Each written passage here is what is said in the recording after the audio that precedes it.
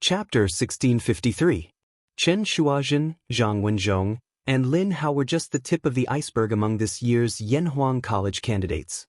In the past few days, whether it was Chang'an City or Lantian County, many candidates from all over the 360 provinces and counties of the Tang Empire had gathered. All the taverns and inns were basically full. The already bustling Chang'an City and Lantian County became even more bustling. Marquis, I have recently ordered the 3 teams of Yamen runners to strengthen their patrols in the city to ensure that there won't be too many foreign citizens. After lunch, County Magistrate He found Li Zishuan and reported his work to him alone. Yanhuang College was located in Lantian County. It was closer to Lantian County than to Chang'an City. In addition, Lantian County had been developing rapidly in the past year. The roads and environment in the city had been greatly improved, and there were many restaurants and shops. Therefore, a considerable number of candidates had chosen to stay in Lantian County for the Yanhuang College entrance exam this time. Thus, you have done a good job.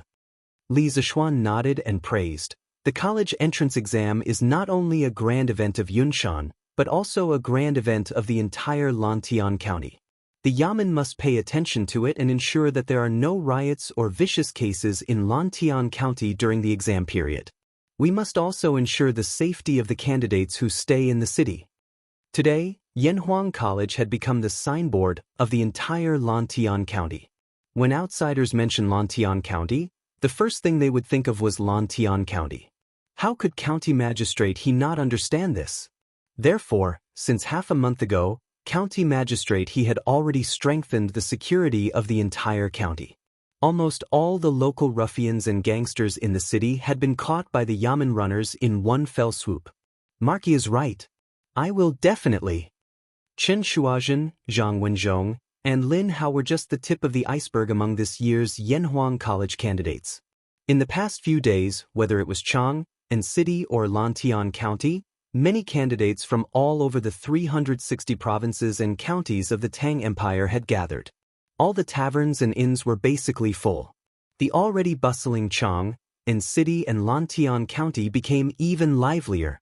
Marquis, I have recently ordered the Yamen runners to strengthen their patrols in the city to ensure that there won't be any vicious cases due to too many foreign citizens. After lunch at Drunken Immortal restaurant, County Magistrate He found Li Zishuan and gave him a personal report on his work. Yanhuang College was located in Lantian County was closer to the county than it was to Chang'an City. In addition, in the past year, Lantian County had improved its roads, and the roads and environment in the city had improved greatly. Restaurants and shops were many restaurants and many shops. In this year, Yanhuang College entrance exam, and the county city was of the counties of the city county. Thus, you have done well in this matter. Li Zishuan nodded and praised. The college entrance exam is not only an annual event in Yunshan, but also a grand event in the entire Lantian County. Everyone in the county government must pay attention to it and ensure that there are no riots or vicious cases in Lantian County during the exam period. We must also ensure the safety of the candidates who are staying in the city. Today, Yanhuang College had become the signboard of the entire Lantian County. When outsiders mention Lantian County, the first thing they would think of was Lantian County. How could County Magistrate He not understand this? Therefore, since half a month ago, County Magistrate He had strengthened the security of the entire county. Almost all the local ruffians and gangsters in the city had been caught by the Yamen runners in one fell swoop. Marquis is right. Chen Shuazhen, Zhang Wenzhong, and Lin Hao were just the tip of the iceberg among all the candidates of Yanhuang College this year. In the past few days, whether it was Chang'an City or Lantian County town, many candidates from the 360 provinces and counties of the Tang Empire had gathered. All the taverns and inns were basically full.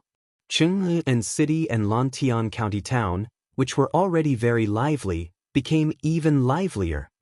Marquis, I've recently ordered the 3 teams of Yamen runners to strengthen their patrols in the city to ensure that there won't be any vicious cases due to the large number of outsiders. After lunch, County Magistrate He found Li Zishuan and gave him a private report on his work. Yanhuang College was located in Lantian County. It was much closer to the county seat of Lantian County than to Chang'an City. In addition, Lantian County had been developing rapidly in the past year. The roads and environment in the city had been greatly improved, and there were many restaurants and shops. Therefore, a considerable number of students had chosen to stay in Lantian County for the entrance examination of Yanhuang College. You've done well in this matter. Li Zishuan nodded and praised. The entrance examination of the college is not only an annual event in Yunshan, but also a grand event in the entire Lantian County. The entire county government must pay attention to it and ensure that there won't be any riots or vicious cases in Lantian County during the examination period. We must also ensure the safety of the candidates who stay in the city. Today, Yanhuang College had become the signboard of the entire Lantian County. When outsiders mention Lantian County, the first thing they would think of was Lantian County. How could County Magistrate he not understand this? Therefore, since half a month ago, County Magistrate he had strengthened the security of the entire county. Almost all the local ruffians and gangsters in the city had been caught by the Yamen runners in one fell swoop. Marky is right. This lowly official will definitely. Chen Shuazhen, Zhang Wenzhong, and Lin Hao were just the tip of the iceberg among all the candidates of Yanhuang College this year. In the past few days, whether it was Chang'an City or Lantian County, there were many candidates from more than 360 states and counties of the Tang Empire gathered. All the taverns and inns were basically full. The already bustling Chang'an City and Lantian County became even livelier. Marquis, this lowly official has recently ordered the Yamen runners to strengthen their patrols in the city to ensure that there won't be any vicious cases due to too many outsiders. After lunch at the drunken Immortal restaurant, County Magistrate he found Li Zishuan and reported his work in private. Yanhuang College was located in Lantian County. It was undoubtedly closer to Lantian County than to Chang'an City. In addition, Lantian County had been developing rapidly in the past year. The roads and environment in the city had been greatly improved, and there were many restaurants and shops. Therefore, for this Yanhuang College entrance examination, a considerable number of candidates had chosen to stay in Lantian County. You've done well in this matter. Li Zishuan nodded and praised. The entrance examination is not only a grand event in Yunshan, but also a grand event in the entire Lantian County. The Yamen must pay attention to it and ensure that there won't be any riots or vicious cases in Lantian County during the examination period. We must also ensure the safety of the candidates who stay in the city. Today, Yanhuang College had become the signboard of the entire Lantian County. When outsiders mention Lantian County, the first thing they would think of was Lantian County. How could County Magistrate he not understand this? Therefore, since half a month ago, County Magistrate he had strengthened the security of the entire county. Almost all the local ruffians and gangsters in the city had been caught by the Yamen runners in one fell swoop. Marky is right. This humble official will definitely. Chen Shuazhen, Zhang Wenzhong, and Lin Hao were just the tip of the iceberg among all the candidates of Yanhuang College this year. In the past few days, whether it was Chang'an City or Lantian County, there were many candidates from more than 360 states and counties of the Tang Empire gathered. All the taverns and inns were basically full. The already bustling Chang'an City and Lantian County became even livelier. Marquis, this humble official has recently ordered the Yamen runners to strengthen their patrols in the city to ensure that there won't be any vicious cases due to too many outsiders. After lunch at the drunken Immortal restaurant, County Magistrate he found Li Zishuan and reported his work in private. Yanhuang College was located in Lantian County.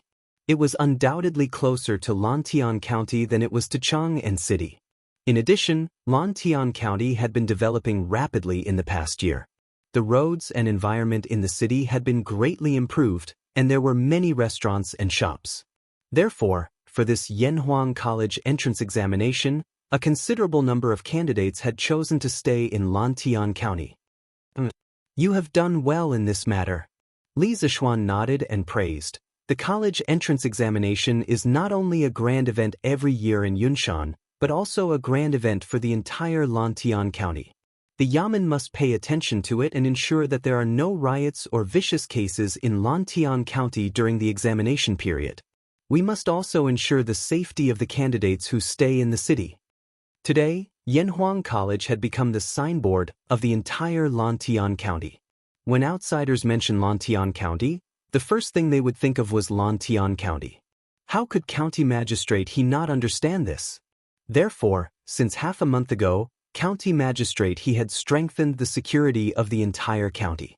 Almost all the local ruffians and gangsters in the city had been caught by the Yamen runners in one fell swoop. Marquis is right. This humble official will definitely. Chen Shuazhen, Zhang Wenzhong, and Lin Hao were just the tip of the iceberg among all the candidates of Yanhuang College this year.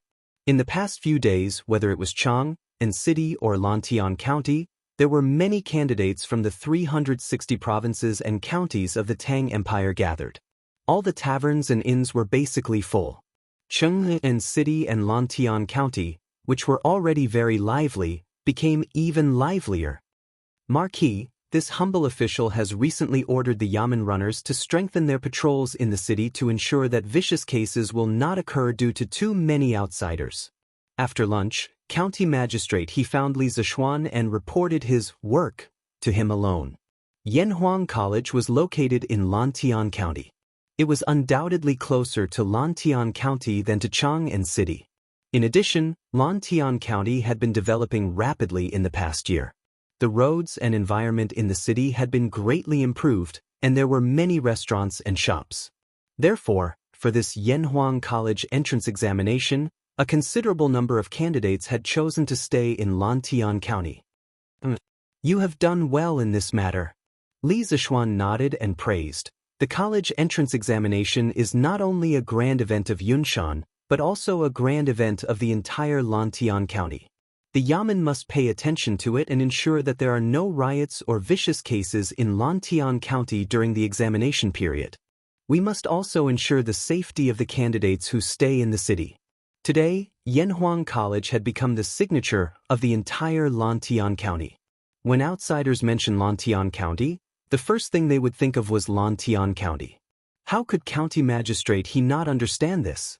Therefore, since half a month ago, County Magistrate he had strengthened the security of the entire county. Almost all the local ruffians and gangsters in the city had been caught by the Yamen runners in one fell swoop. Marquis is right. This humble official will definitely.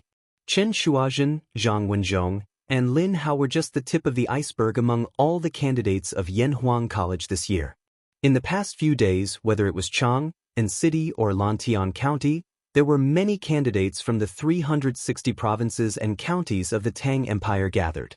All the taverns and inns were basically full. Jianghu and City and Lantian County, which were already very lively, became even livelier. Marquis, this humble official has recently ordered the Yamen runners to strengthen their patrols in the city to ensure that vicious cases will not occur due to too many outsiders. After lunch, County Magistrate he found Li Zishuan and reported his work to him alone. Yanhuang College was located in Lantian County.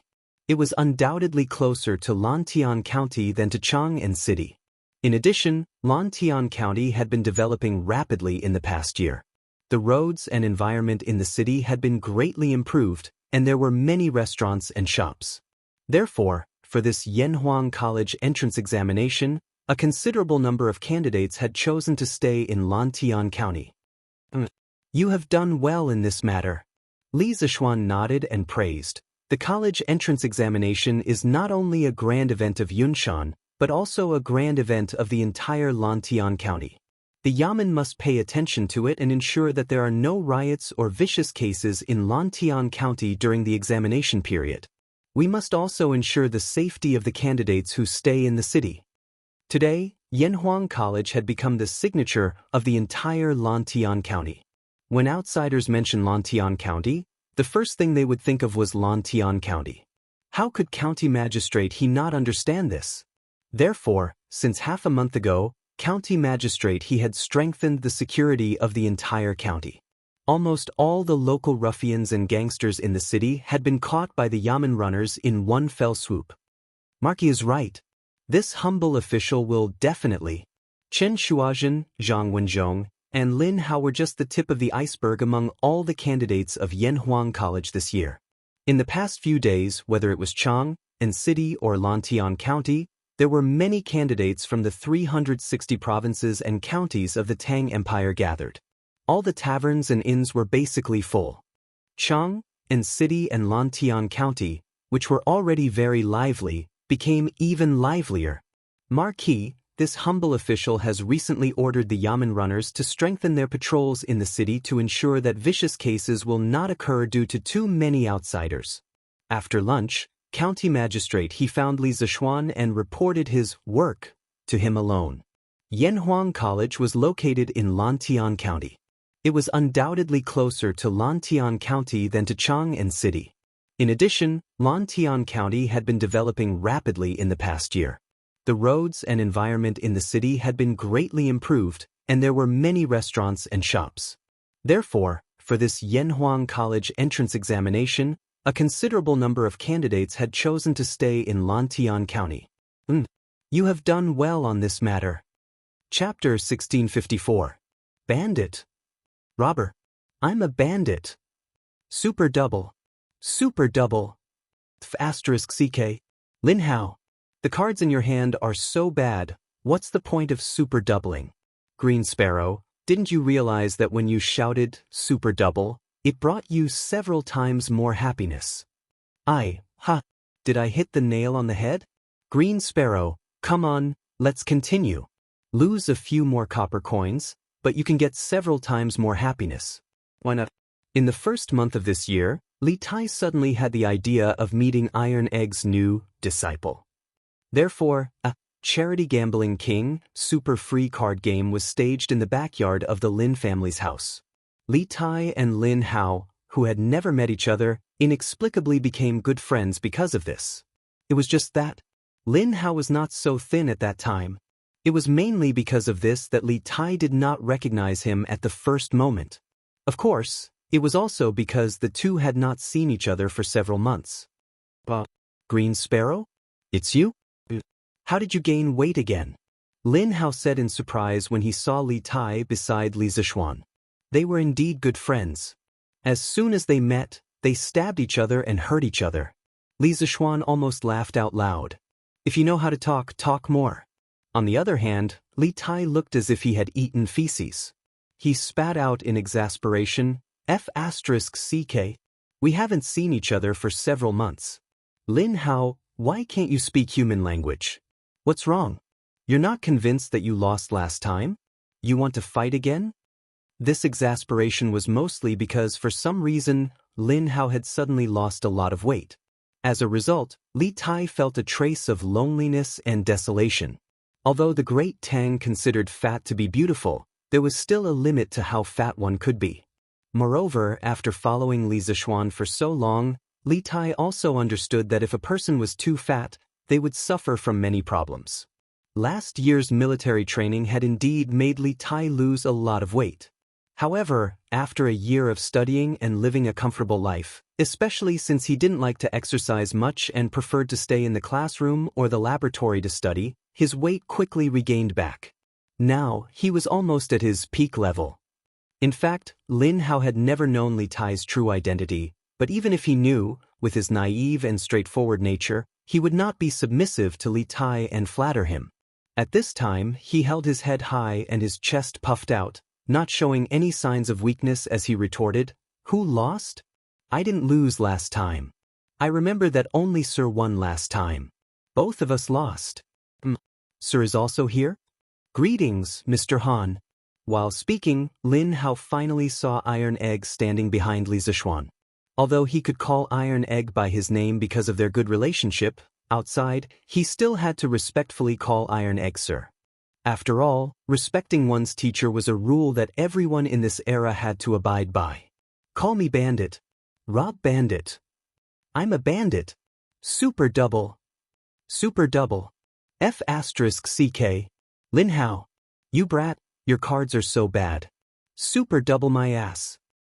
Green Sparrow, didn't you realize that when you shouted, super double, it brought you several times more joy. Did I hit the nail on the head? Green Sparrow, come, let's continue. Lose a few more coins, but you can get several times more joy. Why not? In the first month of this year, Li Tai suddenly wanted to meet Iron Egg's new disciple. Therefore, a charity gambling king, super free card game was staged in the backyard of the Lin family's house. Li Tai and Lin Hao, who did not know each other, inexplicably became good friends because of this. It was just that, at that time, Lin Hao was not so thin. It was mainly because of this reason that Li Tai did not recognize him at first sight. Of course, it was also because the two had not seen each other for several months. Green Sparrow? It's you? How did you gain weight again? Seeing Li Tai beside Li Zishuan, Lin Hao said with a look of surprise. They were indeed good friends.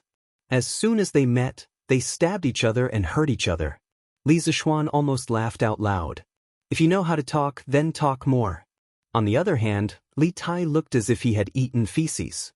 He was flustered and exasperated. *CK. We haven't seen each other for several months. Lin Hao, why can't you speak human language anymore? What's wrong? Are you not convinced that you lost last time? Do you want to fight again? This exasperation was more because Lin Hao had suddenly lost a lot of weight for some reason. As a result, Li Tai felt a trace of loneliness and desolation from being separated from the group of useless otakus. Although the Tang dynasty considered fat to be beautiful, there had to be a limit to it. Moreover, after following Li Zishuan for so long, Li Tai also understood that if a person was too fat, there would be a lot of problems with the body.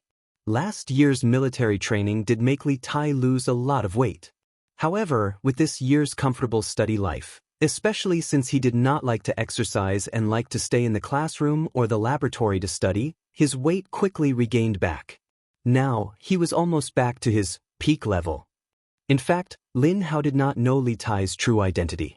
Even if he knew, with his naive personality, he would not be a yes man and flatter Li Tai. At this time, he held his head high and fought back without showing any weakness. Who lost? I didn't lose last time. I remember that only Sir won last time. Both of us lost. Sir is also here? Greetings, Mr. Han. While speaking, Lin Hao finally saw Iron Egg standing behind Li Zishuan. Although he could call Iron Egg by his name because of their good relationship, outside, he still had to respectfully call Iron Egg Sir. After all, respecting one's teacher was a rule that everyone in this era had to abide by. I'm called a bandit. Robber. I'm a bandit. Super double. Super double. *CK. Lin Hao. You brat, your cards are so bad. Super double my ass. Green Sparrow, didn't you realize that when you shouted, super double, it brought you several times more happiness? Did I hit the nail on the head? Come on, Green Sparrow, let's continue. If you lose a few more copper coins, you can gain several times the happiness. Why not? In the first month of this year, Li Tai suddenly wanted to meet Iron Egg's new disciple. Therefore, a charity gambling king, super free card game was staged in the backyard of the Lin family's house. Li Tai and Lin Hao, who did not know each other, inexplicably became good friends because of this. It was just that, at that time, Lin Hao was not so thin. It was mainly because of this that Li Tai did not recognize him at first sight. Of course, it was also because they had not seen each other for several months. Green Sparrow? It's you? How did you gain weight again? Lin Hao said in surprise when he saw Li Tai beside Li Zishuan. They were indeed good friends. The moment they saw each other, they stabbed each other and hurt each other. Li Zishuan almost laughed out loud. If you know how to talk, talk more. On the other hand, Li Tai looked as if he had eaten feces. He spat in exasperation. *CK. We haven't seen each other for several months. Lin Hao, why can't you speak human language? What's wrong? Are you not convinced that you lost last time? Do you want to fight again? This exasperation was more because for some reason, Lin Hao had suddenly lost a lot of weight. As a result, Li Tai felt a trace of loneliness and desolation. Although fat was considered beautiful in the Tang dynasty, there had to be a limit to it. Moreover, after following Li Zixuan for so long, Li Tai also understood that if a person was too fat, there would be a lot of problems with the body. Last year's military training had indeed caused Li Tai to lose a lot of weight. However, after a year of peaceful study life, especially since he didn't really like to exercise and always liked to stay in the classroom or the laboratory to study, his weight quickly regained back. Now, he was almost back to his peak standard. In fact, Lin Hao did not know Li Tai's true identity. However, even if he knew, with his naive and straightforward personality, he would not be a yes-man to Li Tai and flatter him. At this time, he held his head high and fought back without showing any weakness. Who lost? I didn't lose last time. I remember that only Sir won last time. We both lost. Sir is also here? Greetings, Mr. Han. While speaking, Lin Hao finally saw Iron Egg standing behind Li Zixuan. Although he could call Iron Egg by his name because of their good relationship, outside, he still had to respectfully call Iron Egg Sir. After all, respecting one's teacher was a rule that everyone in this era had to abide by. I'm called Bandit. Rob Bandit. I'm a bandit. Super double. Super double. *CK. Lin Hao. You brat, your cards are so bad. Super double my ass. Green Sparrow, didn't you realize that when you shouted, super double, it brought you several times more happiness? Did I hit the nail on the head? Green Sparrow, come, let's continue. Lose a few coins, but you can get several times more happiness. Why not? In the first month of this year, Li Tai suddenly wanted to meet Iron Egg's new disciple. So, Charity Gambling King, Super Free game was staged in the backyard of the Lin family's house. Li Tai and Lin Hao, who did not know each other, inexplicably became good friends because of this. It was just that, at that time, Lin Hao was not so thin. It was mainly because of this that Li Tai did not recognize him at first sight. Of course, it was also because the two had not seen each other for several months. What? Green Sparrow? It's you? How did you gain weight again? Seeing Li Tai beside Li Zixuan, Lin Hao said with a look of surprise. They were indeed good friends. As soon as they met, they stabbed each other and hurt each other. Li Zixuan almost laughed out loud. If you know how to talk, then talk more. On the other hand, Li Tai looked as if he had eaten feces. He was flustered and exasperated. *CK. We haven't seen each other for several months. Lin Hao, why can't you speak human language? What's wrong? Are you not convinced that you lost last time? Do you want to fight again? This exasperation was more because for some reason, Lin Hao had suddenly lost a lot of weight. As a result, Li Tai felt a trace of loneliness and desolation. Although fat was considered beautiful in the Tang dynasty, there had to be a limit to it. After following Li Zixuan for so long, Li Tai also understood that if a person was too fat, there would be a lot of problems with the body. The military training last year did make Li Tai lose a lot of weight. However, with the comfortable study life in the past year, especially since he did not like to exercise and liked to stay in the classroom or the laboratory to study, his weight quickly regained back. Now, he was almost back to his peak level. In fact, Lin Hao did not know Li Tai's true identity. Even if he knew, with his naive personality, he would not be a yes-man and flatter Li Tai. At this time, he held his head high and fought back without showing any weakness. Who lost? I didn't lose last time. I remember that only Sir won last time. Both of us lost. Sir is also here? Greetings, Mr. Han. While speaking, Lin Hao finally saw Iron Egg standing behind Li Zixuan.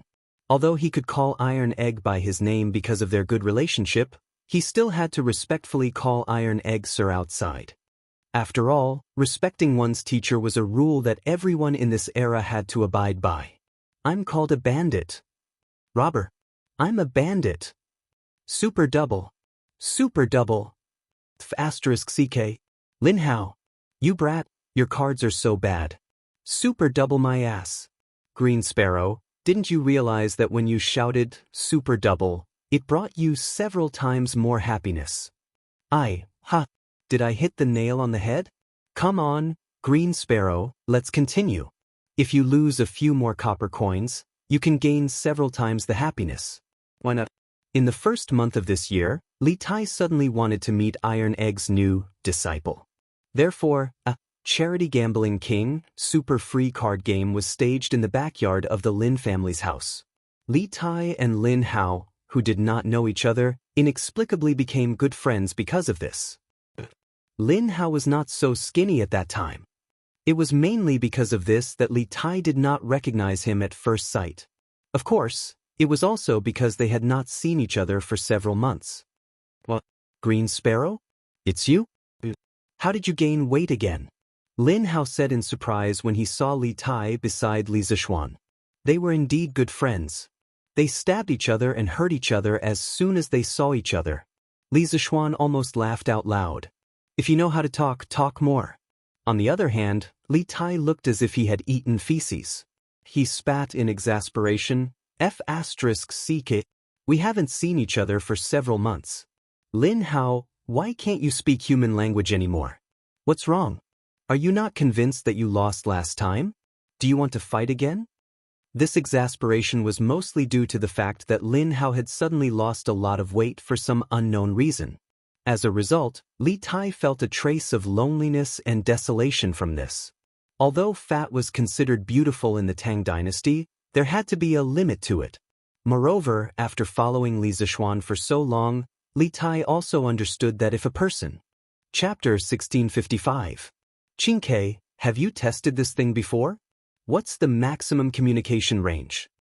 Inside the scientific research base of the Trump Card Project, Li Zixuan called Li Tai over and asked with a joyful expression. After trying out the first-generation telephone several times, Li Zixuan called Li Tai over and asked. He really didn't expect the progress of the Trump Card Project to be so fast. Back then, he thought that Tang Dynasty would have to wait until next year at the earliest to build a high-end product, like the telephone. Yamacho, Mr. Imochue has tested this before. The maximum range is 1 li, and the sound can't be heard clearly. At first, we thought that it was because of the loss of power during transmission, but when we tried to increase the supply voltage, it was still the same. There were 2 test subjects that were burned out because the voltage was too high. At the end, Li Tai scratched his head awkwardly. Li Zixuan was speechless. In this case, of course, you can't blindly increase the voltage. Some of the components in the telephone have a certain voltage tolerance value. If you blindly increase the voltage without any basis, it will cause irreversible damage to the things inside. Li Tai was a little embarrassed. Yamacho is right. It's Qingxua's fault. He hadn't been in contact with electricity for long. It was already very difficult for him to build the telephone according to Li Zixuan's ideas. As for the other details, how could he have considered them so thoroughly? Li Zixuan shook his head and said, Qingke, this is your first time undertaking such a big project like the Trump Card Project. It's already not easy for you to think of ways to solve the problems you encounter. Engineering is a field of knowledge that constantly explores the truth through experiments. Failure isn't scary. What's scary is that because of the fear of failure, you'll always be afraid to move forward. At this point, Li Zixuan changed the topic and said, but I still hope that you can pay attention to your safety during the experiment. Previously, when you rashly increase the voltage, it's not a big problem if it burns out the components, but it's a big problem if the components break down due to the high voltage. Before you make a decision, you must think carefully and anticipate the consequences in advance. This wasn't Li Zixuan trying to scare him. The first-generation telephone made by Li Tai was completely a simple circuit formed by connecting some components with wires. After all, this era didn't have as advanced integrated circuit technology as the modern era. Even Li Zixuan found it difficult to gather the raw materials for the circuit board. In addition, there were many capacitors, diodes, and transistors in the circuit of the telephone. Once something broke due to the high voltage, it was completely possible for it to cause a leak. When that happens, the person holding the telephone would be electrocuted. Hearing Li Zixuan's solemn face, Li's face also, he said solemnly, I will remember Yamacho SS's teachings. Li Zixuan nodded with gratification. The little fatty in front of him was Li Er's treasure. He could arrange for him to do research, but he couldn't let this little fatty lose his life. Otherwise, Li Er would definitely not let him have a good time. Therefore, he must keep up with Li Tai's safety education. But Yamacho, why is the transmission range of this telephone only 1 li? This problem has been troubling me and Mr. Mo Chue for a long time. After a short pause, Li Tai returned to the topic and asked. Chapter 1656. There were 3 important industrial revolutions in human history. The first one was in the middle of the 1860s. The technological revolution started in England was a huge change in the history of technology. The steam engine was widely used as a power engine, pushing the world from the handicraft era to the steam era. The second industrial revolution happened in the last 30 years of the 19th century and the beginning of the 20th century. The industrial focus changed from light industry to heavy industry, and new industries such as electricity, chemistry, and petroleum appeared.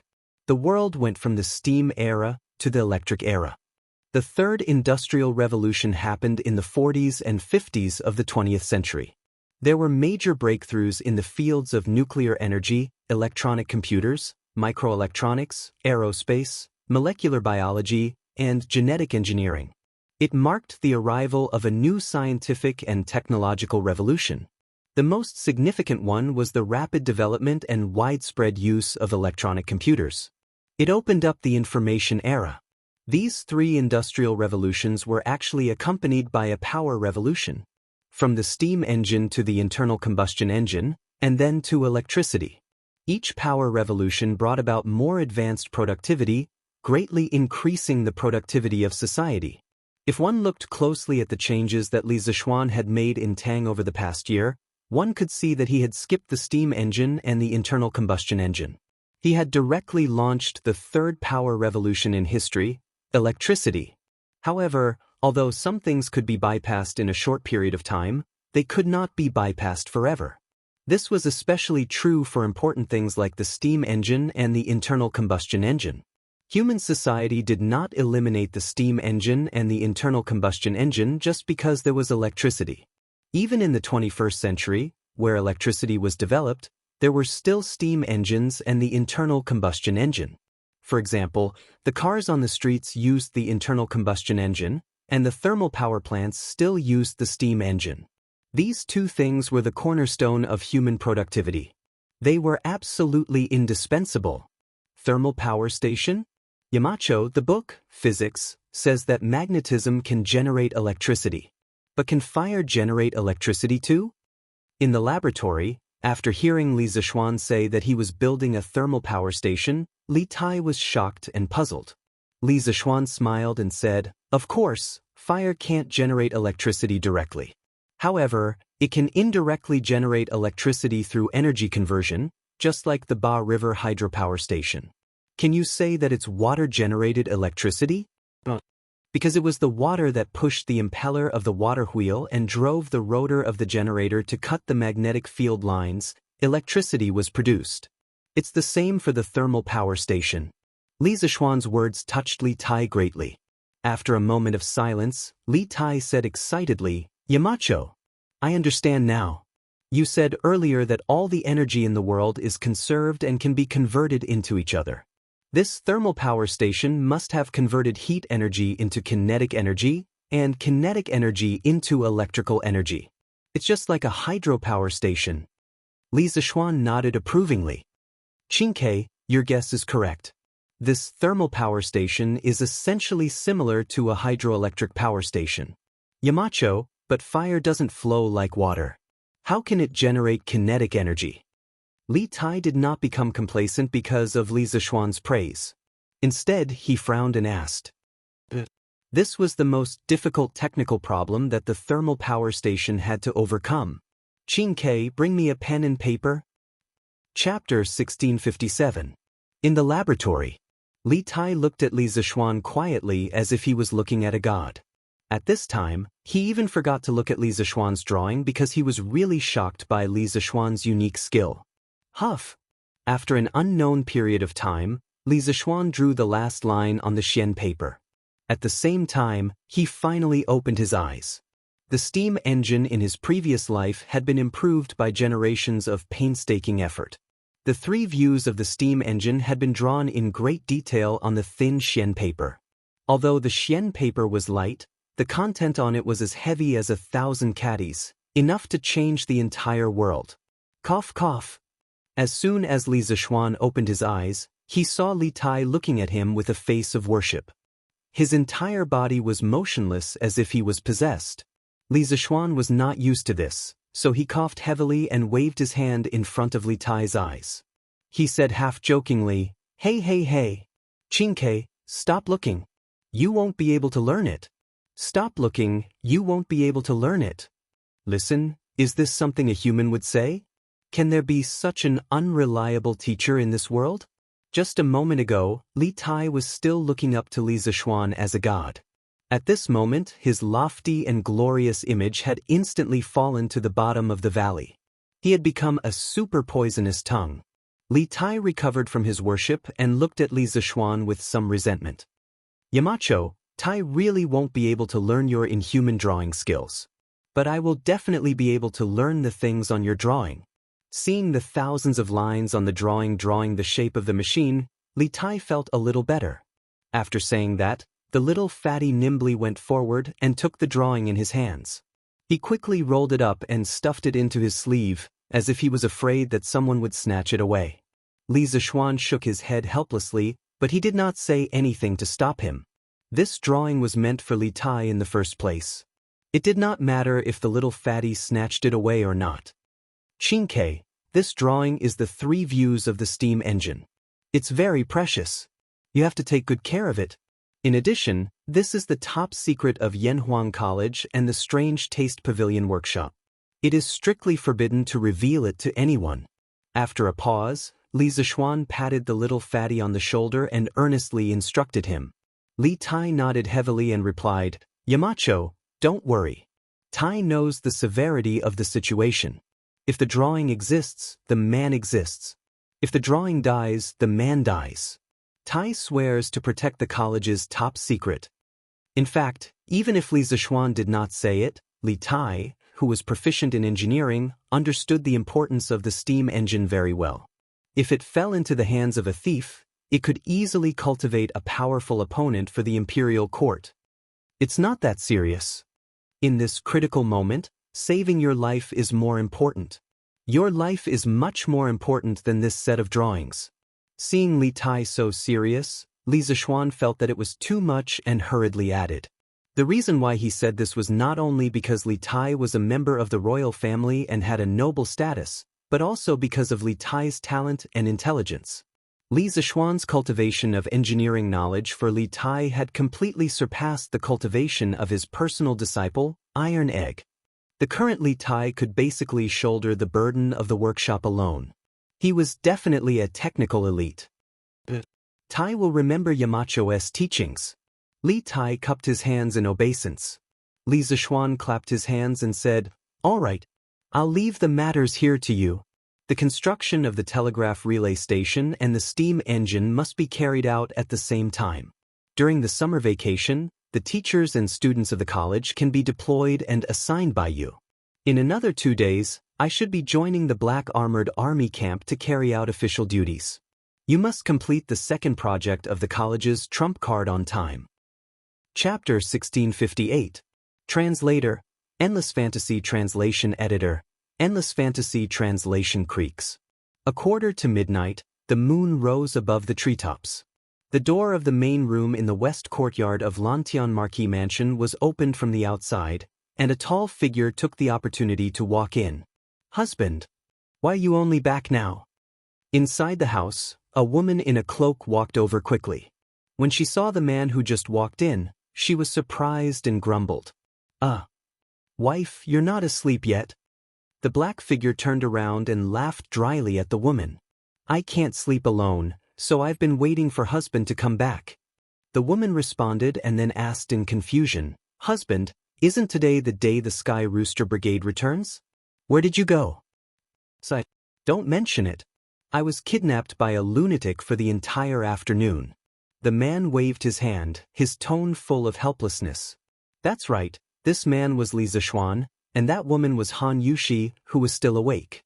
Speaking of which, Li Zixuan had just returned from the workshop outside Lantian County. Lunatic? Where did this lunatic come from? What are you talking about, husband? Han Yushi's face was full of confusion when she heard that, and she blinked in confusion. Sigh. Who else could it be? Chinke.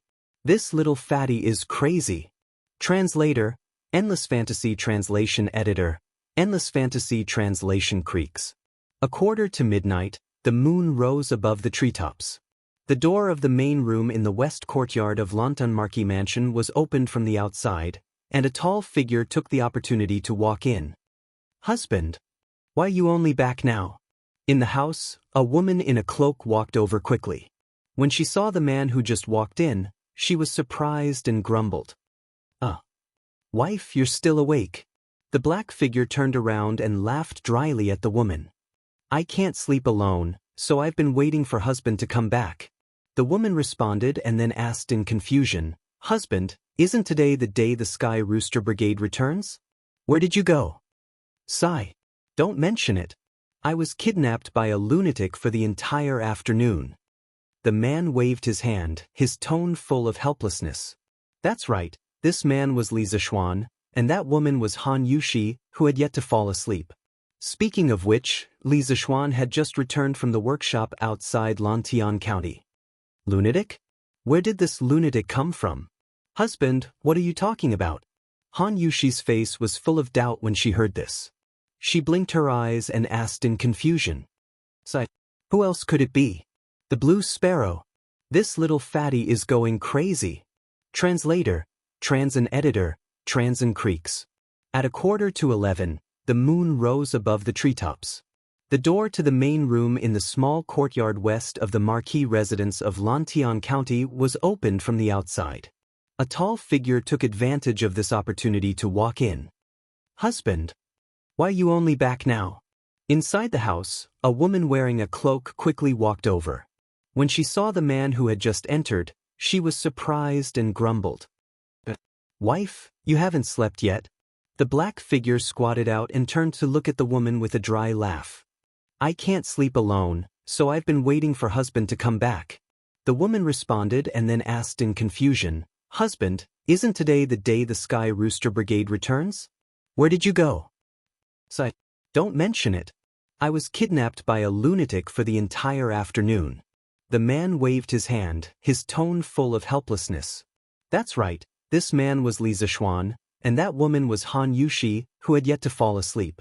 Speaking of which, Li Zixuan had just returned from the workshop outside Lantian County. Lunatic? Where did this lunatic come from? Husband, what are you talking about? Han Yushi's face was full of confusion when she heard that. She blinked her eyes and asked in confusion. Sigh. Who else could it be? The Blue Sparrow. This little fatty is going crazy. Chapter 1659. Creak, creak, creak. Crescent moon shyly hid in the clouds. Xiao He and Xiao Shi, the two maidservants next door, covered their heads in the blankets. The sweet and warm night passed quickly. A ray of sunlight pierced through the sky, and a small corner of the sun appeared on the horizon. The roosters reared by the people in the city began to crow. A new day had finally begun. Husband, it's time to wake up. Lantian County, Markyong's manor. Han Yushi had actually woken up a long time ago, but she stared blankly at Li Zixuan's face, who was sleeping soundly beside her. For a moment, she was actually mesmerized. After a long while, she raised her head to look at the light outside the window. She hurriedly pushed Li Zixuan and said softly, "Oh, let me sleep for a while more." Li Zixuan turned over and mumbled, "Husband, aren't you going to the academy today? The academy has an exam at 7:45. Although Han Yushi also wanted Li Zixuan to continue sleeping, she also didn't want Li Zixuan to be immersed in the land of warmth and neglect official business. Academy? Exam? Hearing that, Li Zixuan immediately sat up from the bed.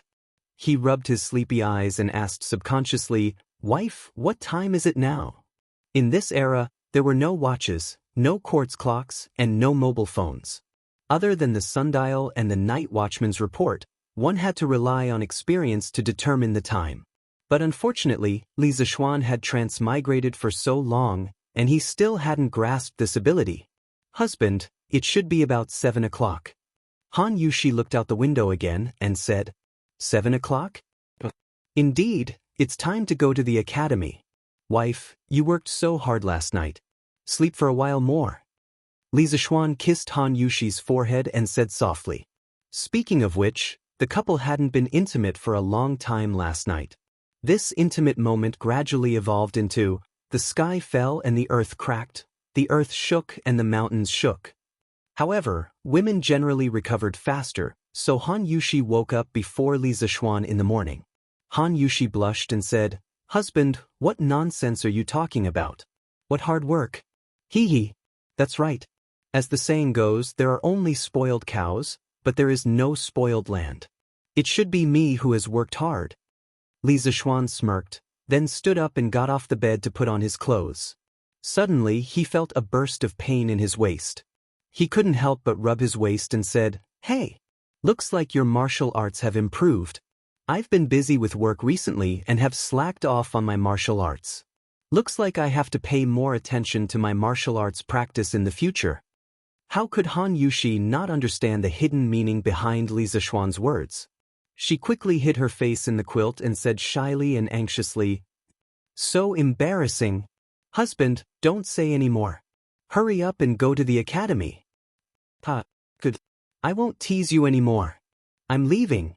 Li Zishuan laughed proudly and left. In the room, Han Yushi looked at Li Zishuan's back as he left, her face full of tenderness. After a while, she reached out to touch her stomach and muttered to herself, I don't know if you can do better this time. She and Li Zishuan had been married for a year, but there was still no sign of anything happening in her stomach. Although Li Zishuan had repeatedly emphasized to her that she was still young and couldn't have children, Han Yushi really wanted a child in her heart. This was especially so when Li Zishuan was about to enter the Black Armored Army's barracks. Han Yushi felt a sense of urgency. She was worried that if Li Zishuan was really sent to the battlefield one day, then she wanted to leave an heir for the Li family. Li Zishuan had slept in because of his excessive exercise last night, but today, many people had already woken up before dawn. The city gates of Chang and City, as well as the surrounding Lantian County and Xinfeng County, opened an hour earlier than usual. Countless candidates participating in the entrance examination of Yanhuang Academy, as well as accompanying students, parents, and family members, swarmed out of the city as soon as the city gates opened, rushing towards the direction of Yunshan. This was an annual event for Yanhuang College, as well as Chang and City and the surrounding counties. Because every time this event happened, Chang and City would be full of talents. Shops, restaurants, and inns would also make a lot of money because of this event. Compared to last year, Yanhuang College's number of students this year was much larger. It wasn't just because of the addition of the medical school, but more because after a year of development, more and more people were aware of and acknowledged the importance of engineering.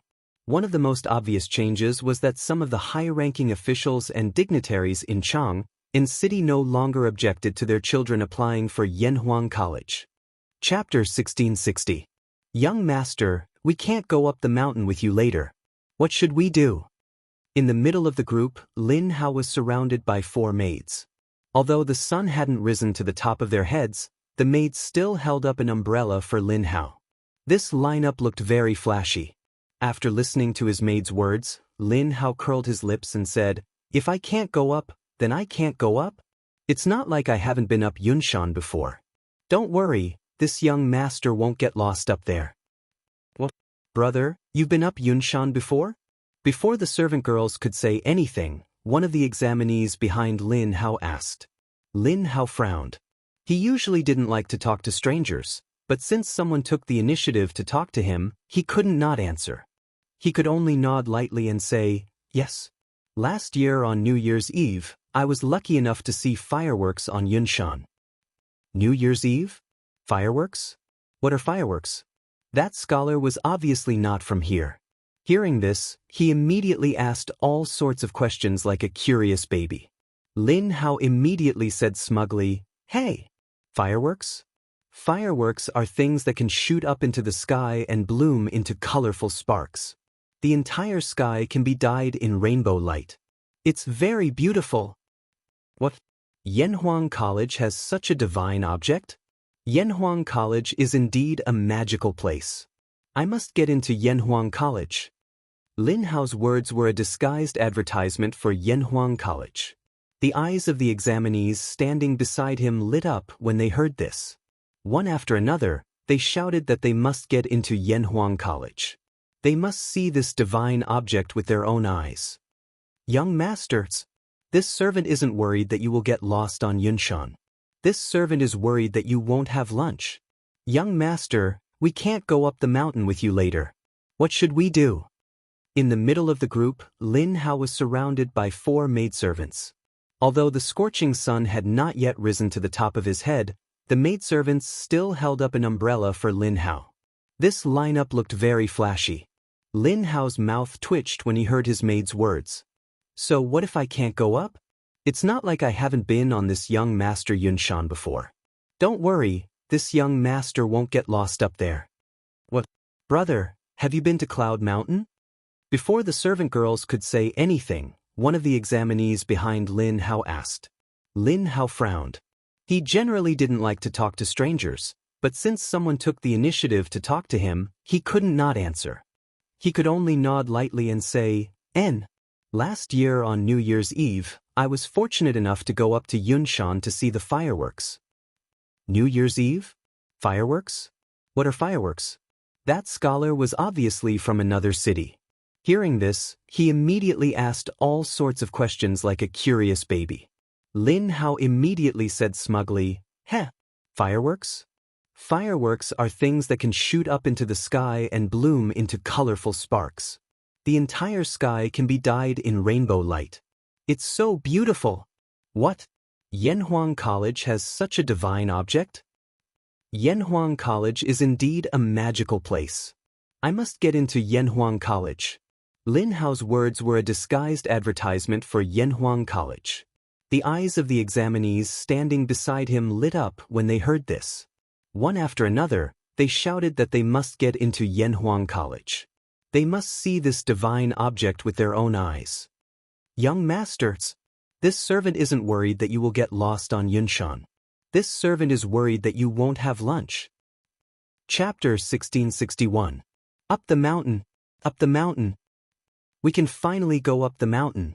As soon as Mo Zhong finished speaking, the candidates at the foot of Yunshan Mountain were in an uproar. The students held their exam number plates and lined up in 4 lines.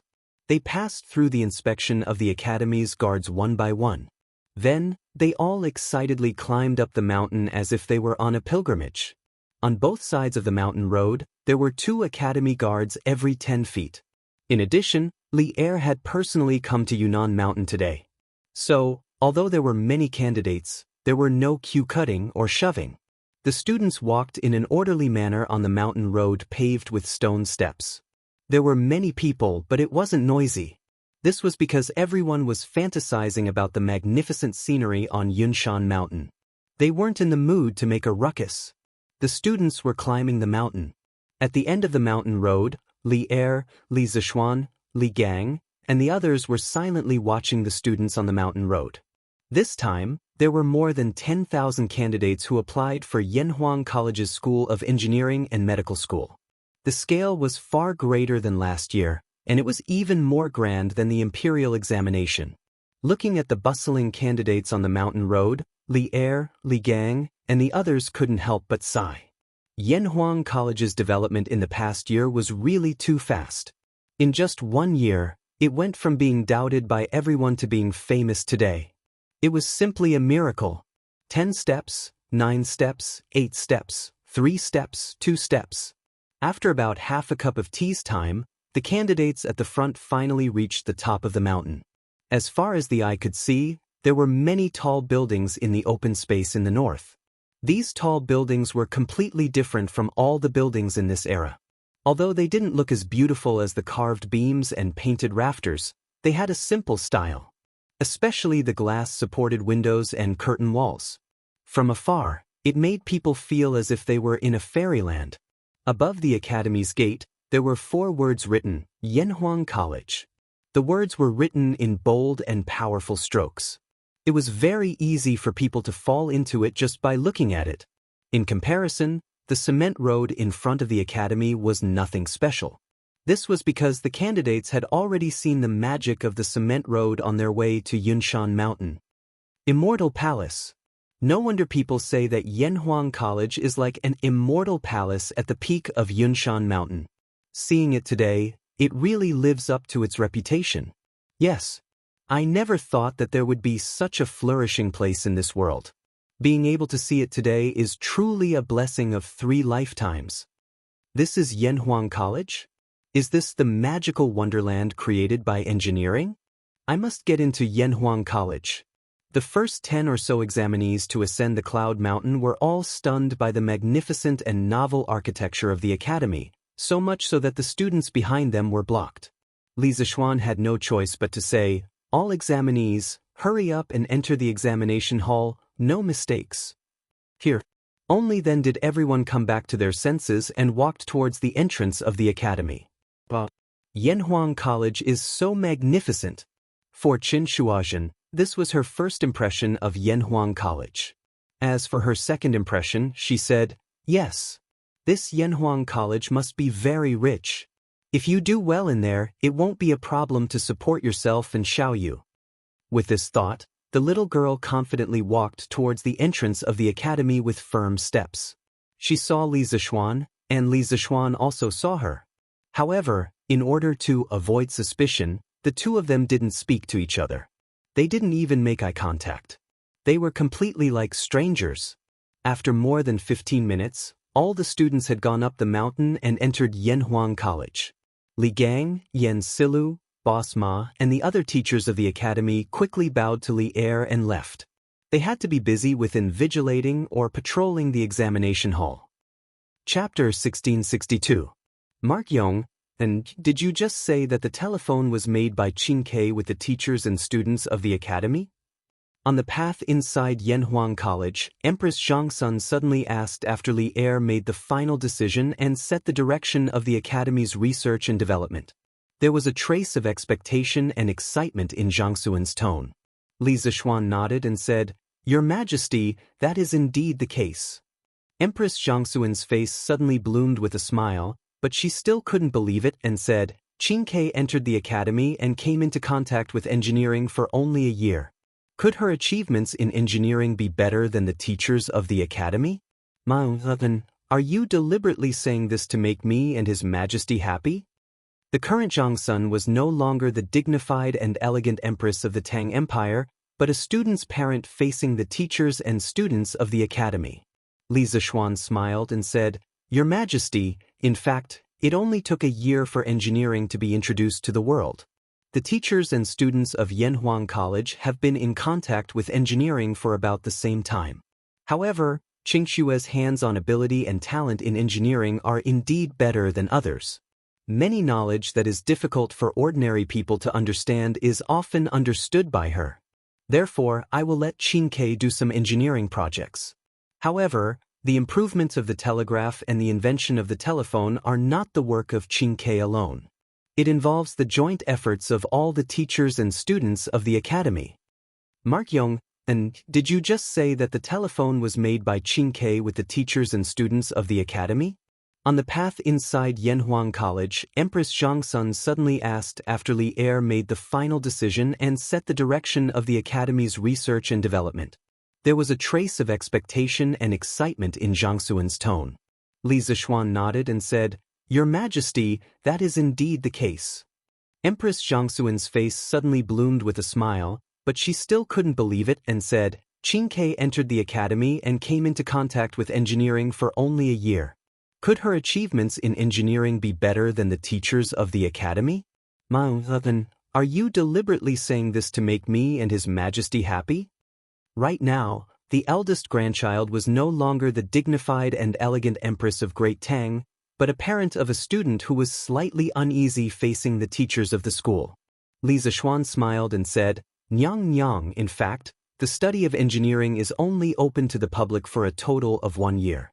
The teachers and students of Yanhuang College have been exposed to engineering for about the same amount of time. However, Qingshue's hands-on ability and talent in engineering are indeed a cut above others. Many knowledge that is difficult for ordinary people to understand is often understood by him. Therefore, I will hand over some projects to Qing Ke. However, the improvements of the telegraph and the invention of the telephone were not the work of Qing Ke alone. It involved the joint efforts of all the teachers and students of the academy. Mark Yong, then, did you just say that the telephone was made by Qing Ke with the help of the academy's teachers and students? On the path inside Yanhuang College, Empress Zhangsun suddenly asked after Li Er made the final decision on the next research and development direction of the academy. There was a hint of expectation and excitement in Zhang Xuan's tone. Li Zishuan nodded and said, "Nyang Nyang, that is indeed the case." Empress Zhang Xuan's face suddenly bloomed with a smile, but she still couldn't believe it and said, "Qing Ke entered the academy and came into contact with engineering for only a year. Could her achievements in engineering be better than the teachers of the academy?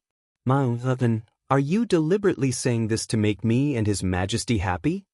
Right now, the eldest grandchild was no longer the dignified and elegant Empress of Great Tang, but a parent of a student who was slightly uneasy facing the teachers of the school.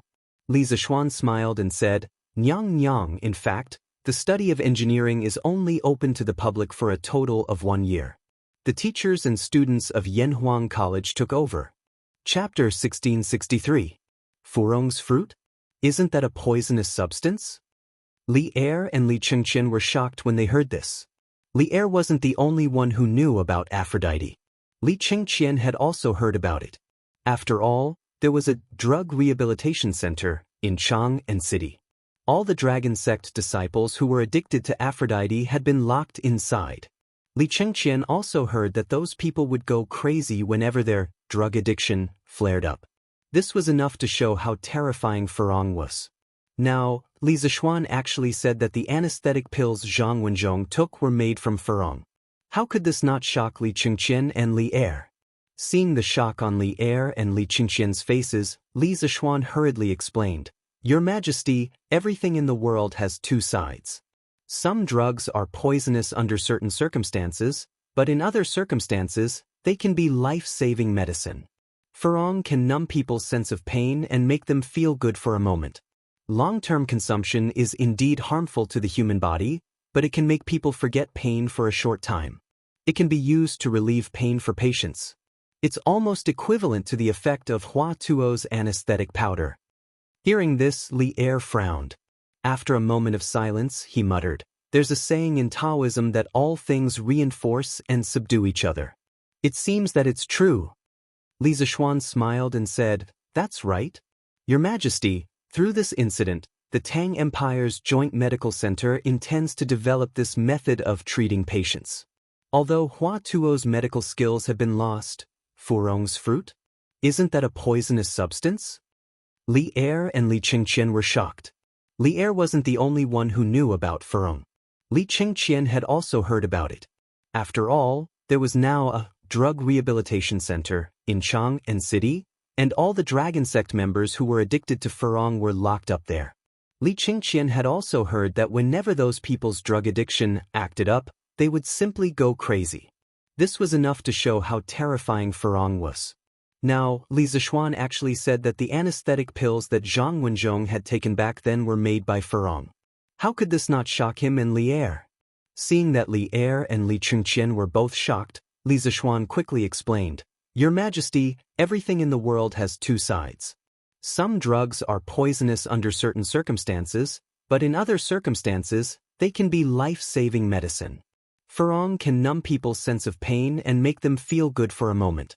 But long-term consumption is harmful to the human body, but it can make people forget pain for a short time.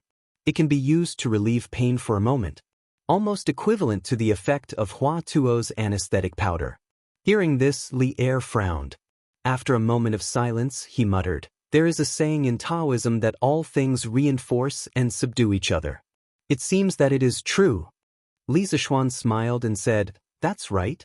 Your Majesty, through this incident, the Tang Empire plans to develop this method of treating patients. Although Hua Tuo's medical skills have been lost, Furong's fruit? Isn't it poisonous?" When Li Er and Li Chengqian heard this, they were instantly shocked. Li Er was not the only one who knew about Furong. Li Chengqian had also heard about it. After all, there was now a drug rehabilitation center in Chang'an City. Those dragon sect disciples who were addicted to Furong were all locked up there. Li Chengqian had also heard that whenever those people's drug addiction acted up, they would simply go crazy. This was enough to show how terrifying Furong was. Now, Li Zishuan actually said that the anesthetic pills that Zhang Wenzhong had taken back then were made by Furong. How could this not shock him and Li Er? Seeing that Li Er and Li Chengqian were both shocked, Li Zishuan quickly explained, "Your Majesty, everything in the world has two sides. Some drugs are poisonous under certain circumstances, but in other circumstances, they can be life-saving medicine. Furong can numb people's sense of pain and make them feel good for a moment. But long-term consumption is harmful to the human body, but it can make people forget pain for a short time. It can be used to relieve pain for a patient. It's almost equivalent to the effect of Hua Tuo's anesthetic powder." Hearing this, Li Er frowned. After a moment of silence, he murmured, "There's a saying in Taoism that all things in the world have mutual promotion and restraint. It seems that it's true." Li Zishuan smiled and said, "That's right. Your Majesty, through this incident, the Tang Empire's medical centers, medical centers, medical centers, medical centers, medical centers, medical centers, medical centers, medical centers, medical centers." Chapter 1664. Xiaoxian, can you accompany me for a walk? After Li Er and Empress Zhangsun left the academy with the reluctant Chang'e, Li Chengqian looked at Li Zishuan and asked, "If the crown prince wants to walk around, I'm happy to accompany you." Li Zishuan nodded. Li Chengqian wasn't happy at all. Instead, he smiled bitterly and said, "Now that my father isn't here, Xiaoxian, do you still want to be so estranged from me?" Li Zishuan was suddenly stunned, and he said in his heart, "Right at the very beginning, I and Li Chengqian addressed each other as good friends and brothers. Exactly when did these good friends and brothers slowly become lord and vassal? Perhaps it was because they had been separated for too long. As the crown prince, Li Chengqian usually had to stay in the palace to learn how to rule the country with Li Er. He didn't even have many opportunities to leave the palace, let alone talk to Li Zishuan. After a long time, their relationship would inevitably become estranged. In addition, Li Zishuan had lived in this world for more than a year. He gradually had the concept of monarch and vassal in his mind, and his thoughts were more mature. Since you don't want me to call you the crown prince, then I'll call you brilliant." Li Zishuan chuckled when he saw the bitter expression on Li Chengqian's face and how pitiful he was. He spoke loudly and straightforwardly. Hearing this, Li Chengqian's bitter face instantly cleared up. He let out a sigh of relief and said with a smile, That's right. We've known each other for more than a year. Xiaoxian, do you remember when we met on the way to Shi City? You told Chang'e about Journey to the West? At that time, everyone was unrestrained and honest with each other. That was carefree. Because of Journey to the West, he had met Li Zishuan, who he had never met before. At the same time, it was also because of Journey to the West that Li Tai became interested in Li Zishuan. Thus, there was enmity between them. In the end, Li Tai actually became Li Zishuan's student. Xiaoxian, can you walk with me? After Li Er and Empress Zhangsun left the academy with the reluctant Chang'e, Li Chengqian looked at Li Zishuan and spoke. If the crown prince wants to walk around, I'm more than happy to accompany you. Li Zishuan nodded. Li Chengqian wasn't happy at all when he heard this. Instead, he smiled bitterly and said, Now that my father isn't here, Xiaoxian, do you still want to be so estranged from me? Li Zishuan was suddenly stunned, and he said in his heart, Right at the very beginning, he and Li Chengqian called each other good friends and brothers. Exactly when did these good friends and brothers slowly become monarch and vassal? Perhaps it was because they had been separated for too long. As the crown prince, Li Chengqian usually had to stay in the palace to learn how to rule the country with Li Er. He didn't even have many opportunities to leave the palace, let alone talk to Li Zishuan. After a long time, their relationship would inevitably become somewhat estranged. In addition, Li Zishuan had lived in this world for more than a year, and his mind gradually had some concept of monarch and vassal. His thinking was more mature. Since you don't want me to call you the crown prince, then I'll call you brilliant. Seeing Li Qingxian's bitter face and strange, pitiful, Li Zishuan chuckled and spoke loudly and straightforwardly. Hearing this, Li Qingxian's bitter face instantly cleared up. He let out a big sigh of relief and laughed. Ha! That's right. We've known each other for more than a year now. Xiao Xian, do you still remember when we met on the road to Shi City, and you told Chang'e about Journey to the West? At that time, everyone was unrestrained and honest with each other. That was carefree. Chapter 1665. While Li Zishuan and Li Qingxian were having a heart-to-heart talk, Yanhuang College's entrance exam was in full swing. After experiencing the initial shock of the academy's bustling architecture, the students all calmed down and began to seriously answer the questions.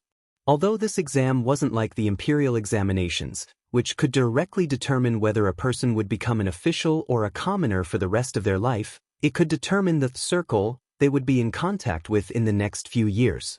After all, even the current emperor attached great importance to Yanhuang College. To be able to study in such an academy, how could one's future be bad? Therefore, although this exam wasn't like the imperial examinations, which could directly make one an official in one fell swoop, its importance wasn't inferior to the imperial examinations. But then again, the number of people admitted into Yanhuang College's entrance exam was much higher than the number of people admitted into the imperial examinations. This filled the examinees with hope.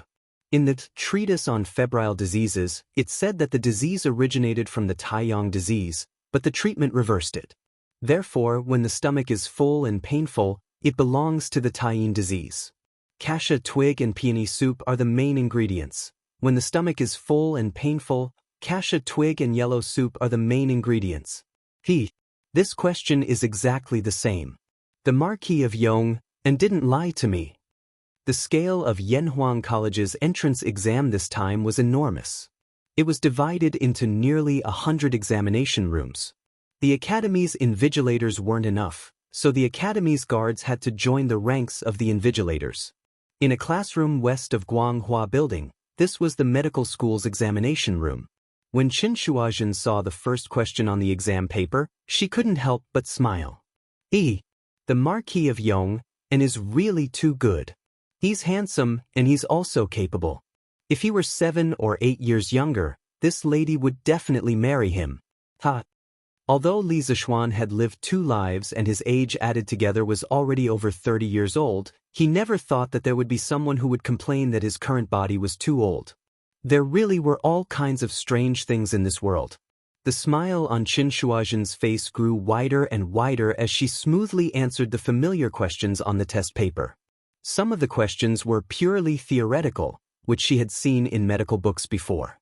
Some of the questions were a combination of theory and practice. She had asked Lin Jichang of the Hanging Pot Hall about this yesterday. She and Chen Shuoyu had written down the answers that Lin Jichang had given them on a piece of paper after they had returned home. Chen Shuazhen had really studied hard last night and had finally memorized most of the answers. When she woke up in the morning, she was still worried and had to memorize them a few more times before coming to take the test. Therefore, her answers to today's exam were as smooth as flowing water. Basically, she just glanced at the question and immediately wrote down the answer. There was no pause or hesitation in between. If one didn't know the inside story, they would definitely think that this girl was a medical genius that was hard to come by in 100 years. Coincidentally, there was really such a person in the exam room. This person was the little fairy doctor, Hu Jingwen. Today, many of the academy's guards were able-bodied men, and were brought here to be the invigilators. As the direct disciple of the head of Yanhuang College's medical school, Sun Simiao, how could Hu Jingwen not come? Coincidentally, one of the invigilators in Qin Shuazhen's exam room was Hu Jingwen. The other person was Hu Jingwen's follower, the one who had followed Dr. Qin out of the Imperial Medical Department to seek refuge in Yanhuang College. Hu Jingwen was originally bright and beautiful. After her eyes recovered, she became even more beautiful and moving. In addition, this girl's medical skills were brilliant, her heart was kind, and she had saved countless people. Moreover, she was Sun Simiao's direct disciple. It could be said that she was truly beautiful and kind. Therefore, at the age of 12, Hu Jingwen already had countless followers. Among them, there was no lack of nobles. Of course, there were also some students from Yanhuang College. Dr. Qin's student was one of them. At this time, Qin Shuazhen was writing the answers on the test paper smoothly. Hu Jingwen happened to pass by and saw that Qin Shuazhen was actually answering the questions smoothly. She didn't even have to think about the answers and couldn't help but be greatly surprised. One had to know that the medical school's admission exam questions were thought out by her master, Sun Simiao, together with Dr. Qin, Dr. Wang, and Gu Qingyue. Although these questions weren't particularly difficult, it was impossible for a person who had been practicing medicine for less than 10 years to answer the questions as easily as Qin Shuazhen. Therefore, Hu Jingwen completely stopped behind Qin Shuazhen. She didn't say a word and silently watched Qin Shuazhen answer the questions. However, the more she watched, the more shocked she became. Which medical family did this examinee come from? Which expert did she learn from? Why is her answer to every question so close to perfect? Moreover, her understanding of some questions is even more sophisticated than mine. This doesn't seem like the understanding of a doctor of her age. Even though Hu Jingwen had been learning medical skills from Sun Simiao for the past year and could be considered to be experienced and knowledgeable, the scene in front of her eyes still made her very puzzled. This was because some of the questions weren't fixed knowledge from medical books. They could directly reflect a person's understanding of medicine and pathology. Some of the answers that Qin Shuazhen wrote were completely unlike what a person of her age could write. Instead, they were like the unique understanding of medicine and pathology of an old doctor who had been practicing medicine for more than 10 years. How could this not shock Hu Jingwen? Qin Shuazhen obviously felt that Hu Jingwen was standing beside her. Although she wasn't used to it, she couldn't say anything. After all, Hu Jingwen was now the invigilator. Moreover, when Hu Jingwen first entered the examination hall, Qin Shuazhen already knew Hu Jingwen's identity from the exclamations of the examinees in the teaching hall. Therefore, she didn't have any objections to Hu Jingwen watching her answer the questions. Of course, the most important thing was that Qin Shuazhen didn't peek at the small slip of paper. Secondly, she didn't peek at the answers of the students at the neighboring table. It could be said that she was open and aboveboard. Naturally, she wasn't afraid that Hu Jingwen was watching her answer the questions smoothly. The other people in the examination hall weren't as relaxed as Qin Shuazhen. Most of the examinees' steps were to first read the questions a few times, then recall which medical book the question related to which question appeared in which paragraph of text. Then, they thought about the relevant cases and diagnosis and treatment methods. Finally, they started to write and answer the questions. At this time, Qin Shuazhen had already written the 5th question, while most of the examinees were still answering the 3rd or even the 2nd question. The speed of answering the questions wasn't just a little bit slower. This prepared person was indeed different. Zhang Wenzhong and Qin Shuazhen were in the same examination hall. At this time, he was writing the answer to the 3rd question. Although he didn't have more than 10 years of medical experience, he had some of his own understanding of pathology and medicine. Although it wasn't completely correct, there weren't any obvious mistakes. It had to be said that this child's basic medical skills were quite solid. His medical talent was also good enough. On the other side, in the examination hall of the School of Engineering, Lin Hao was scratching his ears and cheeks, racking his brains. The examination of the School of Engineering was divided into 2 parts. The first part was the study of classics. This study of classics included the basic knowledge of the 4 books and 5 classics. This was a politically oriented study. It involved the Academy's recognition of the royal family's rule. It was an essential part of the examination. It also included the student's moral character test. In the afternoon, it was a new type of mathematics test. The whole process of the examination was basically the same as the entrance examination of Yanhuang College last year. The main reason why they didn't add physics, chemistry, geography, or other subjects that were unique to Yanhuang College was mainly because these subjects were basically new subjects in this era. Even if ordinary people had the teaching materials, it would be difficult for them to understand that the earth was round, the sun was red, and so on. Most importantly, the teaching materials of physics, chemistry, and geography in the academy were all confidential materials. They couldn't be leaked to outsiders. Even if people outside the academy wanted to learn them, they couldn't. The reason why he did this wasn't because Li Zixuan was stingy. It was because the Tang Empire's industrial base had just been established. It wasn't that far ahead of other countries. If new subjects like physics and chemistry that could lead a country to establish a certain industrial base were to be spread abroad, who could guarantee that there wouldn't be geniuses like Newton and Einstein in other countries? At that time, the Great Tang's slight advantage in terms of advantage would be completely wiped out. Therefore, Li Zixuan thought that he would try his best to keep these subjects only in Yanhuang College. When the Tang Empire swept the other countries and its industrial base was absolutely in the lead, he would consider opening these subjects to the public. Because by then, these basic subjects would be really basic to the Tang Empire. At that time, the knowledge that the Tang Empire pursued would be even more profound. In any case, thousands of words could be summed up into one sentence. Everything was to let the Tang Empire be in the lead. This was very similar to the hegemonic thinking of the United States in his previous life. However, Li Zixuan didn't care. He was a Tang Empire citizen. He had the ability to let the Tang Empire lead the world. Why should he share his academic and scientific research results with other countries? He couldn't be so selfless. He was such a selfish person. Lin Hao used to be the son of a businessman. His education level was basically at the level of literacy. When it came to the 4 classics and 5 classics, he was similar to Iron Egg. Although in the past 6 months, in order to prepare for the Yanhuang College's entrance exam, Iron Egg had given him a lot of questions about the Academy's classics. However, he could only memorize them. He couldn't understand the deep meaning of every sentence. Therefore, in this exam, Lin Hao could only find the questions that he had seen before and write down the answers in his memory. As for the questions that he had never seen before, Lin Hao didn't want to waste even a minute on them. Therefore, after only 45 minutes, Lin Hao had already finished the second part of the exam, the moral character exam. It was also the part of the exam that had cheated many candidates in the Yanhuang College's entrance exam last year. Chapter 1666. The morality test questions of Yanhuang Academy were, on the one hand, to test the moral character of the students. On the other hand, it was to test the students' personalities.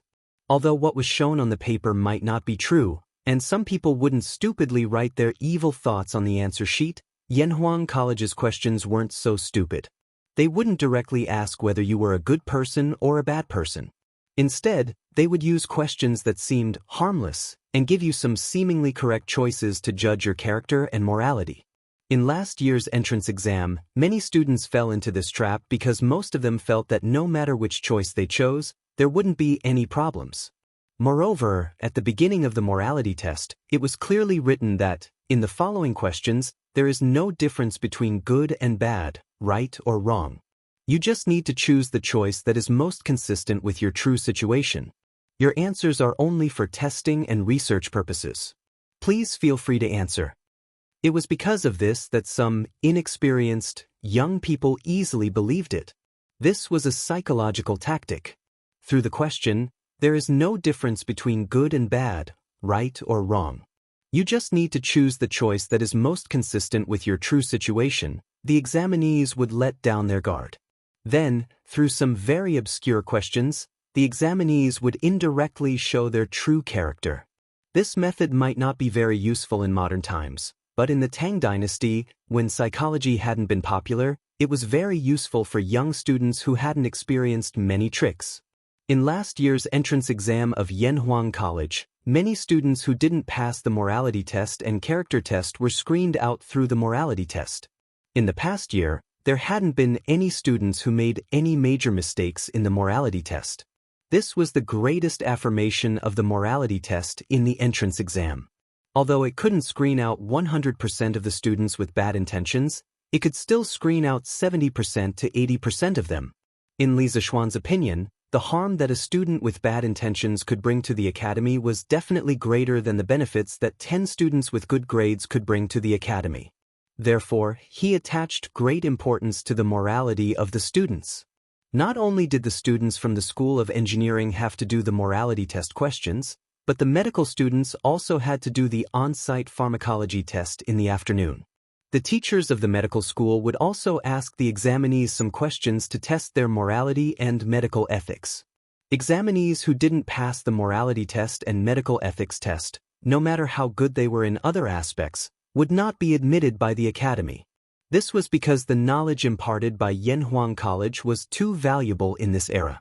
Those with bad intentions could easily betray the academy or even the Tang Empire. Although the morality test was full of tricks, Iron Egg had imparted a lot of experience to Lin Hao. As Li Zixuan's core disciple, he had spent a lot of time with Li Zixuan. Therefore, Iron Egg knew Li Zixuan well. Later, through some indirect inquiries, Iron Egg had a general understanding of Li Zixuan's intention of setting up the morality test. Therefore, before the exam, he told Lin how to try to put himself in the shoes of an upright, brave, positive, and studious person, and then choose the most suitable option for himself. Chapter 1667. Wow! This building is so beautiful! In Yanhuang Academy, Chen Shuazhen, who had handed in her paper in advance, passed through a few small paths and came to the front of the academy's library.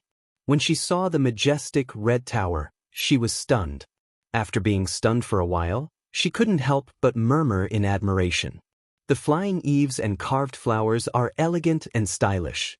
The red pillars and green bricks complement each other. It's both majestic and beautiful. What kind of person could design such a building? Women liked beautiful things the most. Although the Guanghua building where she had taken the exam was tall and majestic, it wasn't very beautiful.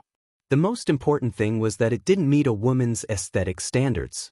However, the red house in front of her was different. It was both majestic and beautiful. For a young girl like Chen Shuazhen, it had a fatal attraction.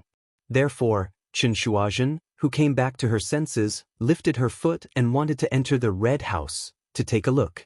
However, as soon as she stepped out, she saw an academy guard in black standing at the entrance of the red house on the stairs. Chen Shuazhen immediately retracted her foot that had just stepped out. But there's a guard here. I'm not a student of Yanhuang College yet. That guard definitely won't let me in. What a pity! Chen Shuazhen said resentfully. When she had handed in her paper in advance and walked out of the Guanghua building, there was a teacher who specifically told her not to wander around the college. She could either go to the cafeteria to eat or go down the mountain and wait for the second exam in the afternoon to return to the college. Chen Shuazhen, who had never been a good girl, certainly wouldn't listen to her teacher obediently. In addition, most of the people in the college were invigilating the exam in the examination hall. It could be said that there was no defense. Chen Shuazhen sneaked under the eyes of several guards to the red house of Yanhuang College. But that was it. If she went any further, she would definitely be caught by the guards at the entrance of the red house. Therefore, Chen Shuazhen could only look at the red house with regret and turn around to leave. Let's go to the cafeteria. We can't even find a restaurant in this wilderness, so we can only eat lunch in the academy. Well, I heard that the food in Yanhuang College is comparable to the food in Cheng. I don't know if it's true, but I'll bring some food for my little sister later. After leaving the red house, Chen Shuazhen thought for a while and walked directly to the canteen of the academy. Who is it? Don't you look where you're going? Coincidentally, the lass had just passed through the garden behind Guanghua building when she bumped into a nimble and speedy little fatty. The fatty's weight, coupled with his originally fast speed, created a huge momentum that directly knocked Chen Shuazhen's small body back several steps. In the end, she couldn't stabilize her body and fell to the ground. The little lass couldn't help but cry out in pain. "Oh, I'm sorry. Are you all right? Why is it you, little lass?" The little fatty who was in a hurry was naturally the current Prince of Wei, Li Tai, who was hungry and anxious to find food. When Li Tai walked here, he suddenly saw a petite figure walking out from the side of the road. However, when he saw it, he was less than a foot away from the figure. The visual information was transmitted to the nerve center, and the nerve center sent the command to the limbs to stop moving forward. This process also took a long time, so Li Tai directly bumped into the figure. The current Li Tai was no longer the arrogant and despotic second generation of the royal family. After more than a year of training in the academy, Li Tai's 3 views had become very upright. Therefore, when he heard the cry of pain, he hurriedly went forward to help the person up. However, after seeing the person's appearance, he quickly withdrew his hand and snorted in an unfriendly tone. Enemies were bound to meet on a narrow road. This was really a narrow road for enemies. Previously, when the dragon sect was wreaking havoc in Chang and city, Li Tai happened to meet Qin Shuazhen on the street. At that time, Qin Shuazhen thought that she could crack Immortal Du Yi's levitation skill, but she needed 100 strings of coins from Li Tai. At that time, Li Tai, Di Jixuan, and Sun Zifan were investigating the strange death of a key prisoner in the Supreme Court. Perhaps intuitively, Li Tai also felt that there was something wrong with Du Yi, so he agreed to Qin Shuazhen's condition and gave her 100 strings of coins. Although Qin Shuazhen did crack Du Yi's levitation skill later on, Li Tai, who knew the real principle of the levitation skill, suddenly felt that the 100 strings of coins was not worth it. He felt that he had been tricked by Qin Shuazhen. To put it bluntly, it was like going into a shop to buy something for 100 strings of coins, only to find that it was not worth 100 strings of coins. He felt that he had been cheated by the boss, but the boss did not return the goods. Li Tai felt that he was, after all, one of the top 3 students in Yanhuang College. In the end, he was tricked by Qin Shuazhen, an unknown little girl. This made him feel that his IQ had been insulted. Therefore, he had been thinking about Qin Shuazhen in his heart. He was thinking about how to get back at her the next time they met. Now that the enemy had met, it could be said that his eyes were exceptionally red. At first, Li Tai was prepared to pull up the person who had been knocked down. Now that he saw that it was Qin Shuazhen, he only wanted to say, "Pull my ass, what a good knock." Well, the little fatty was so vengeful. Chapter 1668. This Prince of Wei is really a fool with a lot of money. Now my sister and I don't have to worry about food and clothing in Chang and city anymore. In any case, Qin Shuazhen had practiced martial arts before.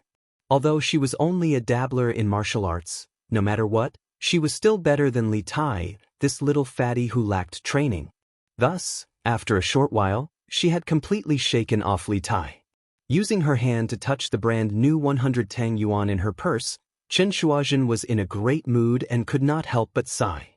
Even though she had cheated 100 strings of money from Li Tai last time, she had already spent most of it. Yesterday, she was still worrying about how to earn money. After all, even if she got into Yanhuang College, she wouldn't be able to get a scholarship immediately. The earliest she could get a scholarship would be next spring. During this period, she and Qin Shuoyu needed money to eat. However, she didn't expect someone to give her a pillow when she was about to doze off. Qin Shuazhen's main purpose of coming to Yunshan today was to take the entrance exam. However, she had unexpectedly met Li Tai, the child of wealth. Now, Qin Shuazhen didn't have to worry about money in the short term. It's getting late. The morning exam will probably end soon. I have to go to the college cafeteria to buy some food and bring it down the mountain to eat with Xiaoyu. After recovering from her initial excitement and joy, Qin Shuazhen's expression returned to normal. She quickly walked to the cafeteria on the east side of the college. She had asked the college guard earlier and knew that the cafeteria was on the east side of the college. Oh, the chicken here is actually as good as the ones in Chang, in city's drunken Immortal restaurant. It's amazing. But why does this dongpa pork smell even better than the ones in drunken Immortal restaurant? This meat is too tender. This lion's head is not bad either. But is this a meteoric rise? Smells good. So good. At this time, there was still about half an hour before the end of the morning examination. Logically speaking, there shouldn't be any students in the cafeteria at this time. But just as Qin Shuazhen pushed open the door and entered, before she could even sigh at the spacious and bright cafeteria hall, she saw a young man in embroidered clothes sitting at a seat gorging on food, wolfing it down as if he hadn't eaten food for 8 lifetimes. And in front of him, there were actually 7 or 8 empty plates, and 4 or 5 dishes that he hadn't finished. On one hand, Chen Shuozhen was surprised that this young man would come to the cafeteria to eat at this time. On the other hand, she was also surprised by this young man's appetite. After all, there were 4 or 5 unfinished dishes on the table. Even if the two sisters added up, they still wouldn't be able to finish them. However, this young man in front of her was not only eating alone, but also had 7 or 8 empty plates piled up in front of him. From this, one could see how terrifying his appetite was. Slowly approaching the young man, Chen Shuozhen didn't stop to avoid causing trouble. She also didn't specifically greet the young man. She just glanced at the dishes in front of the young man. After all, she had never eaten at Yanhuang College. Taking a look now, she would have a reference when she went to buy food later. As far as her eyes could see, there were either golden yellow chicken drumsticks, marinated meatballs the size of fists, or steamed meat that was steaming and fragrant. Although Chen Shuozhen couldn't name the dishes, they looked delicious, and she couldn't help but secretly swallow her saliva. Passing by the young man, Chen Shuozhen came to the ordering window. When she saw the menu hanging above the window, she couldn't help but be surprised. Gnawed chicken, dongpa pork, lion's head, twice-cooked pork, meteoric rice, and stir-fried bean sprouts? Aren't these the famous dishes of Drunken Immortal restaurant? It's one serving for $5. Although Chen Shuozhen had previously cheated 100 strings of money from Li Tai, she had never been to Drunken Immortal restaurant. Money had to be used where it was needed. This was the law that Chen Shuozhen had always pursued. She was used to living a hard life. Even if she became rich overnight, she still wouldn't go to a high-end restaurant like Drunken Immortal restaurant. Although she had never been to Drunken Immortal restaurant and had never seen those dishes before, she had still heard of them. After all, these dishes were too famous, and of course, the price was expensive enough. It was because the price was too expensive that Chen Shuozhen had always wanted to eat them, but couldn't bear to eat them. But now, after seeing the price closely followed by the stone plate at the cafeteria window, Chen Shuozhen couldn't help but be stunned. After being stunned for a moment, she covered her small mouth and said, "Heavens! Why are these dishes sold for $5 a serving at Drunken Immortal restaurant, but here it's only 200 coins a serving?" That's right, the food in Yanhuang College's cafeteria had always been cheaper than outside. At first, it was 300 coins a serving, but now it had dropped to 200 coins. When the waiter in front of Chen Shuozhen heard her exclamation, he couldn't help but laugh. What's so strange about this? Drunken Immortal restaurant is Marquise, and the academy is also Marquise. Yanhuang College's students are one of his own to Marquis, so of course, the price would be cheaper for his own people. Little girl, quickly take a look and see what you want to eat. When Chen Shuozhen heard this, she suddenly understood. She knocked on her small head and muttered, "Hey, I actually forgot about these. Uncle, I want a portion of gnawed chicken, a portion of lion's head, a portion of soaring star, plus a portion of dongpa pork, and 2 portions of rice." When the waiter heard this, he couldn't help but grin and kindly remind her, "Hey, I say, little girl, can you eat so much by yourself? If you waste food, the teachers of the academy won't be happy if they see it." Chen Shuozhen stuck out her tongue and said with a smile, "Thank you, uncle, for reminding me, but these dishes are not for me alone. I want to bring them down the mountain to eat with my sister." "Oh, right. Can the academy's dishes be brought down the mountain?" Chapter 1669. Ahem. Little How. Actually, there's something I should have told you earlier, but you didn't ask, so actually, I'm the current Prince of Wage. In the Yanhuang College cafeteria, Li Tai had no intention of revealing his true identity to Lin Hao, but it was obvious that he couldn't hide it anymore. Moreover, if Lin Hao could get into Yanhuang College, then it would be even harder to hide his identity in the future.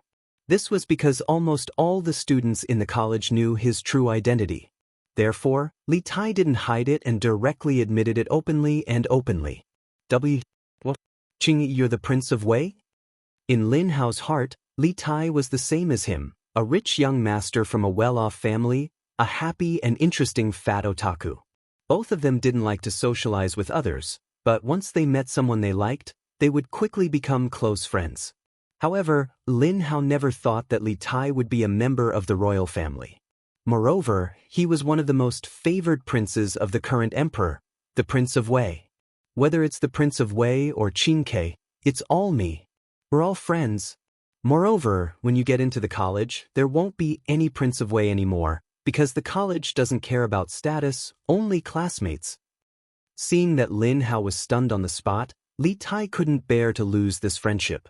Therefore, he stepped forward and patted Lin Hao's shoulder, comforting him. Hee.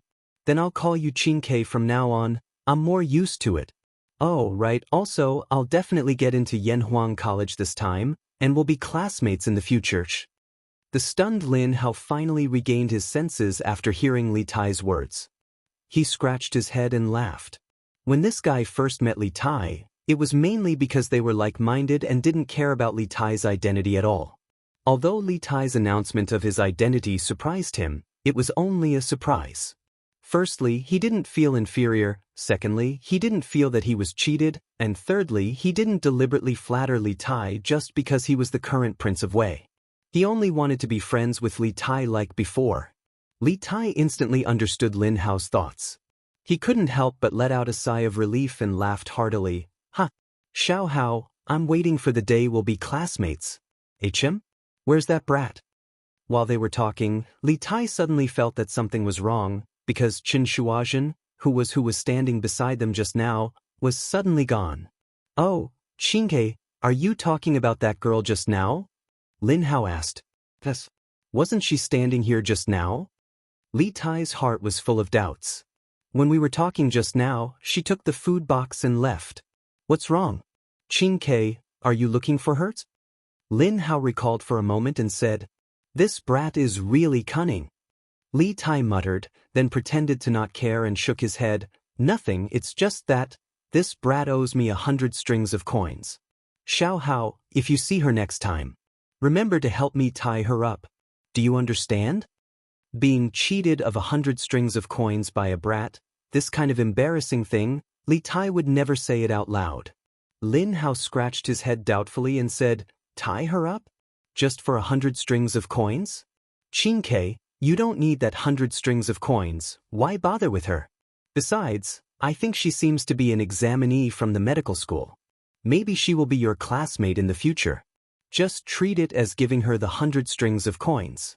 We don't lack money, so just treat it as spending money to buy happiness. How great! Spending money to buy happiness. Probably only the foolish son of a landlord like Lin Hao could say such things. Li Tai was speechless for a moment.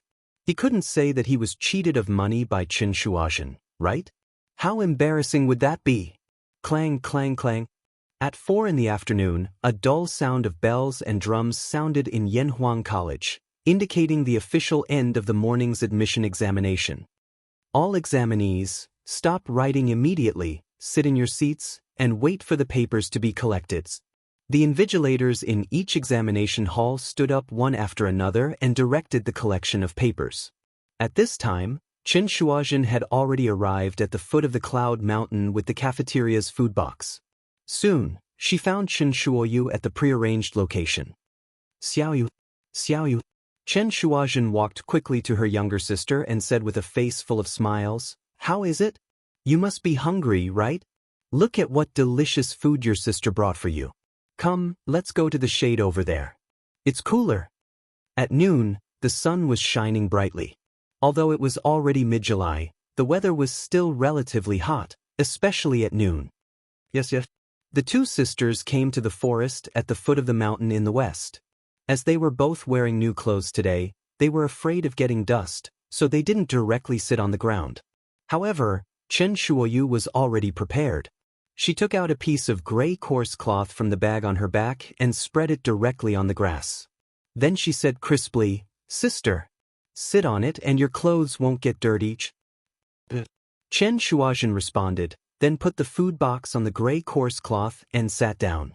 At this time, Chen Shuoyu couldn't wait to ask, Sister, I just heard the bell and drums of the academy's examination end. Why did you bring the food down so quickly? Your sister is smart. I finished the exam in advance. Chen Shuazhen smiled playfully. Then sister, are you sure you can get into Yanhuang College this time? Chen Shuoyu couldn't help but be happy when she heard that. More or less. Chen Shuozhen thought for a while and said with a smile. Logically speaking, she was indeed qualified to have this confidence. Wow. Sister, you're so awesome. When Chen Shuoyu heard that, she was so excited that she almost jumped up. She quickly said, Sister, quickly tell me what the dean on the mountain looks like? I heard that it's like an immortal palace. Is it true? The academy? At this time, Chen Shuozhen put down the food box, thought for a while, and said, In the academy, there are tall buildings and magnificent buildings. It can indeed be called a paradise on earth. If there's a chance, I'll take you up there to see it. Now let's eat first. See what delicious food your sister brought you? After saying that, Chen Shuozhen opened the food box. Suddenly, a strong smell of fried oil and a strong smell of meat spread out.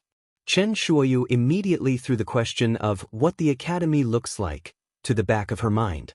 At this time, her eyes were only on the delicious food in the food box. Well, sister, what dish is this? I want to eat it.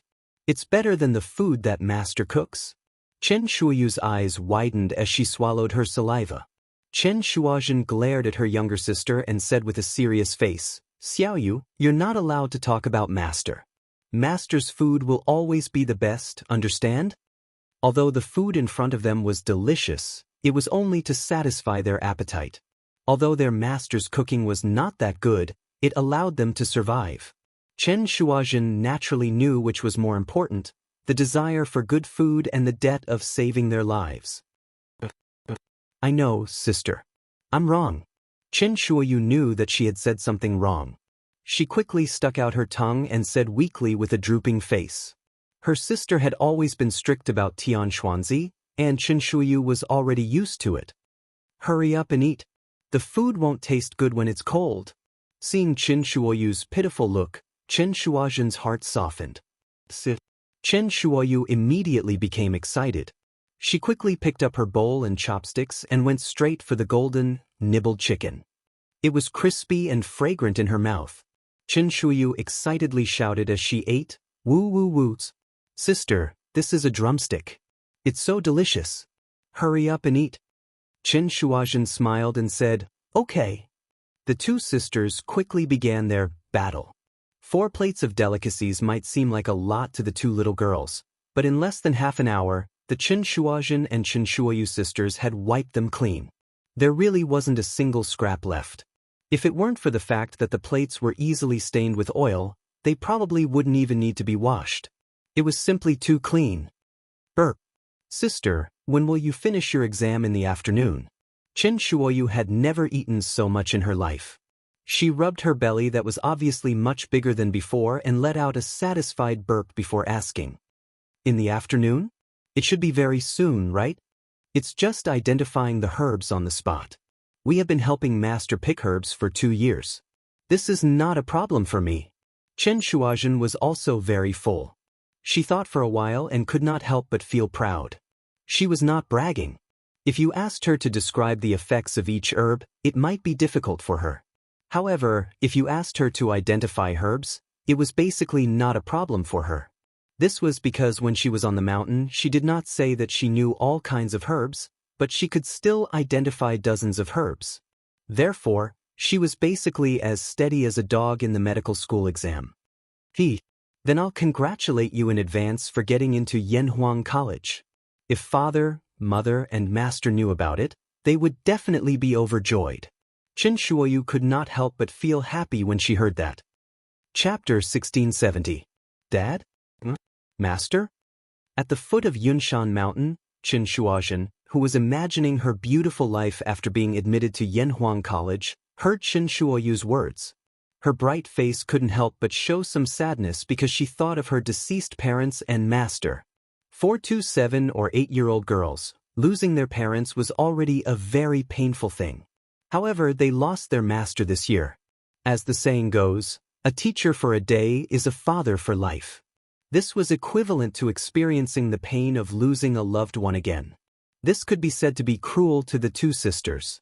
Fortunately, after they came to Chang'an City, they met a series of benefactors, and their situation gradually improved. Dad, Mum, Master, don't worry. I will definitely lead Xiaoyu to live a good life in Beijing. Chen Shuoyu raised her head and looked at the clouds in the sky as she said with determination.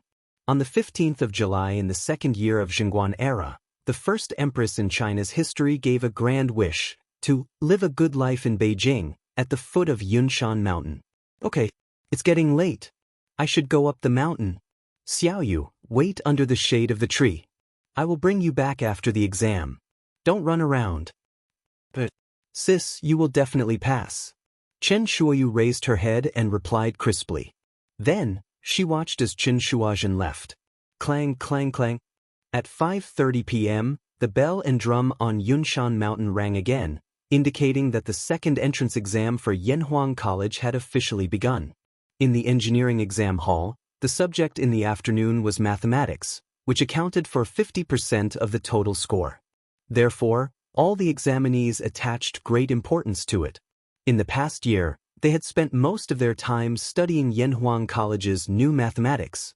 However, the questions for this year's mathematics exam were much more difficult than last year's. This was because from the time Li Zixuan announced the establishment of Yanhuang College on Datang Daily to the end of July, only 3 to 4 months had passed. In other words, the average preparation time for the examinees was definitely less than 3 months. At most, only one person could complete the introductory level of mathematics in 2 months. It would be too much to ask someone to become proficient in mathematics. Therefore, 80% of the questions in the mathematics section of the Academy's entrance examination last year were basic questions. Only the last question was somewhat difficult and was used to widen the gap between the students. However, it was different this year. The candidates who came to take the entrance exam for Yanhuang College had generally prepared for the exam for more than half a year. Many of them had already started to prepare for this year's entrance exam when the entrance exam for Yanhuang College had just ended last year.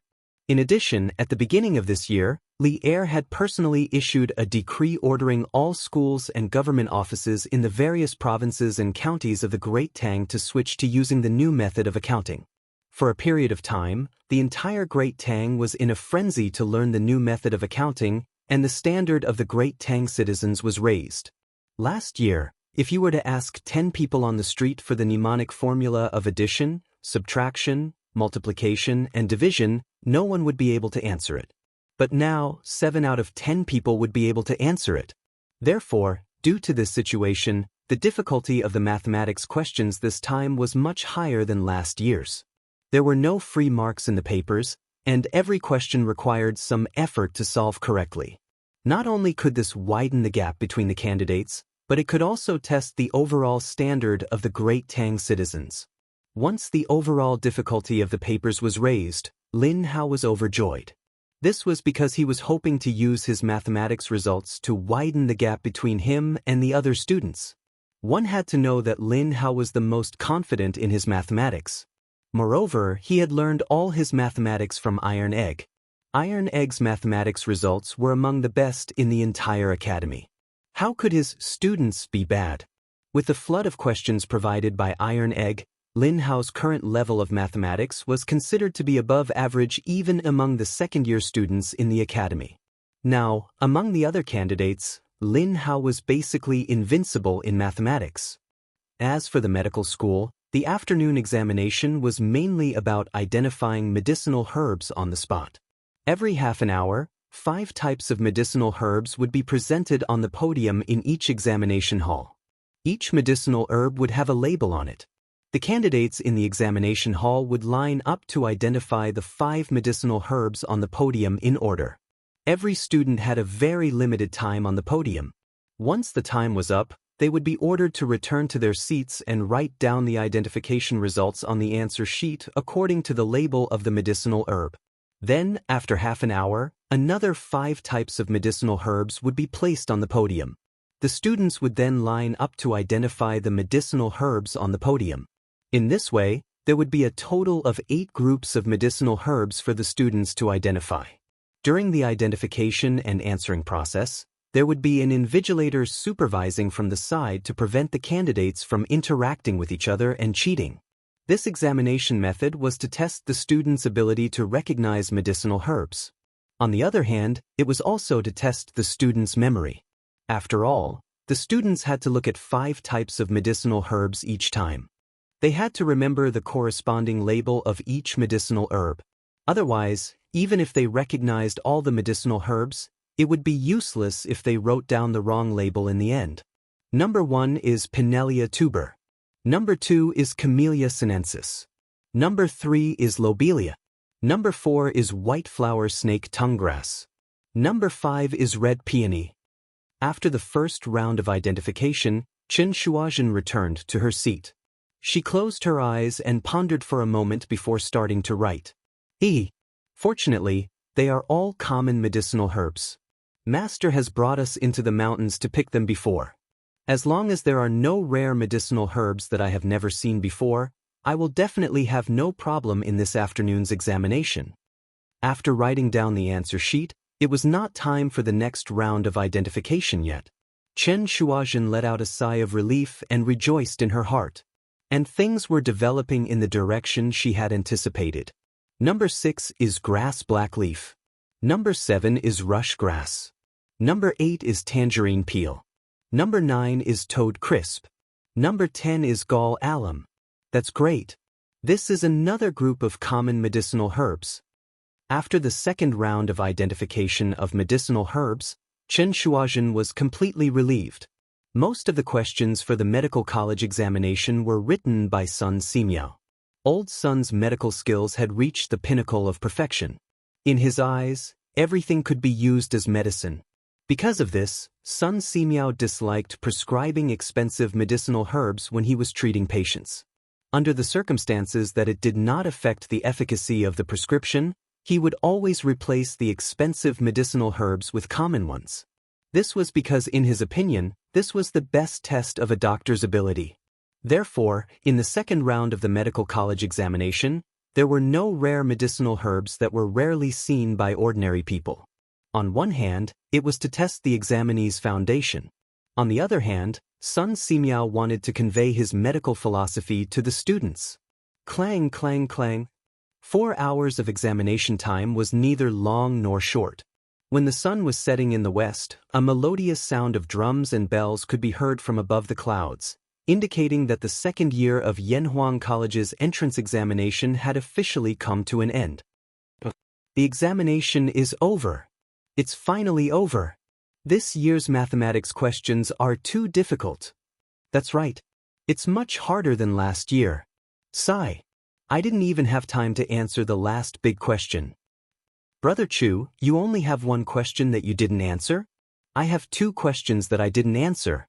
It's over, it's over. I definitely won't be able to pass this time. The examination is over. What's the point of talking about that? Let's go to Baihua Tower for a drink tonight and drink away our worries. How about that? Let's go together. Let's get drunk. At most, we'll take the exam again next year. That's right, that's right. At most, we'll take the exam again next year. Hey. Look over there. Wow. The examinees who had just handed in their papers and walked out of Guanghua Tower could not help but discuss spiritedly. Regardless of whether they did well or not, since the examination was over, everyone wanted to relax. Many of them even said that they wanted to go to the brothel. In this era, going to the brothel was not a shameful thing. It was normal for scholars to be romantic. As long as you did not go overboard, no one would make a fuss about it. In the midst of the hubbub, the crowd suddenly quieted down. Everyone looked towards the west and saw a group of young girls dressed in red and green walking towards the entrance of the college. Aren't those the female medical examinees? It was unknown who said this, but the crowd became lively again. That's right, that's right. I saw them when I entered the examination hall this morning. Tisk tsk. Yanhuang College is really special. They actually let women into the college. I should say that the Yanhuang College students are in for a treat. Green mountains and clear waters, accompanied by beautiful women, and accompanied by beautiful women. Where else can you find such a good learning environment in the entire Tang dynasty? A fair and graceful woman is a gentleman's dream. As soon as this sentence was said, it immediately caused a commotion. I've decided. If I can't get into Yanhuang College this time, I'll continue next year. I must get into Yanhuang College. Me too. Even if I'm old, I'll get into Yanhuang College. What are you guys thinking? I heard from my dad that the medical college will have its own independent courtyard in the future. It will be separated from the School of Engineering, just like the Imperial Medical Department in Chang'an City. Students from the School of Engineering are not allowed to enter on normal days. At this moment, someone could not help but pour cold water on them. It was obvious that this person came from an official's family and knew some insider information. As the reputation of the college had spread over the past year, there were many children of high-ranking officials and nobles among the students who took the entrance examination. It was not surprising that someone knew some insider information. As soon as this was said, it immediately caused a commotion. There's such a thing? Why haven't I heard of it before? Sigh. If I had known, I would have learned medicine from someone earlier. If I knew medicine, I would be able to take the entrance examination and enter the medical college. Amazing. Really amazing. If I don't get in this time, I'll go home and study medicine. Chapter 1671. Sis, you're done? At the foot of Yunshan Mountain, Chen Shuyu saw Chen Shuazhen walking over from the mountain path. She quickly went up and held Chen Shuazhen's hand excitedly. Yeah, I'm done. The afternoon exam is one round after another, so I can't hand in my paper early. Xiaoyu, you must be hungry, right? Chen Shuazhen rubbed her little sister's head affectionately and smiled. Sis, I'm not hungry yet. Chen Shuyu shook her head. The lunch was so sumptuous that she didn't feel hungry at all. Compared to eating, she was more concerned about the exam in the afternoon. She looked up at Chen Shuazhen and asked, Sis, is the exam in the afternoon difficult? I heard from the other students that the afternoon exam was very difficult. Xiaoyu, you must have heard it from the other students from the School of Mathematics, right?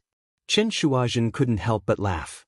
I heard that the School of Engineering's mathematics exam this time was a few times harder than last year's. I heard a lot of students talking about it when I went down the mountain.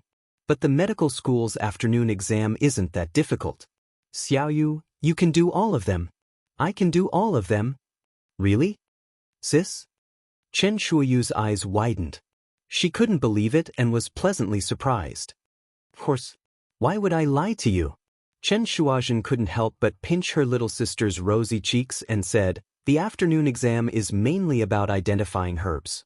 Your sister was worried that we might encounter some rare herbs that we had never seen before. Who knew that among the 40 herbs, at least 30 of them were herbs that we had collected in the mountains before. So, Xiaoyu, if you were to take the exam, these questions wouldn't be difficult for you. Speaking up to here, Chen Shuazhen suddenly thought of something and couldn't help sighing with regret. Ayaya. What a loss. If I knew this would happen, I would have let you apply for Yanhuang College. Then, there would be 2 people from the Chen family who would be admitted to Yanhuang College at the same time. Other people would be so jealous if they knew. These were Chen Shuazhen's heartfelt words. If she had known that her trip to Beijing for the exam would be so smooth, she would have brought Chen Shuoyu along when she applied for the exam. Sis, I'll take the exam next year. When the time comes, you can be my teacher. Why don't you just teach me what you've learned in the academy? Chen Shuoyu thought for a moment, then raised his head and said, Next year? I'm afraid there won't be such a good opportunity next year. Chen Shuazhen sighed. What she meant by such a good opportunity was, of course, Li Zishuan leaking the questions to her. If not for this, her chances of getting into the academy would be very slim. But the problem was, she still did not know why Li Zishuan leaked the questions to her. Let's go. Go back. Now, all we have to do is wait for the academy to release the results. As the sun set in the west, the 2 sisters followed the countless examinees who had just come down from Mount Yunshan and headed into the distance. Some went home, while others went back to their inns. Mount Yunshan, which had been bustling with activity for the entire day, suddenly became deserted. Mr. Kongge, from tomorrow onwards, Immediately arrange for the teachers from each subject group to jointly grade the papers. The leaders of each subject group will make the final checks. If there are any doubts, we can hold a meeting to review and discuss. We must ensure the accuracy of the grading of the papers. In Guanghua Building, Li Zishuan gathered all the teachers in the academy in the conference room and held the first teachers' meeting since his return from the north. Yamacho, don't worry. I will strictly check and ensure that there are no mistakes in the results of every paper. Yen Silu cupped his hands and promised. Li Zishuan nodded, then looked at Mo Huai and said, Mr. Mo, from tomorrow onwards, immediately form a construction team to build a medical school on the west side of the academy. The overall architectural style of the medical school is similar to that of the School of Engineering. You can evaluate how many workers and how much money you need. If you need workers, you can find Old Hu to assist you. As for the money needed, you can directly report the budget to the housekeeper of the House of Marquis. When the time comes, I will let him pay in full. I only have one request. It must be completed before the start of the academy in September. In order to prevent the public from criticizing the existence of female students in the medical school, when Li Zishuan planned to recruit female students in the medical school, he had promised Li Er and the other officials that he would imitate the model of the Imperial Medical Department and build a separate large courtyard for the medical school on Yunshan Mountain. It would be separated from the main building of the Yanhuang College. Normally, students from the School of Engineering would not be allowed to enter the medical school. Although there were not only female students in the medical school, there were also male students. This seemed to be deceiving oneself and deceiving others, but it was the same in the Imperial Medical Department. Moreover, the concept of gender in the eyes of medical students was not as strong as that of ordinary people. Therefore, there was a phenomenon of male and female students coexisting in the Imperial Medical Department. By building a medical school similar to the Imperial Medical Department, people's strong doubts about the academy's recruitment of female students would be appeased. It would also block the leisurely mouths of those traditional defenders. After all, with the Imperial Medical Department as a big tree in front of them, it was reasonable for the medical school to recruit female students. There was a precedent to be followed. After everyone slowly accepted this reality, Li Zishuan would gradually break the barrier between the School of Engineering and the medical department. Perhaps in the future, the entire Yanhuang College would be able to recruit both male and female students like a modern school. This was not completely impossible. In fact, it was very possible. This was because the degree of openness of the Tang dynasty's customs was one of the best in China's thousands of years of feudal history. Of course, the reason why Li Zishuan did this was not to promote feminism. After all, he was not a woman. His main purpose was to select talents and stimulate the students' learning and creative abilities. After all, there was a saying that when men and women work together, the work would not be tiring. Moreover, some female students' intelligence was not inferior to that of male students. After all, many modern cities' top scorers in science were female. Therefore, building an independent medical school on Yunshan was only the first step in Li Zishuan's plan to make the academy fully open to male and female students. I will obey Yamacho's order. I will do my best to build the medical school before school starts. Hearing this, Mo Huai solemnly cupped his hands and said, if you asked him to build a courtyard similar to Yanhuang College's style a year ago, he might not be able to do it. But now, with Yanhuang College as a reference, Mo Huai was confident that he would be able to do it. Li Zishuan nodded and said, go to the workshop to get the steel and cement needed for the construction. I will inform Faubert and ask him to supply these things to the academy first. In addition, the protective mountain array of the academy must be started at the same time. Mr. Mo, you and all the teachers in the physics department should discuss the construction plan in the next 2 days and immediately start construction. You can combine the Mahist's mechanical skills with engineering. The protective mountain array must be able to be activated and stopped at will. Once it is activated, even a grandmaster will find it difficult to break in. Compared to the construction of the medical school, the construction of the mountain protection formation was undoubtedly more of a technical job. There were too many factors that needed to be considered, especially since Li Zixuan had requested for the Mahist mechanical arts to be combined with engineering. This was undoubtedly a difficult challenge for Mo Huai. Thus, Mo Huai's face immediately turned solemn. After a moment of silence, he cupped his hands and said, "Yamacho, the protective mountain array has too many technical difficulties to overcome, and Yunshan occupies a large area. I'm afraid it will be very difficult to build it. Although the Mahist is proficient in the construction of mechanisms, they know nothing about formations. I can only say that I will do my best." Hearing this, Li Zixuan frowned. After pondering for a moment, he said, "It's fine. Mr. Mo, you can build it first. The protective mountain array is not something that can be completed in a day. There's no need to force it to be completed before school starts. As for formations, my youngest uncle is quite knowledgeable about formations. Counting the days, he should be bringing my seniors or brothers to Yunshan in 3 to 5 days. When the time comes, they will also lend Mr. Mo a hand." Hearing this, Mo Huai could not help but heave a sigh of relief. He nodded with a smile and said, "That's great. Then I can rest assured. In addition, I have already arranged for Mo Zhong to expand the scale of the guards for the academy. Mr. Mo, you will have to help check on this matter when the time comes. Although the martial arts of these people are important, it is more important that they remain loyal to the academy." After pondering for a moment, Li Zixuan said again.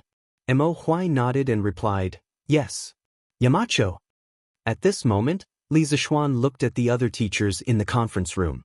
Now that the academy included the School of Engineering and the School of Medical Sciences, the number of teachers had increased once again.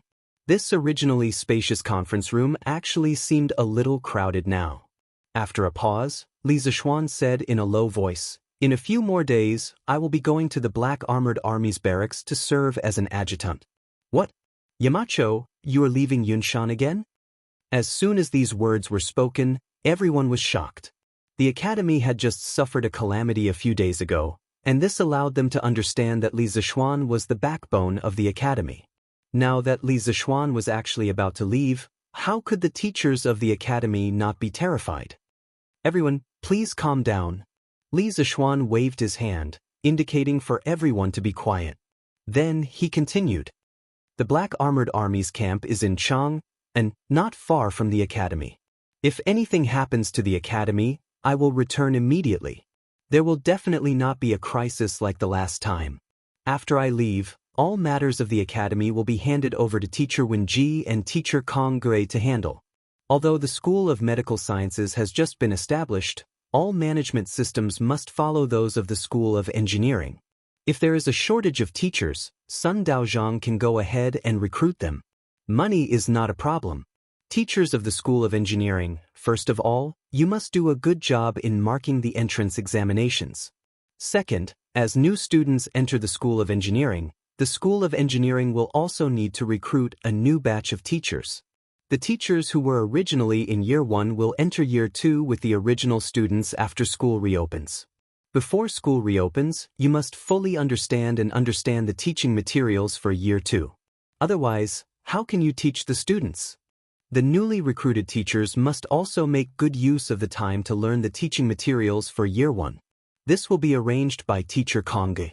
During the time that I am away, everyone must work together to run the academy well. If there is an emergency, immediately send a message to me through Qin K.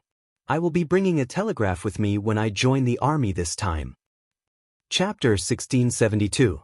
Yes, Yamacho. Yanhuang College, in the meeting room of Guanghua Building. After listening to Li Zixuan's earnest instructions, the students in the room cupped their hands and said in unison. Even though they were very unwilling to let Li Zixuan leave the academy at this time, they had to listen to Li Zixuan's instructions and arrangements. This was Li Zixuan's supreme prestige in the academy.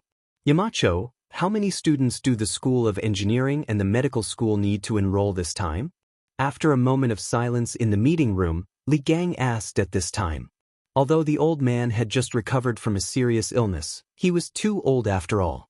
Therefore, Li Zixuan had consciously begun to transfer the tasks of the academy that Li Gang was originally in charge of to people like Yen Silu and Mo Huai. This was not seizing power, but he did not want the old man to be so tired at such an old age. Now, the old man was basically equivalent to a free man in the academy. He was not responsible for any management matters. He only came to the academy when he was bored at home or wanted to see the students in the academy. Although he was a free man, Li Gang's words still carried a lot of weight in the academy. No one dared to disobey him. At this time, when they heard Li Gang's question, all the gentlemen in the meeting room immediately looked over. Obviously, everyone present was very concerned about this issue. In fact, Li Zishuan had thought about the number of students the academy would enroll this year. Hearing this, he pondered for a moment and replied, "The medical school will enroll 300 people this year. There are no restrictions on men and women. The top 600 will be based on results. As for the School of Engineering, it will be based on results.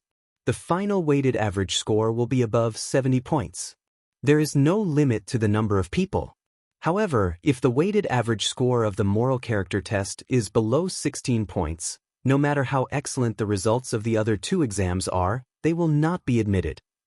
There were 300 students in the medical school. This was already the result of Li Zishuan's restraint.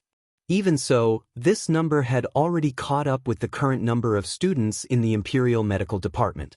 This was only the number of students in the first batch of medical school. When the new students enrolled next year, there would be even more students in Yanhuang College's medical school. Li Zishuan had no intention of fighting with the Imperial Physician Bureau for more students. He only wanted to train more doctors with excellent medical skills to promote medical progress in this era. After all, if there were more doctors, there wouldn't be a problem of difficult treatment. As for the Faculty of Technology, Li Zishuan had already seen the questions last night. He also felt that the mathematics questions were a little difficult. As long as the student's overall score was above 70, Li Zishuan felt that such a person was worth nurturing. As for the quota, he did not want to restrict it too much. As long as the student was outstanding enough, he would accept as many as he wanted. It was impossible for him to build the foundation of Tang Dynasty's industry alone. He needed to train a lot of engineering talents to help him. After all, he was not a god. Last year, Iron Egg did not score a single point in the classics section. However, he scored full marks in the moral character test and mathematics section. His weighted average score was 70 points. Li Zishuan had set the cutoff score of 70 points. It just so happened that extreme cases like iron eggs were taken into consideration when Li Zishuan set the cutoff score. Although he encouraged the students to be well-rounded, he still welcomed students who were extremely biased. In his previous life, he had met students like this. Their language scores were extremely poor, but their mathematics, physics, and chemistry scores were superb. These people who were able to utilize their strengths to the fullest were still very useful to society. "All right, I understand." Sun Simiao heard this and could not help but nod his head. 300 students were still within his acceptable range. Su Hongji, on the other hand, had his doubts. He frowned and asked, "Yamacho, what if there are too few students who score above 70 points in the ends? This time, the School of Engineering's mathematics exam questions are too difficult. This might happen." Hearing this, Li Zishuan said in a deep voice, "It's better to have nothing than to have something substandard. 70 points is my bottom line. No matter how many students score above 70 points there are, we will only accept those who score above 70 points. I have seen the exam papers this time. Although the mathematics exam questions are a bit difficult, don't forget that the number of students this time is 3 times more than last year. Furthermore, the time they have to prepare for the exam is also several times more than last year's students. I believe that as long as they prepare for the exam seriously, 70 points will definitely not be a problem." Seeing Li Zishuan's unusually firm attitude, Su Hongji and the other teachers looked at each other and clasped their hands together. "Yes, Yamacho." Li Gang did not say anything from the beginning to the end. This was because he agreed with Li Zishuan's point of view that it was better to have nothing than to have something substandard. "Oh, all right." Li Zishuan suddenly remembered something. He quickly said to Sun Simiao, "Priest Sun, this time, the medical school's enrollment quota will be increased by 1 person. It will be 301 people now. Why is that so? After hearing this, not only was Sun Simiao puzzled, but the rest of the people also looked at Li Zixuan suspiciously. They did not know what Li Zixuan was up to. Li Zixuan smiled mysteriously and said, "Hee hee. This is a heavenly secret. Do not reveal it. Just do as I say." Everyone was speechless, but they could only agree. When Li Zixuan saw that he had said everything that needed to be said, he announced the end of the meeting. After everyone had left, he slowly walked out of Guanghua building alone and headed towards the field. As for why the medical school's enrollment quota had to be increased by 1, Li Zixuan naturally had his reasons. This was because in this medical school's enrollment exam, there was one person who cheated. That person was Chen Shuazhen. According to Chen Shuazhen's original standards, there was a high probability that she would not be able to pass the exam. However, because of Li Zixuan's interference, Chen Shuazhen was likely to be one of the top candidates in this medical school's enrollment exam. This was equivalent to pushing out one of the top 300 candidates. For that unlucky person, this was naturally unfair. Although Li Zixuan had helped Chen Shuazhen cheat, it didn't mean that he approved of this method of cheating. On the contrary, in his previous life, he hated people who cheated the most, because this kind of person would cause all the hard work of the students to go down the drain. In the current medical school's enrollment exam, the student who was originally ranked 300 had become the victim of Chen Shuazhen's cheating. Therefore, Li Zixuan added another student to the medical school's enrollment quota. This could be considered to be the greatest degree of fairness for this enrollment exam, right? Li Zixuan strolled to the west field of the academy. Looking at the endless sunset in the sky, his heart suddenly calmed down. At this moment, the trivial matters of the academy, the country, and the world did not matter. In his eyes, there was only the blue sky above his head and the endless sunset. Li Zixuan sat down on the ground. Then, as if he was still not satisfied, he simply lay down on the grass and used his arms as a pillow. Just like that, he quietly looked at the sky. His mind was not thinking of anything. He was content and carefree. In fact, in many cases, it was a kind of happiness to have the opportunity to relax and stare blankly into space. This was especially so for Li Zixuan in this life. Since he stepped into Jianghu city last year, he was like a taut clockwork. If it was not for the honor of his family, it was for the livelihood of the people. He did not stop for a moment. Sometimes, he really wanted to let go of everything, but he was not willing to. It was funny to say that he was not willing to do nothing when he clearly had the ability to make the country he was in stronger. What is Yamacho thinking about? Unknowingly, an old man sat next to Li Zixuan. Hearing the voice, Li Zixuan turned his head and saw Li Gang sitting next to him, looking at him with a smile. Li Zixuan was shocked. With his martial arts realm, it was impossible for someone to walk next to him without him noticing. Moreover, Li Gang was not a martial arts master. He was just an old man in his 80s. It was even more impossible to reason with him without his ears. Maybe it's because my mind was wandering and I was too relaxed just now? After thinking about it, Li Zixuan could only attribute it to this reason. Teacher Wenji. After recovering from his thoughts, Li Zixuan sat up and quickly bowed to Li Gang. This old man saw Yamacho lying on the field in a daze, so I came to check on him. I unintentionally disturbed Yamacho's meditation.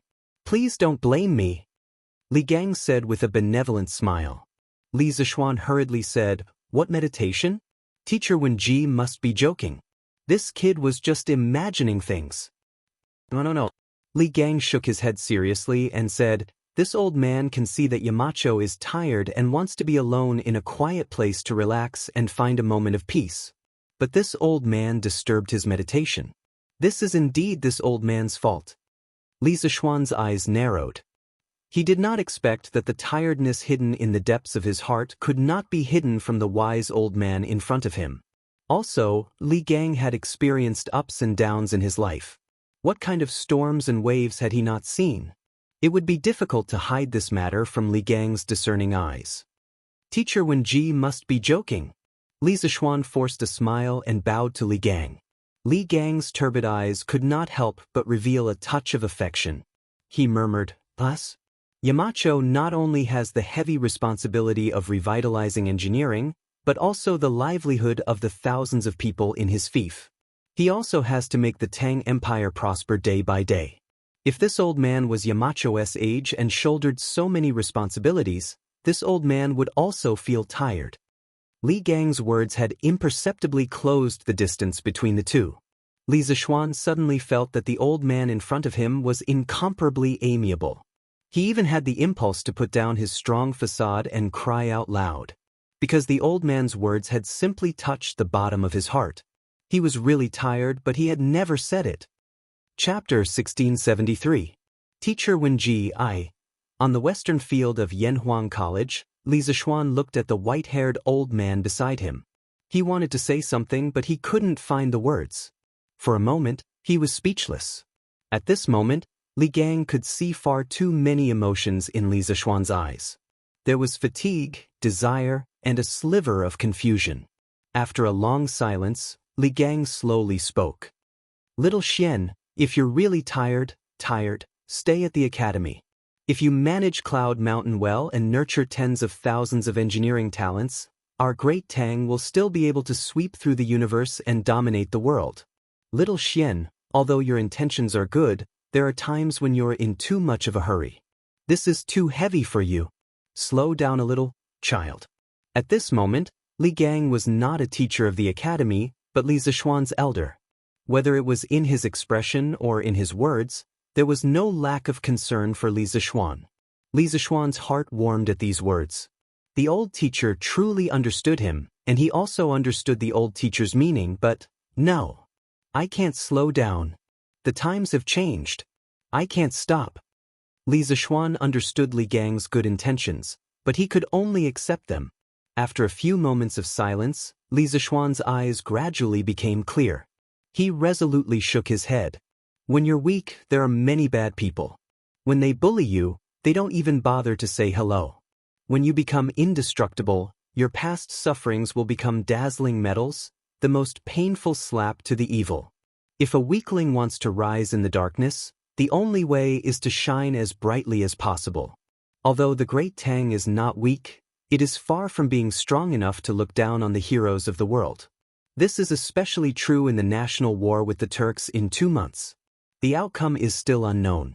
Although I can't overturn the universe and change the situation by myself, I will do my best.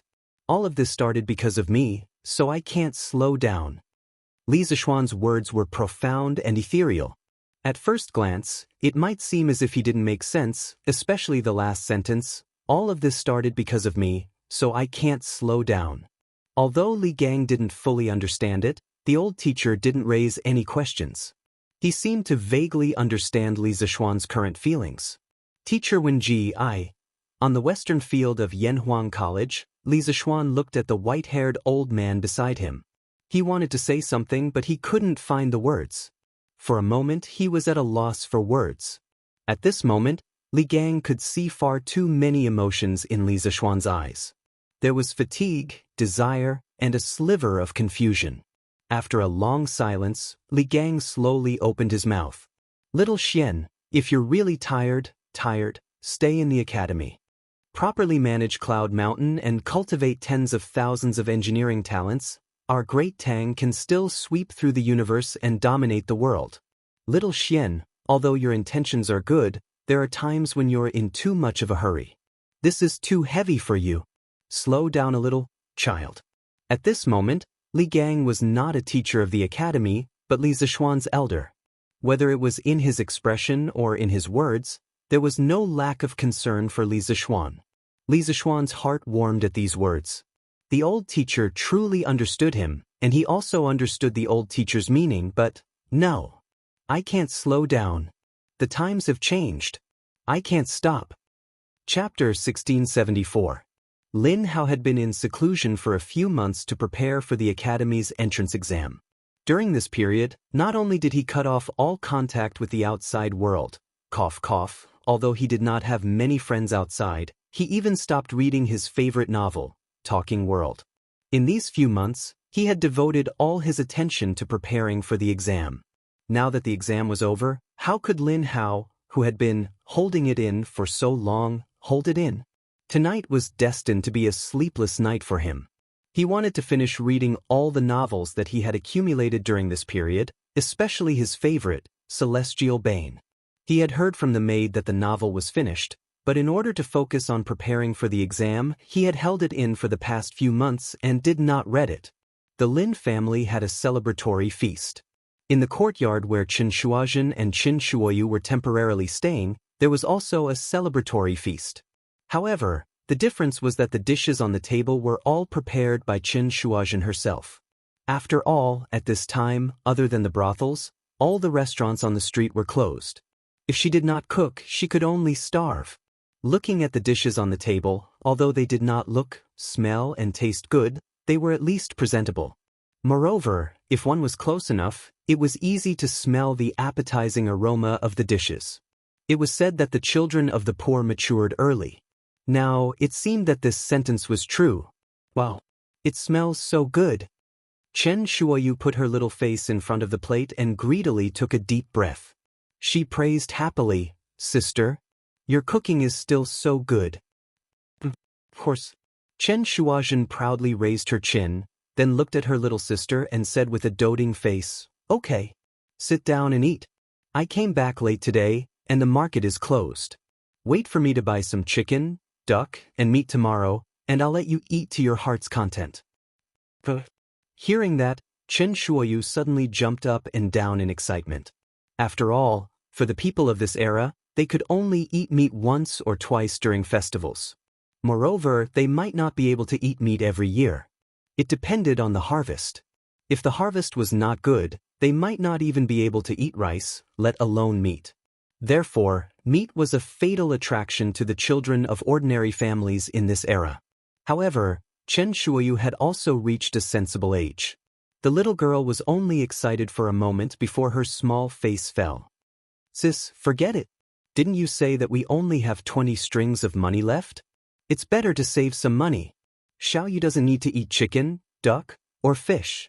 Chen Shuoyu obviously wanted to eat, but she tried her best to pretend that she didn't want to eat. Chen Shuozhen found it funny, but she also felt a little sad. She couldn't help rubbing Chen Shuoyu's head and said with a smile, "Silly girl, who said we don't have money? Sister earned another 100 strings of coins today." "What? Sister, we have an extra 100 strings of coins? Are you serious?" Hearing this, Chen Shuoyu couldn't help but widen his eyes in shock. Chen Shuozhen pinched her little sister's cheeks and said, "Of course it's true. Why would I lie to you? Sit down and eat. It won't taste good when it's cold." Chen Shuoyu sat down and asked curiously, "Sister, where did you earn 100 strings of coins? Aren't you taking the exam at Yanhuang College today? Why do you have so many questions? Can't such delicious food shut your mouth?" Chen Shuozhen didn't want her sister to come into contact with the complicated people and matters outside. Hearing this, she pretended to be angry and scolded. I'll eat. Sister, don't be angry. Marquis, there's a letter from Qingzhou, Lantian County, Tmagyong, Anne's backyard." Li Zixuan had just returned to his room after dinner when Pang Feiji knocked on the door and whispered, "A letter from Qingzhou?" Inside the room, Li Zixuan frowned. He quickly moved to the door and opened it quickly. He saw Pang Feiji outside the door, holding a letter above his head and said, "Yes. It's an urgent letter from the former Qingzhou provincial governor's office. It just arrived in the county 15 minutes ago.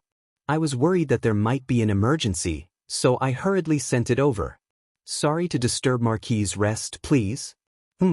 I know what you mean. There's no need to say more. You're doing the right thing." Without waiting for Pang Feiji to finish speaking, Li Zixuan patted the latter's shoulder and interrupted him. As he spoke, he had already taken the letter from Pang Feiji's hands. He didn't deliberately avoid it. He directly opened the letter in front of Pang Feiji. Under the light in the room, Li Zixuan read the contents of the letter with unusual seriousness. After a long time, Li Zixuan kept the letter and looked at Pang Feiji expressionlessly. "All right. There's nothing for you to do now. You've been in the north for so long. It's time for you to accompany your family. Go back quickly." Pang Feiji looked touched. "It's my duty to serve Marquis." Li Zishuan waved his hand and said, all right. Duty is duty, but no matter what, you can't leave your family behind. Go back quickly." Pang Feiji had just gotten married last month. Originally, they were newlyweds and should have been inseparable. However, who knew that there would be a plague of locusts? Li Zishuan would lead the Sky Pheasant Brigade up north to exterminate the locusts. As Li Zishuan's personal guard, how could Pang Feiji not go? He had been gone for more than half a month. Now that he was finally back, logically speaking, he should go back to accompany his wife and family. Li Zishuan, who still had some modern thinking in his bones, was very humane when it came to the management of his subordinates. Seeing that Li Zishuan's attitude was firm, Pang Feiji finally didn't insist. He clasped his fist and said, "Thank you, Mark. I'll take my leave." After saying that, Pang Feiji clasped his fist and left. Li Zishuan closed the door and turned to walk into the house. "Husband, did something happen again?" Han Yushi came over and hurriedly asked. Just now, she had heard the conversation between Li Zishuan and Pang Feiji at the door. However, hearing was one thing. She wouldn't interrupt. At this time, there were only the two of them in the room. Only then did she ask. Li Zishuan pretended to be relaxed and laughed. Nothing big. Wife, let's rest." Han Yushi looked at Li Zishuan suspiciously. She always felt that things weren't as simple as Li Zishuan said. However, with her understanding of Li Zishuan, if Li Zishuan didn't want to say something, it would be useless even if she asked more. Therefore, she could only suppress the doubts in her heart and nodded, "Okay." After saying that, she turned to tidy up the bed. At this time, Li Zishuan secretly sighed. Naturally, things weren't as simple as he said. Otherwise, the people in Qingzhou wouldn't have rushed over 800 miles to send a letter. However, what was the use of saying such things? It would only increase the worry of one person. There were changes in Qingzhou. Chapter 1675. The Heavenly Dragon Sect's chaos has wreaked havoc in the capital. However, Qingzhou is the birthplace of the Heavenly Dragon Sect. Although the head of the Heavenly Dragon Sect has been executed, the remnants of the Heavenly Dragon Sect in Qingzhou are still rampant. Coincidentally, the original provincial governor Zheng Qingsong has been detained and returned to the capital. Without a leader, the remnants of the Heavenly Dragon Sect have become increasingly active, waiting for opportunities to wreak havoc.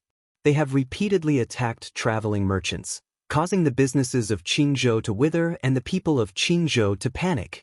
I, Lu Ming, earnestly request that Marquis come to Qingzhou as soon as possible to preside over the overall situation, or allow me to act at my discretion and mobilize the power of the provincial government to maintain the law and order of Qingzhou. Otherwise, in the long run, Qingzhou is bound to erupt in civil unrest. I hope that Marquis will make a decision soon. Respectfully, the original provincial governor of Qingzhou, Lu Ming.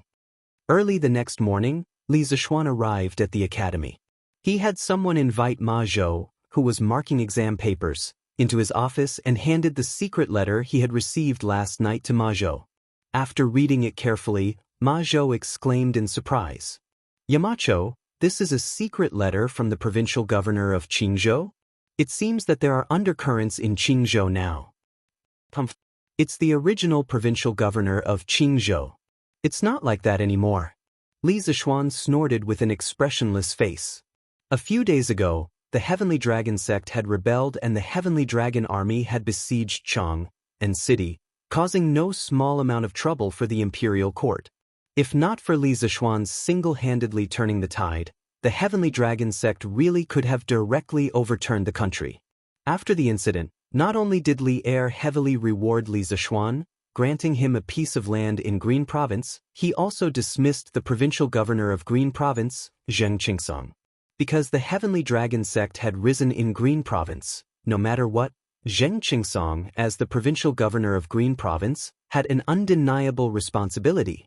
As for the other officials in Qingzhou, Li Er did not directly implicate them on a large scale. Firstly, there was no need. Secondly, this move could easily cause a commotion in Qingzhou's officialdom, especially now that Qingzhou did not have a person with enough authority to hold down the fort. Thirdly, Li Er had actually given this part of the work to Li Zishuan. After Li Zishuan gained control of Qingzhou, he would then settle accounts with some officials. Those who should be dismissed would be dismissed, and those who should be punished would be punished. Therefore, all the officials in Qingzhou, regardless of rank, were temporarily in a state of acting as their position. They had not been dismissed by the imperial edict, but once Li Zishuan had evidence, they could be dismissed or punished at any time. Therefore, it wasn't wrong for Lu Ming to be called the former governor of Qing province. Brother Ma, what do you think of this letter? After a moment of silence, Li Zishuan opened his mouth and asked again. This form of address was also very particular. Li Zishuan called Ma Zhou Brother Ma and not Mr. Ma. This meant that he and Ma Zhou were not discussing official matters of the academy, but personal matters. Speaking of which, when Li Zishuan first interacted with Ma Zhou last year, he also called Ma Zhou Brother Ma. Marquis, in my humble opinion, the content in this letter is 70% true. Ma Zhou pondered for a moment and slowly answered. He was indeed smart and immediately caught the difference in Li Zishuan's form of address. Being quick-witted, he immediately changed his role and called Li Zishuan Marquis and not Yamacho. Oh, 70% true? So, Brother Ma, you're saying that the remaining 3 points are fake? Li Zishuan narrowed his eyes and looked at Ma Zhou with interest. Ma Zhou couldn't help but sit up straight because he felt that Li Zishuan was deliberately testing him. After thinking about it, Ma Zhou shook his head. I don't dare to say whether the remaining 30% is true or false. However, the Dragon God sect is deeply rooted in Qing province. From the government to the marketplace, they have infiltrated everything. Since the former governor of Qing province, Zheng Qingsong, was in cahoots with the Dragon God sect, I don't believe that Lu Ming, as the governor of Qing province, is innocent. Clap, clap, clap. Not only do you not believe it, I don't believe it either. And I don't believe any of the officials in Qing province. Li Zishuan looked at Ma Zhou with admiration, then clapped his hands and laughed. Ma Zhou was shocked. Marquis, what do you mean by that? Li Zishuan smiled and said coldly, Brother Ma, in your opinion, if Lu Ming is hiding something from me, what is his intention? Ma Zhou frowned when he heard this. He turned his gaze to the letter on the table beside him and carefully read the contents of the letter twice. Suddenly, he seemed to have discovered something. He couldn't help but widen his eyes and say in shock, What's the matter? Military power? Could it be that Lu Ming's goal is to seize military power from you, Marquis? There was a sentence in the letter that said, or allow me to act at my discretion and mobilize the military power of the state government to maintain the law and order of Qing province. That was why Ma Zhou had such an idea. That's right. Li Zishuan's eyes narrowed and said in a deep voice, the Dragon sect has been operating in Qing province for many years, but the local government has turned a blind eye to it. It's hard to guarantee that they haven't received benefits from the Dragon sect. The original provincial governor of Qing province has been removed from his post and sent back to the capital. The Qing province officialdom is indeed without a leader and everyone is in a state of panic. Although His Majesty has ordered me to take over the position of provincial governor of Qing province, the imperial edict clearly states that it is only a remote command and not a post in Qing province. Because compared to Qing province, the war between the Great Tang and the Turks in a few months is undoubtedly more important. There are too many matters in the capital and I can't leave. I don't believe that Lu Ming doesn't know this. But he clearly knows that I can't leave, yet he still sent me such a letter. This means that he does have delusional thoughts about the military power of Qing province. Because at this time, those officials with ulterior motives are worried that I will purge the officialdom after taking over Qing province. Some of them have chosen to resign themselves to fate while others have chosen to take the initiative, such as Lu Ming. As the provincial governor of Qing province, he must have deep connections in Qing province. If he controls the military power, the entire Qing province is likely to be under his control. At that time, even if I personally go to Qing province and have evidence of him colluding with the Dragon sect, I'm afraid that I won't be able to do anything to him. From the moment he received the secret letter last night, Li Zishuan had been calculating the situation in Qing province. As the saying goes, the officialdom is like a battlefield. He couldn't be careless. If he thought that he could look down on the heroes of the world just because he was a transmigrator, then he definitely wouldn't have lived until now. Li Zishuan had never dared to underestimate the wisdom of the ancients. Hearing Li Zishuan's words, Ma Zhou's face gradually became serious. He pondered for a moment and said seriously, Marquis's speculation is reasonable and not impossible. Moreover, according to what the Marquis had said, the matter of the remnants of the Heavenly Dragon sect repeatedly attacking the merchants mentioned in Lu Ming's letter was either false, or he could have arranged it to create chaos in order to steal military power.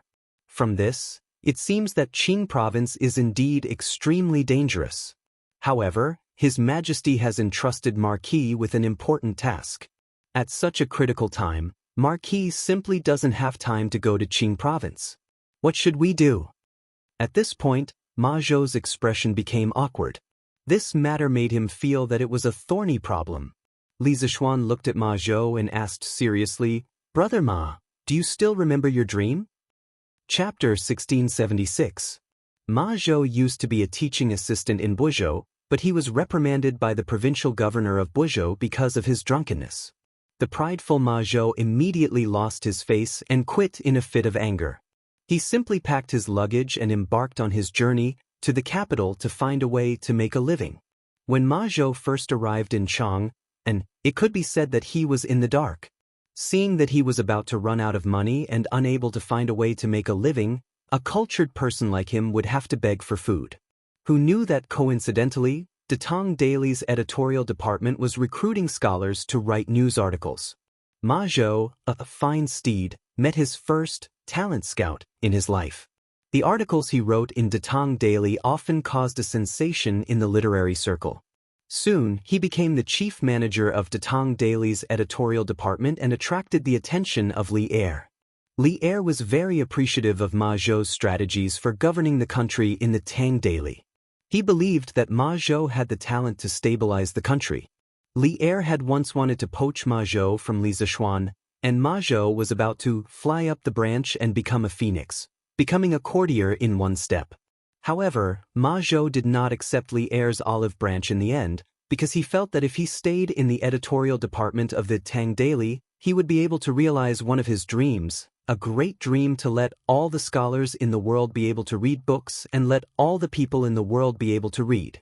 Later, with Li Zishuan's improvement of papermaking, the introduction of movable type printing, and the compilation of Datang Dictionary, the price of books that were originally incomparably expensive in Datang's market finally dropped. Those scholars who came from poor families could finally afford to buy books. Moreover, with the Datang Dictionary, even if ordinary people did not have the money to pay for their tuition or find a teacher, they could still rely on the Hanyu Pinyin logo in the Datang Dictionary to recognize most of the words. It could be said that when the Datang Dictionary was published in June or July last year, Ma Zhou's dream was actually almost fulfilled. At that time, he could actually leave Datang Daily's editorial department and pursue the official career that all scholars dreamed of. However, after the release of the Datang Dictionary, what followed was the official establishment of Yanhuang College. Under Li Zishuan's sincere invitation, Ma Zhou unexpectedly became a teacher of Yanhuang College. He was also the subject leader of the classics department of the college and was in charge of the teaching of the classics in the college. He was in charge of the teaching of the classics in the college for nearly a year. In the past year, Ma Zhou witnessed with his own eyes how engineering was disdained at the beginning to be accepted and worshipped by more and more people. Of course, Ma Zhou also experienced how Yanhuang College's position in Datang rose step by step. Being in such a wise and glorious college, experiencing the simple and pure teacher-student relationship, Ma Zhou had gradually forgotten that before he came to Chang and City, he was actually like countless other scholars who dreamed of being in the imperial court, being recognized by the emperor, and thus becoming successful and famous. Unknowingly, Ma Zhou's dream in his heart had already become the Yanhuang College's motto: build a heart for heaven and earth, build a life for the people, inherit the lost knowledge for the past sages, and create peace for all ages. It had already become Li Zishuan's earth-shattering cry at the college's opening ceremony last year. As long as Yan Huang does not die, the Han family will not perish. Blood inscribed on the golden dagger axe, blood will never stop flowing. He had completely integrated into Yan Huang College. At this time, hearing Li Zishuan's question, Ma Zhou was silent for a long time before he finally said, "Marquis, of course I remember." Li Zishuan smiled slightly and said, "In the beginning, you trusted me and were willing to join the editorial department of Datang Daily and Chitsu Culture to help me make everyone in Datang able to read and read. Today, this goal has almost been achieved. I know that Brother Ma is ambitious and is not inferior to me in terms of strategy and wisdom.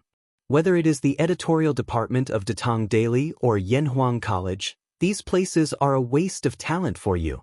You once had a fierce tiger in your heart and wanted to be in the imperial court, make contributions, and make a name for yourself in history. However, you were unable to make a living and in the end, you did not even see the face of the emperor. Today, I want to release the fierce tiger in your heart and give you a good opportunity to become an official and make contributions. I wonder if Brother Ma is willing to give it a try? Become an official and make contributions? What does Marquis mean by this?" Hearing this, Ma Zhou could not help but frown and ask doubtfully. At the same time, Ma Zhou was also a little moved. After all, there was a saying that went, "Learn both civil and martial arts, and you will be able to serve the emperor." For thousands of years in China, scholars had a common dream, and that was to use the knowledge they had learned for more than 10 years in their official career and serve the emperor. Then, they would use their talents in the imperial court to realize their political ambitions and be praised by the people and make a name for themselves in history. Ma Zhou was also a scholar. In the depths of his heart, he also had a dream of becoming an official. This marquis wants you to be the chief clerk of the Qingzhou provincial governor's office. What do you think? After staring at Ma Zhou for a moment, Li Zishuan suddenly laughed and said these earth-shattering words casually. "What? Marquis, you want me to be the chief clerk of the Qingzhou provincial governor's office?" When Ma Zhou heard this, he suddenly opened his eyes wide in disbelief and said, "The position of the chief clerk was first established in the Qin dynasty. At that time, the Prime Minister and the General's office had a chief clerk, which was equivalent to the Secretary General or Chief of Staff in modern society. The chief clerk under the General could also lead the army into battle and was called the chief clerk of the General. The famous Ban Chao was the chief clerk of the General. In addition, the prefectures in the border areas also had a chief clerk, who was the assistant to the governor and was somewhat similar to a private advisor. To a certain extent, staff positions like senior scribe and private advisor could only be regarded as officials and not official officials. Many proud and arrogant scholars were unwilling to take up such positions. However, it also depended on the type of senior scribe.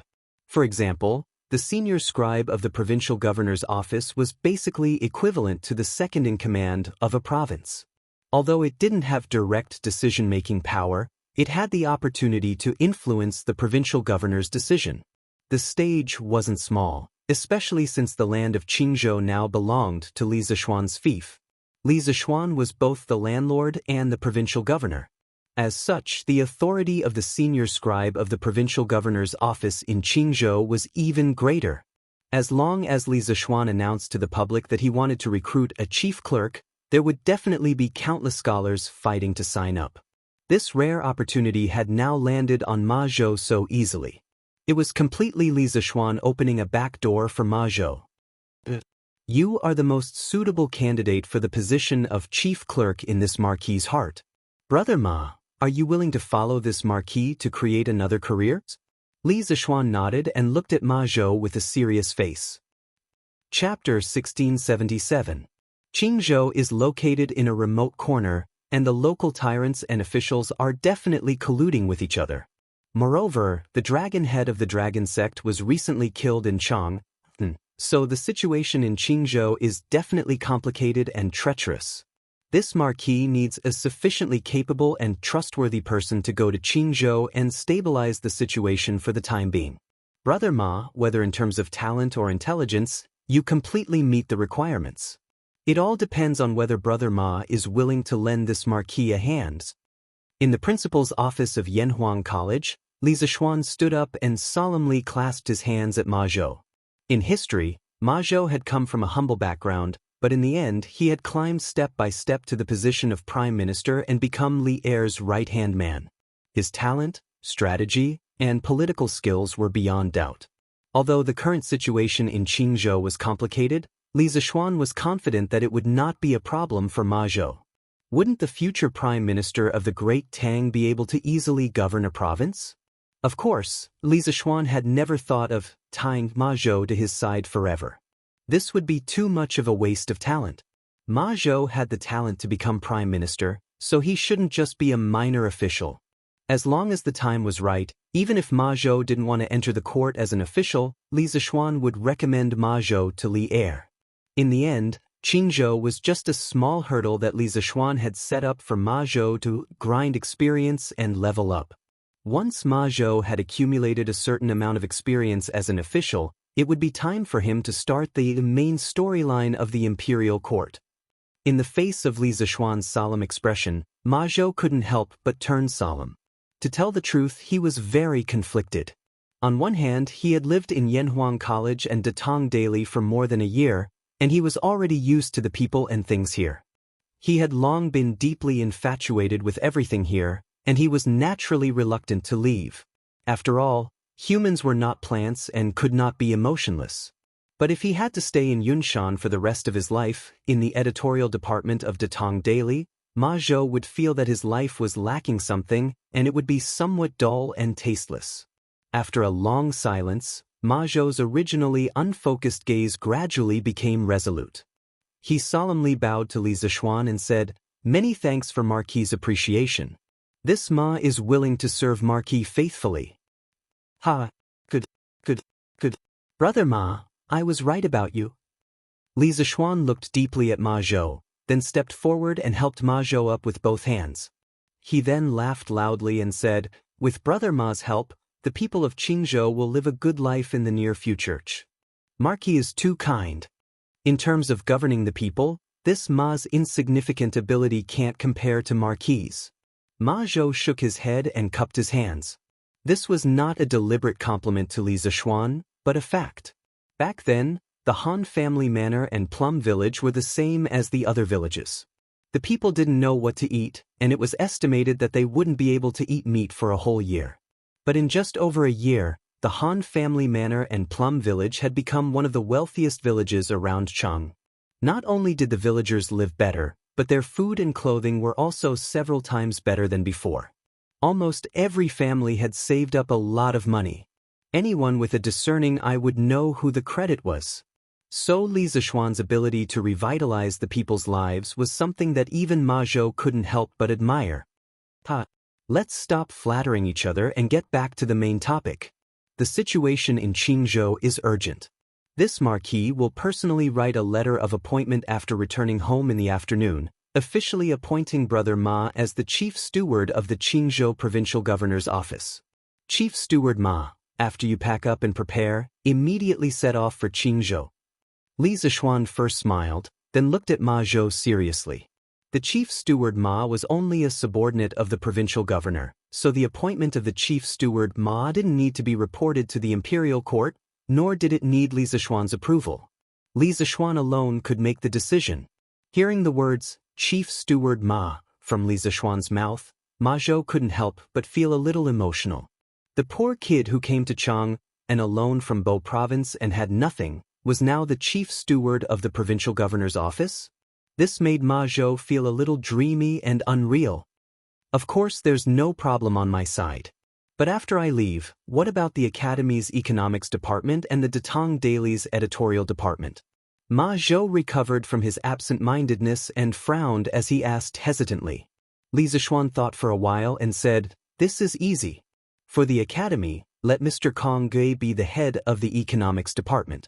With old Mr's knowledge, there shouldn't be a problem. As for the Datong Daily's editorial department, let little Fishy be there first. If I have time, I'll go and take a look. Then I'm relieved. I'll be able to leave in the next 2 days." Ma Zhou heard and nodded. Then he suddenly thought of something. After a moment of hesitation, he said, Since I came back from the north, little fishy seems to have become a little quiet. I've asked a few times, but I didn't get anything. This girl worships Marquis very much. If you have time, Marie, you should go and take a look." Li Zishuan's heart skipped a beat. He suddenly remembered Li Yu's strange behavior at the Longmen Pass. After a while, he nodded and said, "Okay, I'll find time to talk to her." Ma Zhou heard and heaved a sigh of relief. He said, "That's good. That's good." Although he often bickered with Li Yu, Ma Zhou liked this clever girl very much. He treated Li Yu as his own little sister.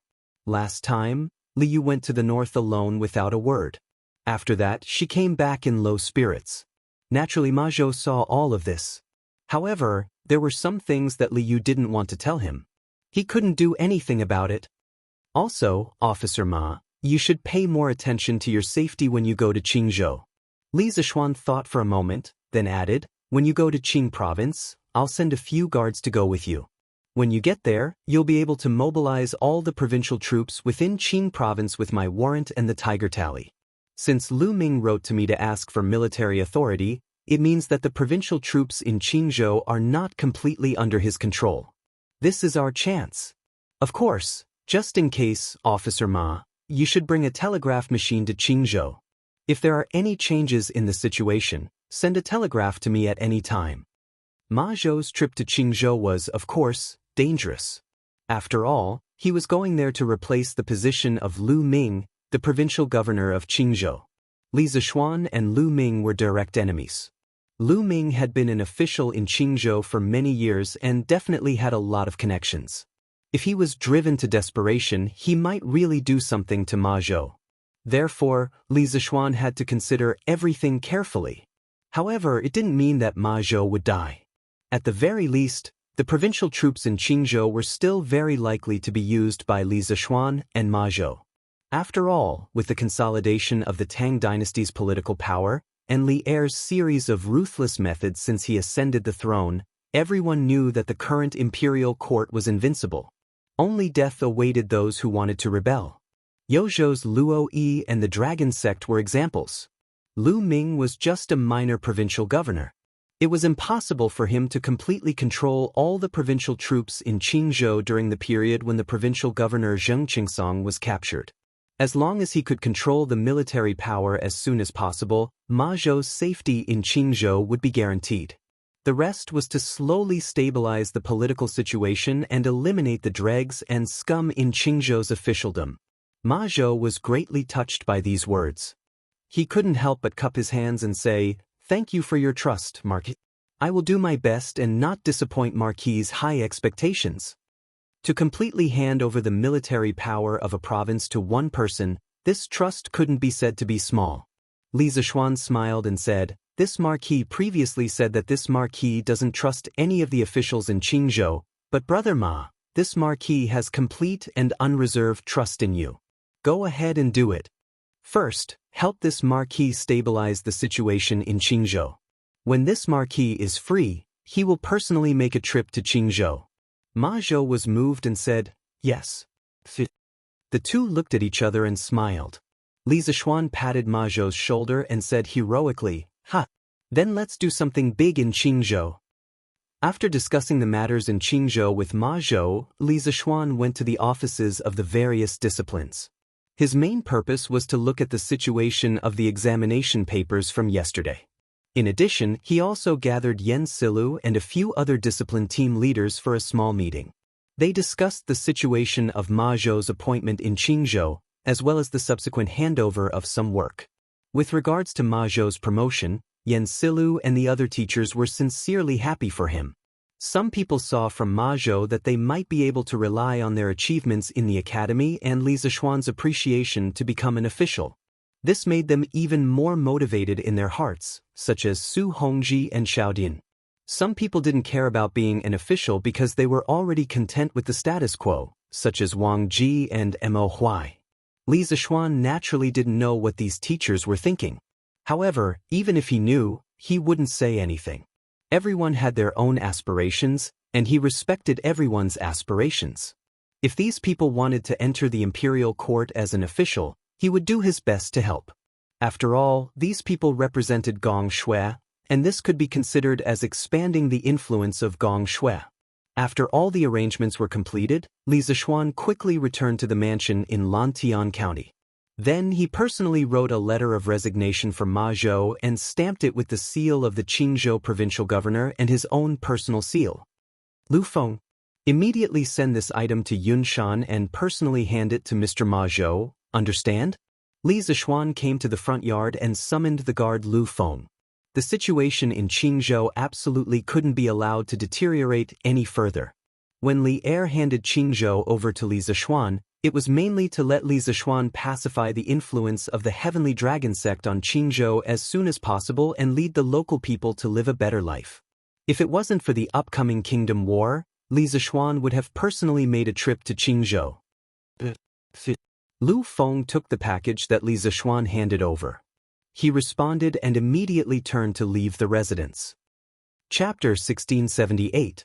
After sending someone to deliver the letter of appointment to Ma Zhou, Li Zixuan sat alone in the study room and closed his eyes to think. Due to the complex of modern people, he had always wanted to be a big landlord. Therefore, he was very happy every time he received a piece of land. Moreover, he would very seriously manage his land, such as the Han Village, Plum Village, Liujia Village, and so on. When he saw that the people in his land had enough food and clothing and lived in peace and contentment, Li Zixuan's heart was filled with a sense of accomplishment. However, Li Zixuan had thrown such a big mess in Qingzhou to him. Not only did this not give Li Zixuan any sense of accomplishment, but it also made him feel unusually tired. After all, there were too many problems that had to be considered when governing a state, let alone a poor and remote place like Qing State. Li Zixuan did not major in management in university. It was normal for him to feel uncomfortable when he suddenly received such a big mess. However, it was fortunate that he had Ma Zhou, the future prime minister of Tang Empire, to help him. Otherwise, he was afraid that he would not have any countermeasures to deal with the emergency situation in Qingzhou. Marquis, there is a letter from Qizhou. Please take a look. While he was deep in thought, Pang Feiji's voice suddenly came from outside the door. Li Zixuan immediately came back to his senses.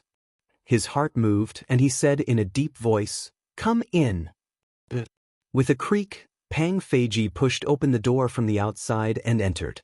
Then he carefully closed the door.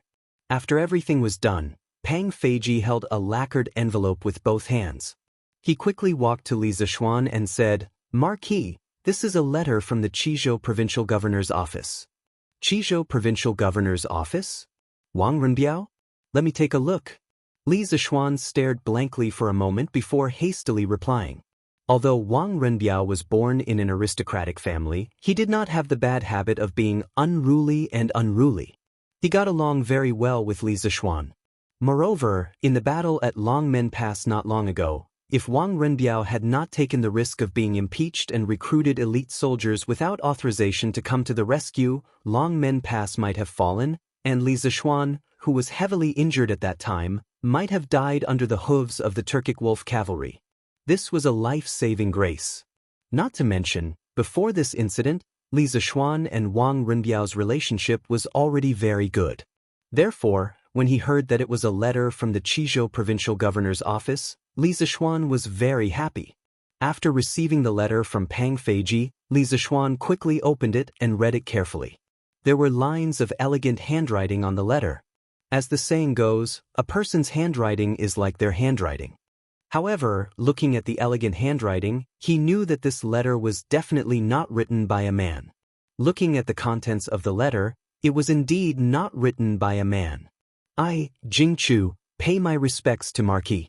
I have not seen him for more than a month, but I have heard of Marquis's actions of going up north to exterminate the locusts and ambushing the Turkic state preceptor. Marquis is valiant and brave, just like Li Guang during the Han dynasty. He is admirable. The beginning of the letter was a greeting, but at the same time, it also revealed the identity of the person who wrote the letter. It was Li Jingchu, and not Wang Renbiao as Li Zixuan had expected. Li Zixuan could not help but feel puzzled. He secretly wondered why Li Jingchu would write a letter to him. This was because he and Li Jingchu had never interacted directly. They had always interacted indirectly through Wang Renbiao. Could it be that something had happened to Wang Renbiao? After all, according to official history, Wang Renbiao had died in office due to illness. Thinking of this, Li Zishuan's heart suddenly sank. He hurriedly skipped the beginning of the letter and continued reading. On the 6th day of the 7th month, the eldest princess brought Provincial Governor Wang to Qizhou. Renbiao mentioned to the eldest princess about his marriage with me. When the eldest princess heard this, she was furious. She said that as a legitimate son of the Wang family, how could he fall in love with a commoner's daughter? She ordered Renbiao to break off his relationship with me. Renbiao did not agree. The eldest princess ordered the generals in the manor to expel me from the provincial governor's manor. Renbiao wanted to object, but filial piety was greater than the heavens. He could not openly contradict the eldest princess. He could only plead in every possible way and barely manage to protect me. In order to not make things difficult for Renbiao, I quietly left Yongzhou City that night. After my father was harmed by evil people, I no longer cared about matters of love. However, Renbiao took pity on me. He had done so much for me and even avenged my father's death for me. I am not made of gold and stone. How could I not be moved? I had thought that I was not worthy of the eldest son of the Wang family. I also expected that Renbiao and I would face many difficulties in the future. However, when things came to a head, the eldest princess and provincial governor Wang's determination exceeded my and Renbiao's expectations. I knew that it was impossible for me to step into the Wang family. I thought that as long as Renbiao could be happy, I would be satisfied. I originally thought that after I left Yongzhou City, I would be able to resolve this crisis. However, who knew that a few days ago, I heard rumors that Renbiao had fallen seriously ill and was bedridden again. I was extremely worried and returned to Yongzhou City. I wanted to visit the provincial governor's manor, but I was refused entry by the eldest princess's people. Helpless, I found Renbiao's old housekeeper and borrowed the provincial governor's manor's name to write a letter to Marquis. Marquis is Renbiao's best friend, and Renbiao is usually very respectful of Marquis. This humble girl does not have extravagant hopes that Marquis will allow this humble girl and Renbiao to be together forever. I only hope that Marquis can counsel Renbiao and help him resolve the knot in his heart so that he can recover quickly. This humble girl, Li Jingchu, respectfully greets you. After reading the letter, Li Zishuan's expression turned grave. He thought to himself, what's bound to come has indeed come. When Li Zishuan found out that Wang Renbiao was infatuated with Li Jingchu, he had predicted that the upper echelons of the Wang family would strongly oppose this marriage. At that time, Wang Renbiao had expressed that even if he was expelled from the Wang family because of Li Jingchu, he was willing to accept it. At most, he would just find another way to make a living. But who knew that Wang Renbiao would be so angered by Princess Tong, and that he would be bedridden? Furthermore, from the looks of it, he was currently under house arrest. Otherwise, he would definitely have chased after Li Jingchu when she left Yong City. In addition, at Longmen Pass, Leng Yuyao, who had accompanied Wang Renbiao, had secretly mentioned to Li Zishuan that the elders of the Wang family already knew about the matter between Wang Renbiao and Li Jingchu. At that time, Li Zishuan did not take it to heart. In his opinion, Wang Yu was the head of the Wang family. No matter how vicious a tiger was, it would not harm its own child. At most, it would take away some of the political resources that the Wang family had invested in Wang Renbiao, so that Wang Renbiao would not be able to continue his smooth-sailing career in the government. But who would have thought that these two elders would want to torture their own son to death? In the end, he had overestimated the importance of kinship in the aristocratic families and underestimated the coldness of those people. You leave first. I'll write a reply. Call Xiao Xian to grind the ink. After a long silence, Li Zishuan raised his head and ordered. Pang Feiji bowed and accepted the order. Just as he walked out, the door to the study was pushed open with a creak. It was Han Yushi, who had walked in with a cup of tea. Husband, this concubine just heard that you wanted to write a letter. How about I grind the ink for you? Chapter 1679. Wife, you're here. In the study of the Marquis's mansion. Li Zishuan forced a smile and greeted Han Yushi when he saw her push open the door and enter. I heard that you went into the study after returning and didn't come out for a long time, so I made a pot of tea and brought it over to quench your thirst. Han Yushi placed the tray with the teacup on the table beside Li Zishuan. Then, she saw that Li Zishuan seemed to have something on his mind, so she asked tentatively, "Husband, did something happen?" Li Zishuan shook his head and sighed. "AI. A pair of ill-fated mandarin ducks. Since you're here, please help your husband grind the ink." Ill-fated mandarin ducks. Husband. Han Yushi didn't understand, but she saw that Li Zishuan didn't seem to think much about it, so she didn't ask further. Instead, she came to the table and began to grind the ink for Li Zishuan. In fact, although Li Zishuan knew how to write with a brush, he didn't use a brush to write. After all, he wasn't used to it. Of course, the most important thing was that the workshop at Chitsu Pavilion had already made pencils and promoted their use in the academy. With such a convenient writing tool like a pencil, why would he use a brush? Wouldn't he be suffering?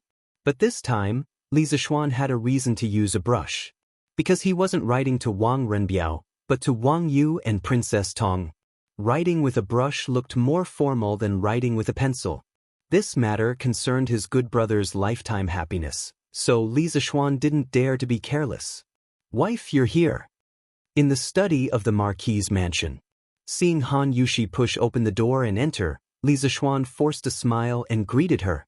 This concubine heard that husband went into the study after returning home and didn't come out for a long time, so this concubine brewed a pot of tea and brought it over to quench your thirst.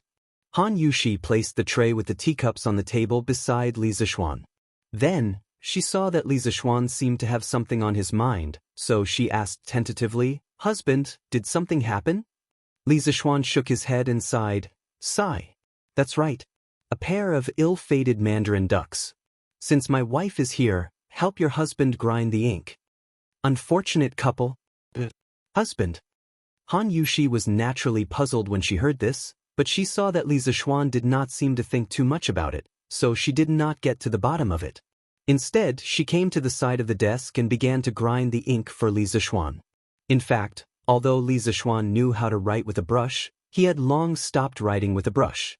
After all, he was not used to it. Of course, the most important thing was that the workshop of Chitsu Pavilion had long made pencils and promoted their use in the academy. With such a convenient writing tool like a pencil, why would he use a brush? Wouldn't it be torture? However, this time, Li Zishuan had a reason to use a brush.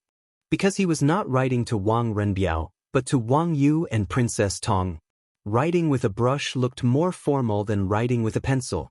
This matter concerned his good brother's lifetime happiness, so Li Zishuan did not dare to be careless. "Wife, you're here." In the study of the Marquis's mansion. Seeing Han Yushi push open the door and enter, Li Zishuan forced a smile and greeted her. "I heard that you went into your study after returning home and did not come out for a long time. So, I made a pot of tea and brought it over to quench your thirst." Han Yushi placed the tray with the teacup on the table beside Li Zishuan. Then, she saw that Li Zishuan seemed to have something on his mind, so she asked tentatively, "Husband, did something happen?" Li Zishuan shook his head and sighed. "Sigh. A pair of ill-fated mandarin ducks. Since you're here, please help your husband grind the ink." Ill-fated mandarin ducks. Husband. Han Yushi was naturally puzzled when she heard this, but when she saw that Li Zishuan did not seem to think too much about it, she did not probe further. Instead, she came to the side of the desk and began to grind ink for Li Zishuan. In fact, although Li Zishuan knew how to write with a brush, he had long stopped writing with a brush. After all, he was not used to it. Of course, the most important thing was that the workshop of Chitsu Pavilion had long made pencils and promoted their use in the academy. Why would he use a brush when he had a convenient writing tool like a pencil? Wouldn't it be torture? However, this time, Li Zishuan had a reason to use a brush. Because he was not writing to Wang Renbiao, but to Wang Yu and Princess Tong. Writing with a brush looked more formal than writing with a pencil. This matter concerned his good brother's lifetime happiness, so Li Zishuan did not dare to be careless. "Wife, you're here." In the study of the Marquis's mansion. Seeing Han Yushi push open the door and enter, Li Zixuan forced a smile and greeted her. I heard that husband went into the study after returning home and did not come out for a long time, so I made a pot of tea and brought it over to you to quench your thirst. Han Yushi placed the tray with the teacup on the table beside Li Zixuan. Then, she saw that Li Zixuan seemed to have something on his mind, so she asked tentatively, "Husband, did something happen?" Li Zixuan shook his head and sighed. "Alas, a pair of ill-fated mandarin ducks. Since you're here, please help your husband grind the ink." Ill-fated mandarin ducks. Husband. Han Yushi was naturally puzzled when she heard this, but she saw that Li Zixuan did not seem to think too much, so she did not get to the bottom of it. Instead, she came to the side of the desk and began to grind ink for Li Zixuan. In fact, although Li Zixuan knew how to write with a brush, he had long stopped writing with a brush. After all, he was not used to it. Of course, the most important thing was that the workshop of Chitsu Pavilion had long made pencils and promoted their use in the academy. Why would he use a brush when he had a convenient writing tool like a pencil? Wouldn't it be torture? However, this time, Li Zixuan had a reason to use a brush. Because he was not writing to Wang Renbiao, but to Wang Yu and Princess Tong. Writing with a brush looked more formal than writing with a pencil. This matter concerned his good brother's lifetime happiness, so Li Zixuan did not dare to be careless. "Wife, you're here." In the study of the Marquis's mansion. Seeing Han Yushi push open the door and enter, Li Zixuan forced a smile and greeted her. I heard that husband went into the study after returning home and did not come out for a long time, so I made a pot of tea and brought it over to you to quench your thirst. Han Yushi placed the tray with the teacup on the table beside Li Zixuan. Then, she saw that Li Zixuan seemed to have something on his mind, so she asked tentatively, "Husband, did something happen?" Li Zixuan shook his head and sighed. "Alas, a pair of ill-fated mandarin ducks. Since you're here, please help your husband grind the ink." Ill-fated mandarin ducks. Husband. Han Yushi was naturally puzzled when she heard this, but she saw that Li Zixuan did not seem to think too much, so she did not get to the bottom of it. Instead, she came to the side of the desk and began to grind ink for Li Zixuan. In fact, although Li Zixuan knew how to write with a brush, he had long stopped writing with a brush. After all, he was not used to it.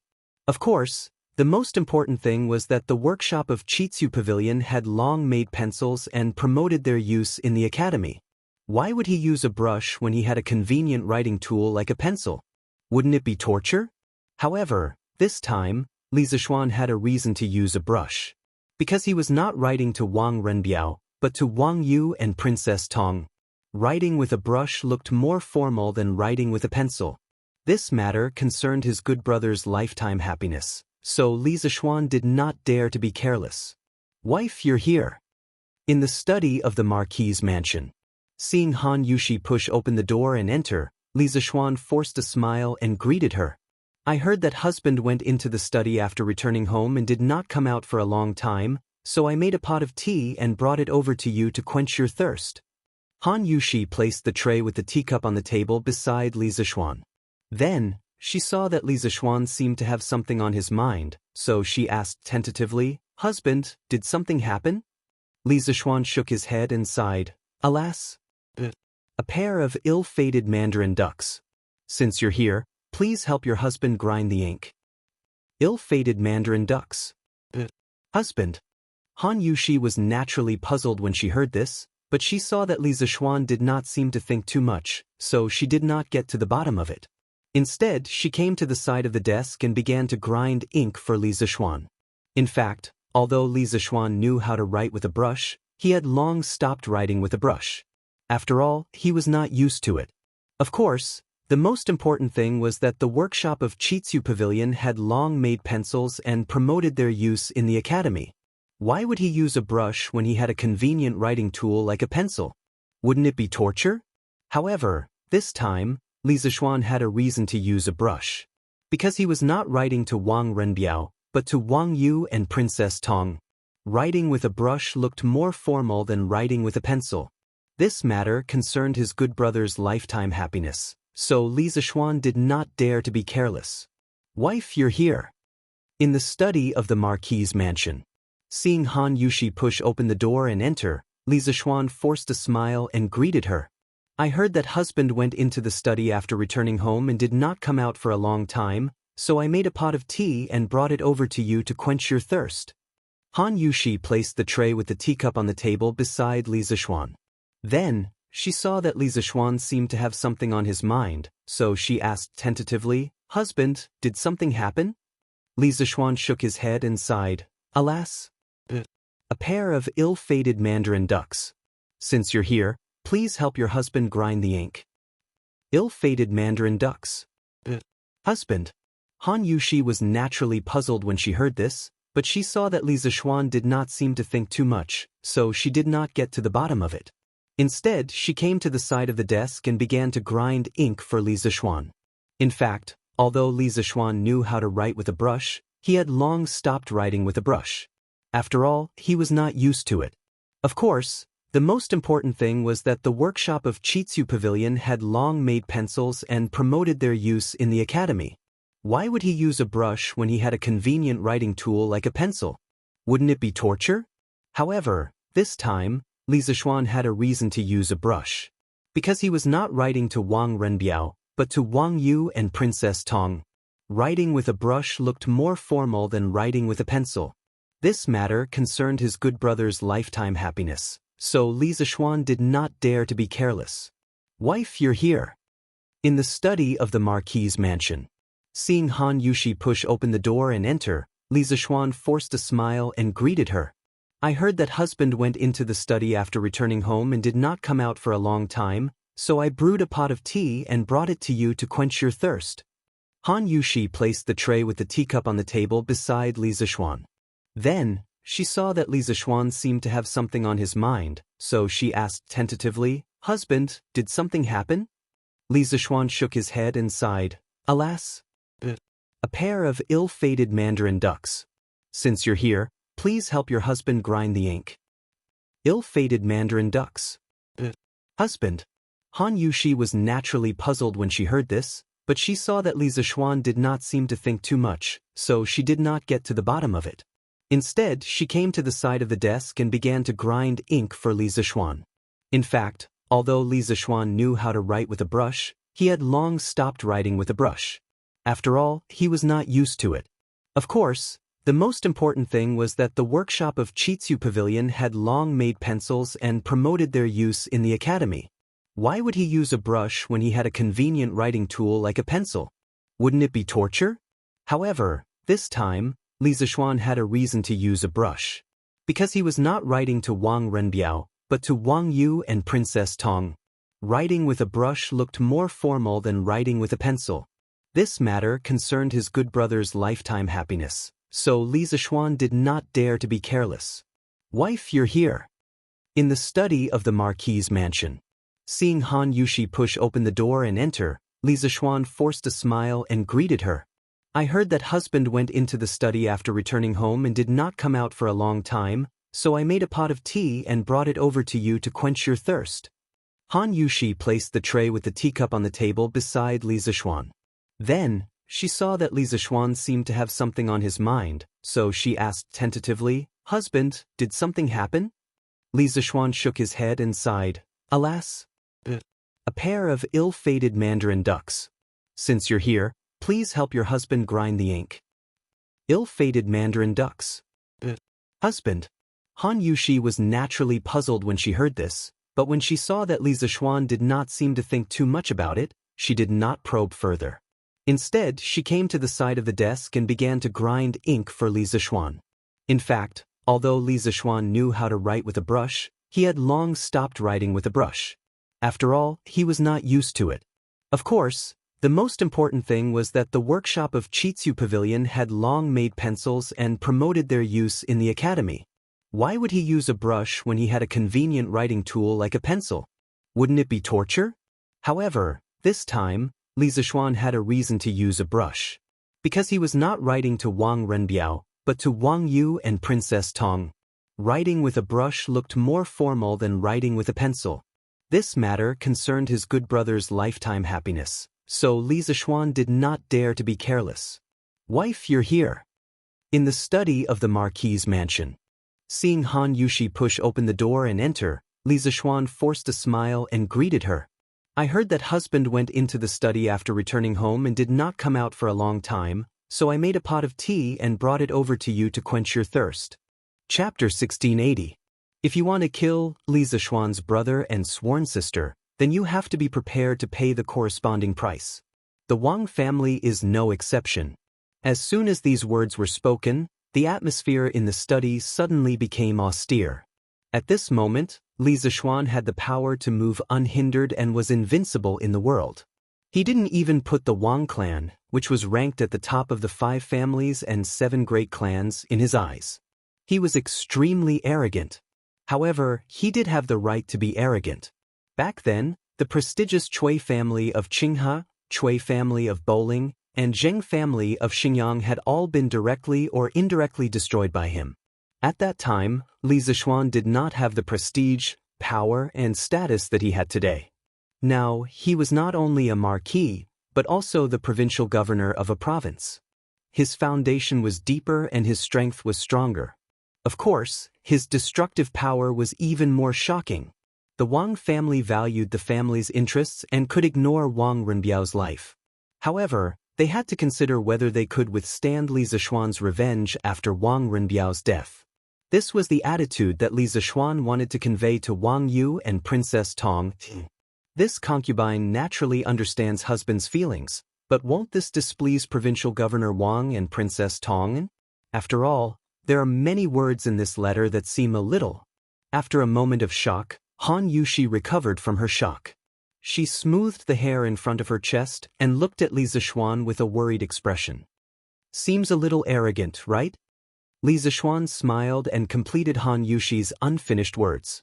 Then he snorted and said, This will depend on how Provincial Governor Wang and Princess Tong weigh the pros and cons. Will they continue to break up the affectionate couple and fall out with me, or will they let them go and do me a favor? Renbiao and I are as close as brothers, but I still have important matters to attend to. This is all I can do. If not, I will personally make a trip to Qizhou. After that, Li Zixuan folded the 2 pieces of paper and put them in an envelope. After he finished painting it, he shouted at the door, Feiji, come in. With a creak, Pang Feiji, who had been waiting outside the door for a long time, hurriedly pushed the door open and entered. Li Zixuan handed over the letter and instructed, arrange for someone to deliver this letter to the Qizhou provincial governor's manor as soon as possible and personally hand it over to Provincial Governor Wang Yu. Pang Feiji bowed and accepted the order. Then he took the letter and left. Only Li Zixuan and Han Yushi were left in the study. Li Zixuan picked up the teacup that Han Yushi had just brought in. Although the tea was a little cold, it was still fragrant when he placed it at the tip of his nose and sniffed it. Li Zixuan took a sip. Husband, you mentioned that you have an important matter to attend to. Is it the matter of going to the Black Armored Army's camp in 2 days? That's right. Li Zixuan put down the teacup and nodded. Although Renbiao's situation is critical, there might be other solutions. Now that the kingdom war is imminent, at such a crucial time, nothing can be compared to the preparation for the Turkic Khaganate. This concerns the lives of millions of people in the Tang Empire. We can't be careless. Hearing this, Han Yushi instantly fell silent. She understood the affairs of the country and the people of the world. But now, her loved ones were about to embark on an extremely difficult and dangerous path for the so-called people of the world. This was a little hard for her to accept.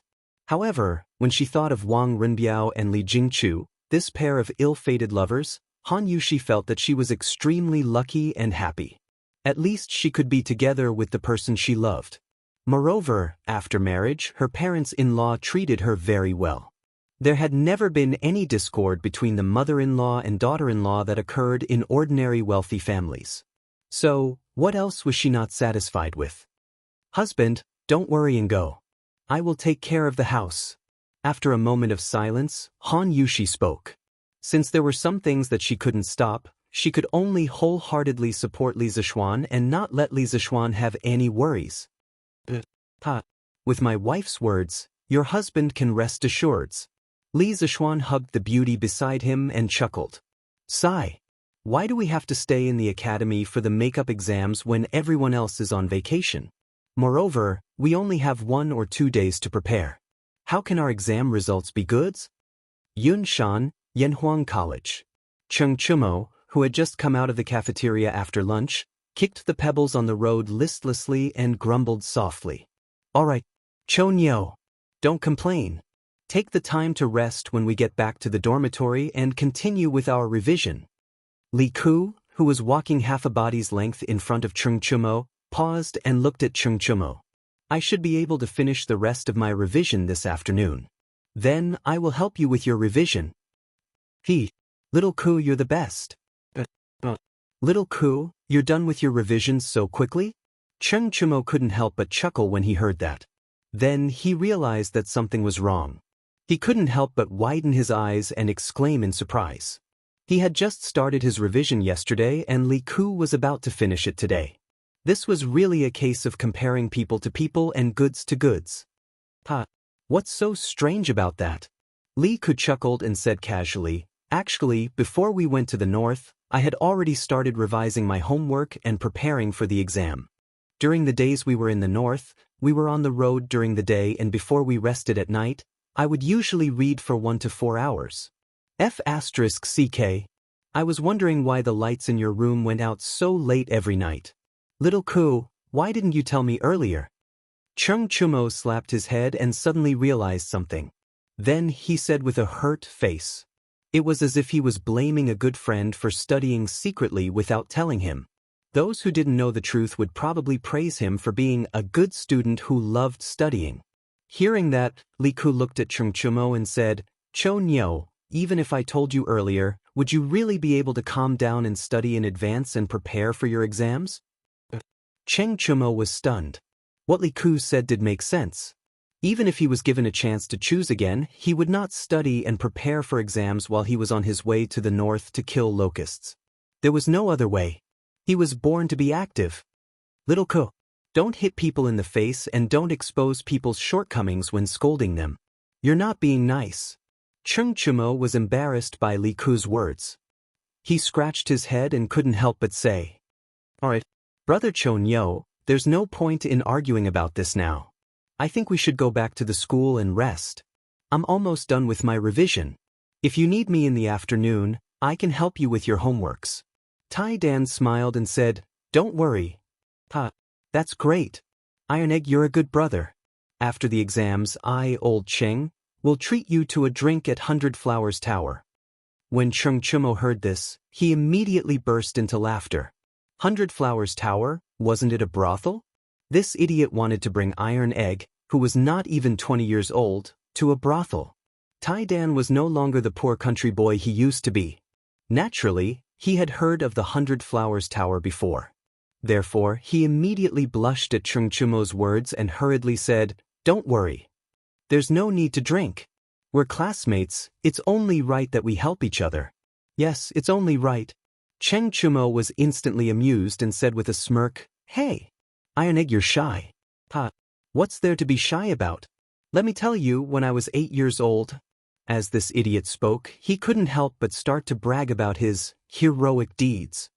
Meng Wenhao and Ku Shiqing, who had just returned from Shuzhong, couldn't help but smile when they saw this. Isn't that Qin Ke? Where is he going? When they were approaching the academy's Guanghua building, Li Ku suddenly saw Li Tai hurrying along the main road of the academy towards the gate. He couldn't help but ask in confusion. Qin Ke? That's right. Qin Ke just finished his exams a few days ago. Can't you just ask him to help with your homework? Hearing the 2 words, Qin Ke, Cheng Chumo's eyes suddenly lit up. He smiled and immediately ran in the direction of Li Tai. As he ran, he shouted, Hey! Qin Ke, stop. Li Ku and the others instantly understood the reason why Cheng Chumo was so enthusiastic. They couldn't help but cover their faces with their hands. It was really shameful to be associated with this guy. A moment later, Virgin, you want me to leak the exam questions to you and help you cheats? Absolutely impossible. Cheng Chumo's intention was actually very simple.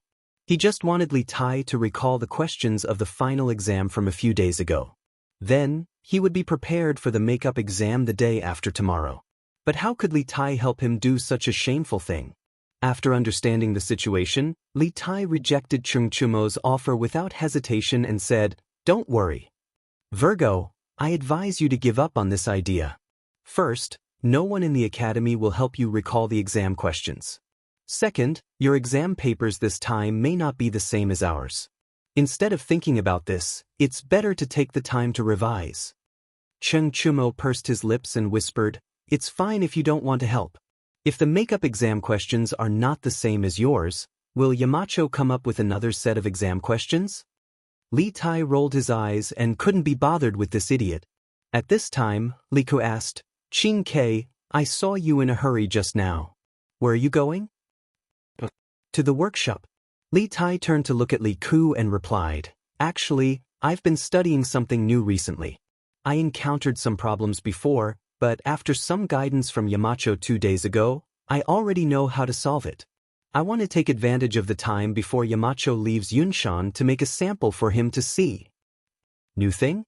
Qing Ke, what is this new thing that you're so interested in?" Li Ku was naturally envious of Li Tai's personal guidance from Li Zishuan, but he was undoubtedly more curious about the new thing that Li Tai mentioned, so he couldn't help but ask. "It's a tool that can transmit sound over a long distance. Simply put, it means that no matter how far apart two people are, they can talk and listen to each other through this tool." Li Tai looked around and after seeing that there was no one around, he replied, "Long-distance transmission? You can make such a godly object, Qing Ke? That's amazing." When Li Ku heard this, he couldn't help but open his eyes wide and exclaim. Not only him, but Cheng Chumo, Iron Egg, Meng Wenhao, Kushir Qing, and the others all looked at Li Tai in disbelief. This was because before this, they had never even thought of building such a long-distance sound transmission tool. Cough cough. Lower your voice. Lower your voice. Although the telephone was not part of the Academy's trump card project, its research had always been carried out in secret. Seeing Li Tai's surprised face, Li Tai hurriedly said with a nervous expression, "That thing hasn't been completed yet. It's only in the experimental stage. In theory, it's feasible, but in reality, there are still many problems. Fortunately, Yamacho has provided me with some ideas to solve the problems. I've been busy modifying that thing for the past 2 days." Li Ku heard this and exclaimed, "So, Qing Ke, the godly object that you mentioned just now, in theory, can really be made?" "That's right. In theory, it is indeed feasible." Li Tai nodded solemnly. Li Ku, Iron Egg, and the others couldn't help but look at each other. They could see the deep shock in each other's eyes. "Qing Ke, you're really amazing now. If that godly object of yours is completed, you must show it to us first." After a moment of silence, Li Ku couldn't help but exclaim, Yes. If this thing is completed, I'll be the first to try it." Cheng Chumo also excitedly echoed, "Ha. Of course, that's not a problem." Li Tai nodded with a smile. "All right. Qing Ke, you said that you want to make it before Yamacho leaves Yunshan. What does that mean? Could it be that Yamacho has plans to travel abroad recently?" Ku Shiqing asked at this time. Chapter 1681. Uncle Ma, I heard you were looking for me? The next morning, in the new workshop of the interesting pavilion, in a room in the editorial department of Datang Daily, Liu knocked on the door and entered. She asked Ma Zhou softly, who was standing in front of the window with his hands behind his back. In the academy, people called Ma Zhou Mr. Ma. In the workshop, people called Ma Zhou Caretaker Ma or Old Ma. In fact, Liu was probably the only person who called Ma Zhou Uncle Ma. Ma Zhou was against this form of address at first because he felt that he was not that old. However, after a long time, Ma Zhou was used to this form of address given by Liu. At this moment, he turned around and smiled kindly at Liu. "Liu, you're here? Sit down and talk." As he spoke, he pointed at a chair opposite his desk. Liu never knew how to write the word restraint in front of Ma Zhou. Hearing this, she did not stand on ceremony and directly sat on the chair. Then, she said half-jokingly, "Uncle Ma, seeing how serious you are, could it be that you called me here today because of my good performance in the past year and you want to increase my salary?" Of course, this was a joke. Li Yu and Ma Zhou's relationship had always been good. The two of them often joked about similar things. However, what Li Yu did not expect was that Ma Zhou, who had just sat opposite her, actually nodded. Yes, little Yu, you guessed it right. I called you here today to increase your salary. Li Yu couldn't help but stare with her eyes wide open when she heard this. She really suspected that there was something wrong with her ears, or perhaps there was something wrong with Ma Zhou's head. Otherwise, how could he have heard such shocking and unreasonable words? Uncle Ma, you're not kidding me, are you? I don't have the time to play with you. I haven't finished my draft for today. After a moment of shock, Li Yu pouted and said with some dissatisfaction. Obviously, she didn't take Ma Zhou's words seriously. Unexpectedly, Ma Zhou said with a serious face, Little Yu, I'm not joking with you. Over the past year, you've gone from knowing nothing about news writing to becoming the gold medal reporter of Datong Daily. All of us have seen the effort you've put in and the results you've achieved. Marquis and I do want to increase your salary. Not only that, but Marquis also plans to let you slowly take over the affairs of Datong Daily. In time, perhaps the entire Datong Daily editorial department will be handed over to you. What? Sir, you want me to take over the editorial department? When Li Yu heard that, she almost jumped out of her chair. She said in disbelief, But I was only in charge of writing the news. Weren't you always in charge of the editorial department? Why would Sir make such an arrangement? Li Yu was actually very satisfied with her current life. Every day, she would go out to gather information and write a few news articles. Every month, she would have a decent income. Occasionally, she would even be able to expose some illegal activities among the people, punishing evil and promoting good. This life was really fulfilling and valuable. As for Ma Zhou's position in the editorial department of Datong Daily, Li Yu wasn't very interested. I was in charge of the editorial department before, but I'm leaving Lantian County soon. Seeing Li Yu's excited face, Ma Zhou said in a low voice. Leaving Lantian County? Could it be that, sir? When Li Yu heard that, her heart skipped a beat. Her face suddenly showed a trace of worry. She subconsciously thought that Ma Zhou had done something wrong recently, so Li Zixuan wanted to remove Ma Zhou from his position in the editorial department. What kind of person was Ma Zhou? How could he not see through Li Yu's thoughts? He quickly waved his hand and said, Little Yu, don't misunderstand. I'm leaving Lantian County because I have more important things to do. Marquis is now the provincial governor of Jianghu, but there's still a lot of work in the capital. So, Marquis appointed me as the chief secretary of Jianghu provincial governor's residence and asked me to go to Jianghu to take over the affairs there. This afternoon, I'm leaving. So that's the case. When Li Yu heard that, she couldn't help but let out a sigh of relief. Then, she smiled and said, Then I should congratulate Uncle Ma for being promoted. When I have time to go to Jianghu, Uncle Ma, as a local snake, you have to treat me well.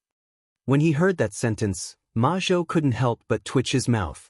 This girl really didn't know how to use words.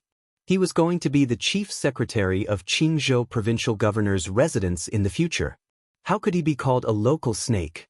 But how can I manage the entire editorial department by myself? How can I have that ability? At this moment, Li Yu remembered what Ma Zhou said at the beginning and couldn't help but speak out hesitantly. Ma Zhou smiled and said, Of course, your current ability isn't enough to manage the entire editorial department. So, Marquis only asked you to slowly take over and familiarize yourself with it. Currently, the editorial department should be directly managed by Marquis. Also, don't you have Yu Shaojian and the others to help you on normal days? Datong Daily had become the official mouthpiece of the imperial court. Naturally, there was no lack of supervision from the imperial court. Last year, Li Er sent a few scholars with both ability and integrity to enter Datong Daily's editorial department to review and supervise the contents of the daily newspaper. After more than a year of interaction, the editors in the editorial department and these scholars got along very well. There wasn't any hostility and instead, they often helped each other. Oh, all right then. I'll give it a try. Li Yu thought for a while and finally nodded her head to accept this task. It wasn't that she was greedy for money. The salary she received every month was more than enough for her. It was mainly because she was grateful to Li Zixuan and Ma Zhou for taking care of her for the past year. She wanted to share the burden of Li Zixuan and Ma Zhou. If that's the case, then I'm relieved. Ma Zhou let out a sigh of relief and smiled. After a pause, he said, Little Yu, I know that you've been looking for the whereabouts of your parents. Marquis and I will do our best to help you find them. But this kind of thing can't be rushed. Maybe when the time comes, your parents will automatically appear in front of you. Don't be depressed because of this. Although Li Yu's face was full of smiles, the attentive Ma Zhou could still see a faint trace of worry between Li Yu's brows. He had always treated Li Yu as his own sister. Before he left, of course, he was still a little worried. Hearing this, Li Yu suddenly became silent. Her expression changed. In the end, she forced a smile and said, Uncle Ma, look at what you're saying. How can I be depressed? Aren't I fine right now? Oh, right, you're going to Qingzhou alone. You should be careful. I'm still waiting for you to gain a foothold there and then go to Qingzhou to play. Ma Zhou sighed helplessly and said, You don't have to worry about my safety. This time, Marquis will send some guards to go with me. Little Yu, take care. After saying this, he stood up and walked out of the room with his hands behind his back. Li Yu quickly stood up and shouted at Ma Zhou. Uncle Ma, you take care too. Yu Yao, how's Ren Biao? Still not eating? Qizhou, Yong County, front hall of the provincial governor's mansion. Wang Yu and a well-dressed woman with a graceful temperament were sitting at the head of the table.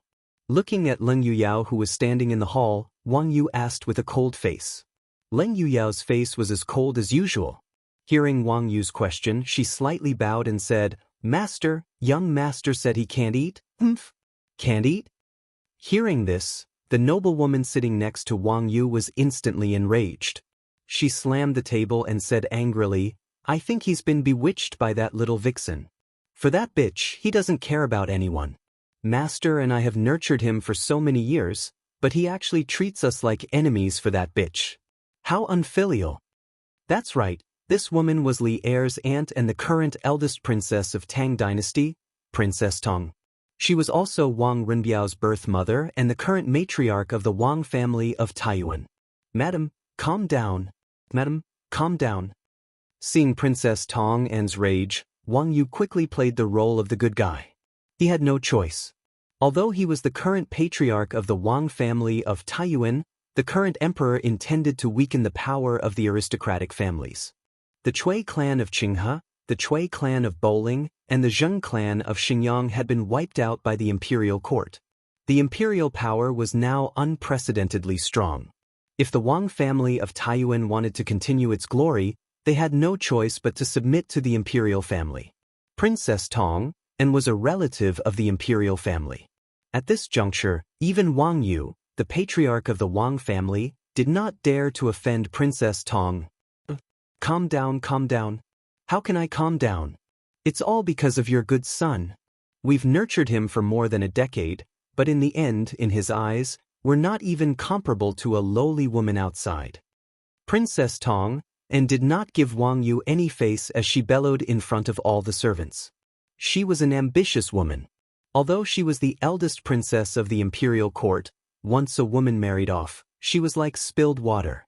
Sometimes, the imperial family could support her, but if she wanted to maintain a stable position in a large clan like the Wang family, other than the imperial family's support, she had to rely on her own efforts. Wang Renbiao was the key to maintaining her unshakable position in the Wang family. Thus, she had spared no effort in nurturing Wang Renbiao. However, she had never imagined that the eldest son of the Wang family, Wang Renbiao, would fall in love with the daughter of a commoner merchant. If news of this got out, Wang Renbiao would probably become the laughingstock of all the aristocratic families. After all, although the 5 surnames and 7 hopes were no longer as glorious as they were in the past, the bloodlines of aristocratic families were still noble and unattainable. In the imperial court, countless civil and military officials hoped that they or their descendants could marry a descendant of the 5 surnames and 7 hopes. This was especially true for Wang Renbiao, who not only possessed the bloodline of the Wang family of Taiyuan, but also the blood of the imperial family. His bloodline was noble. Now that Wang Runbiao wanted to marry a commoner, this was a stain on the bloodline of the aristocratic families. The other clans of the 5 surnames and 7 hopes would ridicule him, and the elders of the Wang family would not let him off. In the end, Wang Runbiao might be marginalized by the Wang family. In the future, the Wang family would not give Wang Runbiao any resources, much less any help. This caused Princess Tong's many years of planning and management to go up in smoke. It was said that a mother's status depended on her son. If Wang Runbiao could not provide her with a strong political foundation, as his mother, even if she had the status of a princess, she would soon be removed from the center of power in the Wang family. Therefore, after learning about Wang Runbiao and Li Jingchu, Princess Tong flew into a rage and brought her husband to kill their way from Suizhou to Qizhou. In the main hall, Wang Yu had an embarrassed look on his face. He was truly helpless against the furious Princess Tong. Since he wants that bitch so much, I'll have someone tie her up and throw her into the river to feed the fish. Let's see if he's still willing to eat. After a pause, Princess Tong finally made up her mind. She stood up angrily and said to Leng Yuyao, take someone to that bitch's house and tie her up for me. This? Leng Yuyao was shocked. She was envious and jealous of Li Jingchu, but she knew that Wang Runbiao truly liked Li Jingchu. As long as Wang Runbiao liked someone, whether it was a friend or a love rival, she would do her best to protect them. However, Princess Tong had ordered her to kill Li Jingchu. Leng Yuyao was against this order from the bottom of her heart. Moreover, she knew that if Li Jingchu died like this, Wang Runbiao would not continue living and would not forgive her even in death. Madam, you mustn't. Before Leng Yuyao could say anything, Wang Yu could no longer sit still. He hurriedly stood up to dissuade her. Madam, Li Jingchu is just a commoner. She didn't steal or rob, nor did she commit any crimes. As an official of the imperial court, how can I let anyone take her away as they please? No matter what, this is still a human life. In a feudal society, there was naturally darkness everywhere. This was especially true for aristocratic families. Every month, servants and maidservants would die an unnatural death. In the eyes of the upper echelons, some human lives were indeed worthless. However, Li Jingchu was not a slave. She was a commoner. No matter if it was an aristocratic family or an official of the imperial court, no one could casually put a commoner to death. At the very least, they could not brazenly put a commoner to death like this. Even if Li Jingchu had committed a serious crime, Wang Yu and Princess Tong would not be able to kill her with just a few words. The imperial court was very strict when it came to the death penalty for criminals. It even required Li Heir to personally review it. Therefore, once a human life was involved, Wang Yu could not sit by and do nothing. After hearing Wang Yu's words, Princess Tong knew that she had misspoken. Her phoenix eyes were filled with anger. If we can't kill her, then we'll break her legs and scratch her face. Let's see if my son will give up then. Leng Yuyao, bring some people over now. Seeing that Princess Tong was willing to listen, Wang Yu sat back down. It was fine as long as no lives were taken. This was his principle and bottom line. However, Leng Yuyao did not immediately accept the order. She remained silent for a moment before gritting her teeth and cupping her fists. Forgive me, princess, but Yuyao cannot accept the order. The moment she said that, everyone was shocked. Princess Tong's eyes were filled with anger. She walked step by step to Leng Yuyao and said coldly, Leng Yuyao, you dare to disobey the order? Chapter 1682. If the ruler wants the subject to die, the subject has no choice but to die. This saying was used to describe the relationship between ruler and subject in feudal dynasties, but it also applied to the relationship between master and servant in this era. If the master wanted a servant to die, it was too easy. He could find a random reason to kill the servant, and the servant would not be punished by the imperial court's laws. Thus, in this era, the master was the servant's heaven. In the main hall, Princess Tong glared at Leng Yuyao, the anger and hatred in her eyes undisguised. If looks could kill, Leng Yuyao would have been riddled with holes by now. The other servants and maids in the room all kept quiet out of fear, not even daring to breathe loudly. They knew that although looks could not kill, a furious Princess Tong, and could very well kill someone. Your Highness, Yuyao does not dare.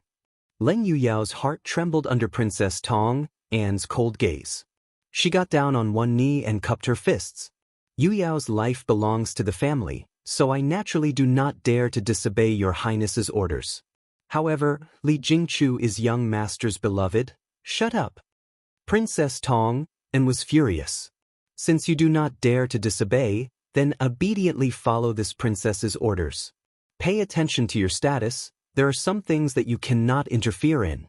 You only need to listen to orders. Princess Tong Anne's tone was incomparably cold. Everyone could feel that the matriarch of the Wang family of Taiwan was on the verge of exploding with rage.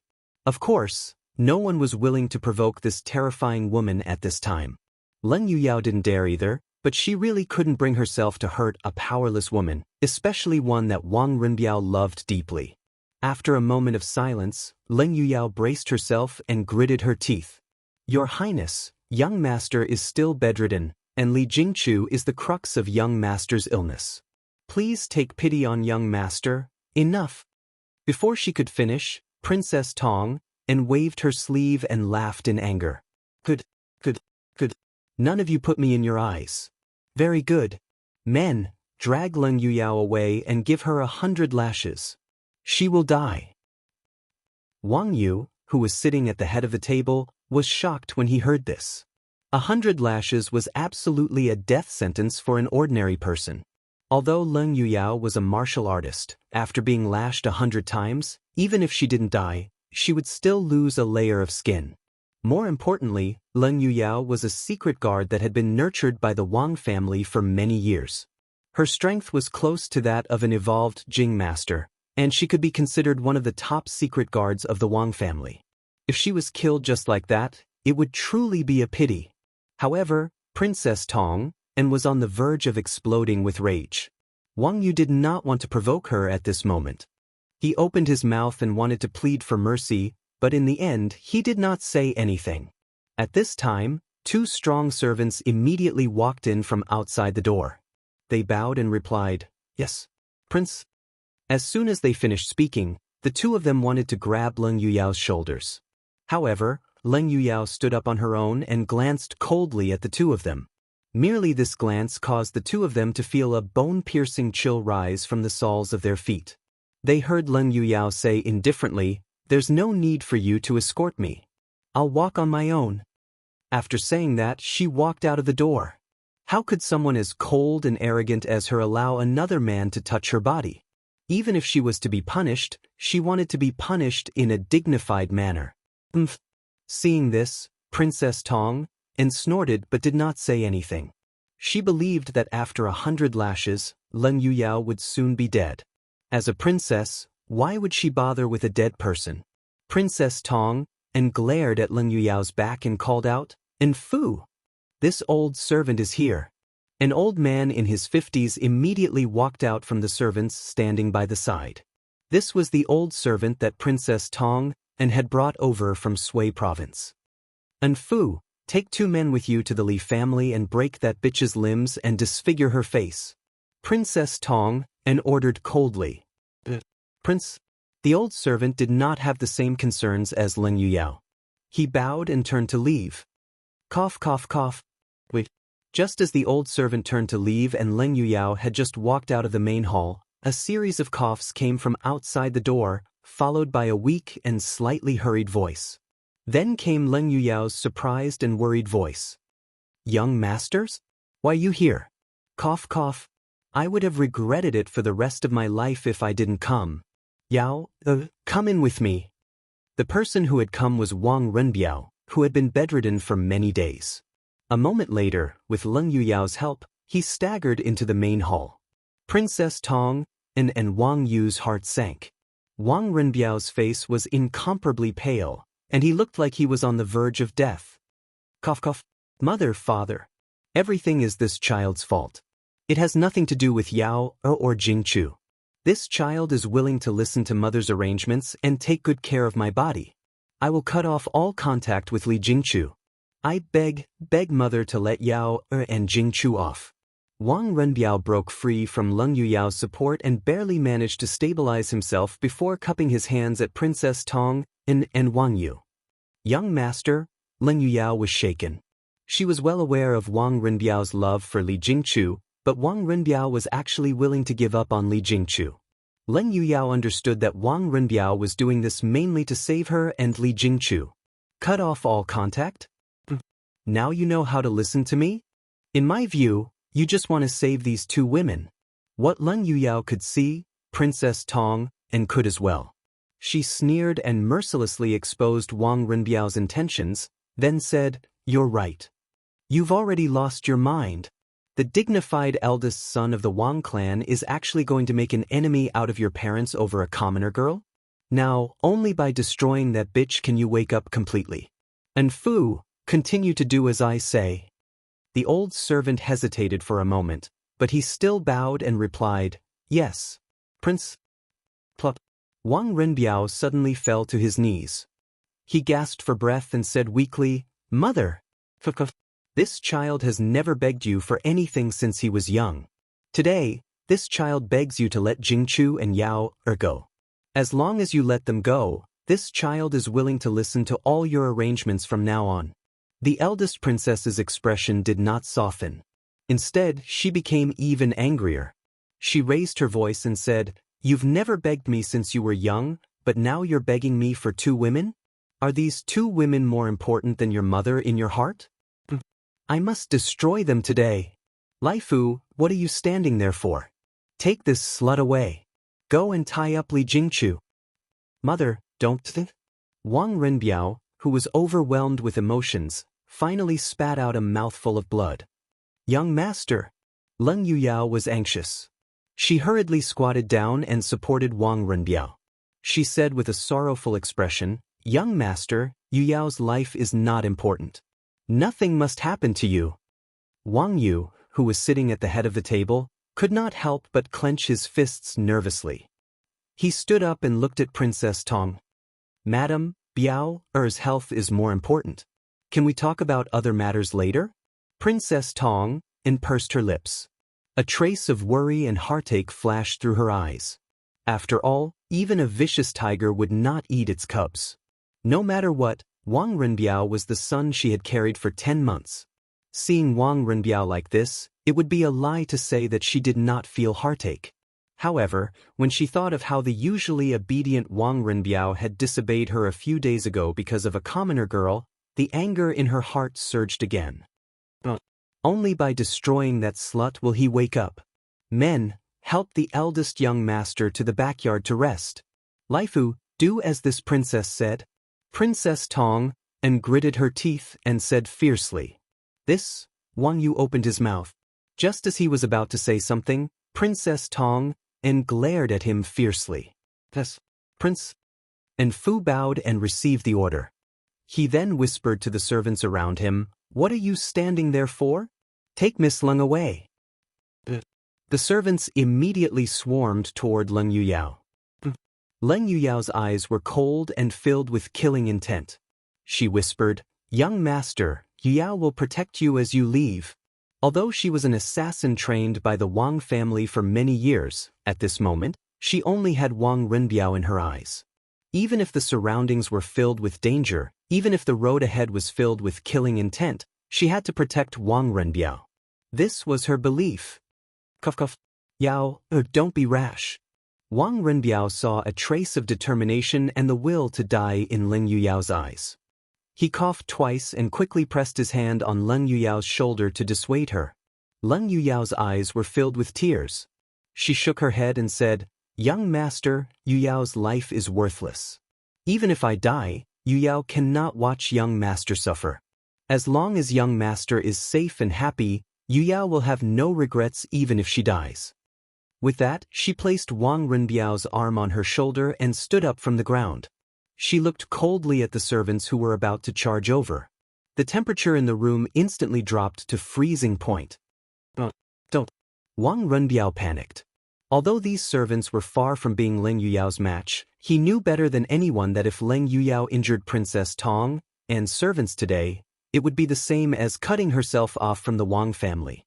From then on, she would be the Wang family's mortal enemy. There would only be one end for her, faith.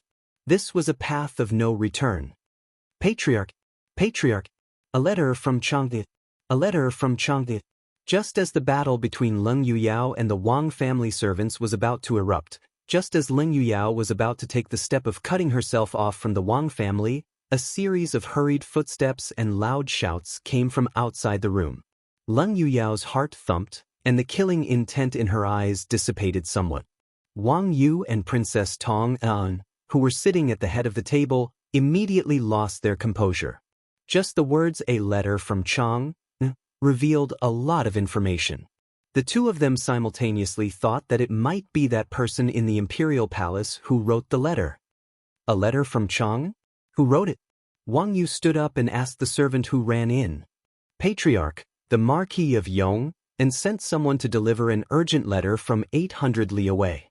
He said that it must be opened by Patriarch or the princess. The servant raised the letter over his head and bowed. Qizhou was located northwest of Chang, and city, only 400 to 500 li away. Thus, Li Zishuan's letter could reach Qizhou today. The Marquis of Yong? Wang Yu and Princess Tong, and looked at each other in confusion. Wang Yu's eyes darkened as he said, "Quickly bring it up." When Wang Renbiao heard that it was a letter from Li Zishuan, he couldn't help but be stunned, his eyes filled with surprise and confusion. Meanwhile, Leng Yuyao couldn't help but sigh in relief. She understood that even if today's matter couldn't be resolved peacefully, at least Wang Yu and Princess Tong, and wouldn't make things too difficult for Wang Renbiao over Li Jingchu's matter. Yes. The servant replied and slowly walked forward to hand the letter to Wang Yu. Wang Yu reached out to take it. After seeing that the seal was still intact, he opened the letter and took out a stack of paper. Wang Yu unfolded the paper and saw the words written on it. The peacock flies southeast, circling once every 5 li. At 13 she can weave silk. At 14, she can tailor. At 15 she can play the kongho. At 16, she can recite poetry. At 17, she is the wife of a monarch. Her heart is filled with sorrow. At this moment, Princess Tong, and also turned to look at the letter in Wang Yu's hand. Isn't this Jiao Zhongqing's wife? What does the Marquis of Yong and mean? After a moment, the two of them finished reading the contents of the first piece of paper. They couldn't help but look at each other and ask softly in confusion. Both of them were well-read people and naturally recognized where the contents of the letter came from. At this moment, Wang Yu had a hint of understanding in his heart, but he still wasn't sure what Li Zishuan was trying to express. However, he saw that there was another piece of paper under the letter. Wang Yu pulled it out and said, "Madam, there's another letter here." As he spoke, Wang Yu unfolded the other letter and saw the words written on it. To Provincial Governor Wang and Eldest Princess. This junior suddenly heard that Renbiao is seriously ill again and is worried and unable to calm down. However, this junior still has important matters to attend to in the capital and cannot personally visit Qizhou. Thus, I wrote this letter to ask about it. Renbiao, gentle and pure, honest and magnanimous, my brother. Jingchu, pure and beautiful, gentle on the inside but firm on the outside, my adopted sister. I swear to go to the heavens and the underworld to avenge my brother. This junior Li Zishuan respectfully greets your highness. When he read the second letter, Wang Yu's expression became more and more solemn, while Princess Tong An's expression became more and more furious. Bastard! This Li Zishuan dares to lecture this princess? What right does he have? When she read the last line, I swear to go to the heavens and the underworld to avenge my brother, Princess Tong, and couldn't hold back her anger any longer. Wang Yu's expression changed, and he hurriedly put away the letter. He looked at Princess Tong and said in a low voice, "Madam, do not speak nonsense. The Marquis of Yong and had good intentions. Today's matter ends here. From today onwards, you and I will not interfere with Renbiao and Li Jingchu's marriage." But Princess Tong looked at Wang Yu in surprise, but Wang Yu mercilessly said, "There are no buts. This old man is the head of the Wang family. Come, help young Master Wang to the rear hall to rest. In addition, Send someone to the Li family to deliver the betrothal gifts and choose a day to marry Li Jingchu into the estate. Wang Yu, who had seemed somewhat henpecked a moment ago, suddenly became incomparably domineering. Only now did he seem like the current head of the Wang family of Tang. Chapter 1683. What? Does this old man's words no longer carry weight? In the main hall of the Qizhou provincial governor's estate, Wang Yu seemed to have become a completely different person, shocking everyone. The servants who had followed Princess Tong An's orders and wanted to enter to capture Leng Yuyao were all stunned on the spot. For a moment, they did not know whether to advance or retreat. It could be said that they were in a dilemma. Seeing this, Wang Yu's face could not help but sink as he coldly said. He usually gave in to Princess Tong An on small matters, but modesty did not mean that he was afraid of her.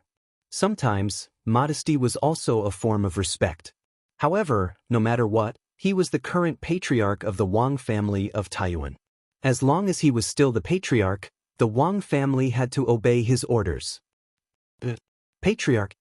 Seeing Wang Yu's dignified expression and signs of anger, the Wang family servants quickly regained their wits and bowed to receive the order. An Fu then bowed again and said, "This old servant will bring people to prepare the betrothal gifts and bring a matchmaker to the Li family to present the betrothal gifts." Wang Yu nodded in satisfaction and said, "Go."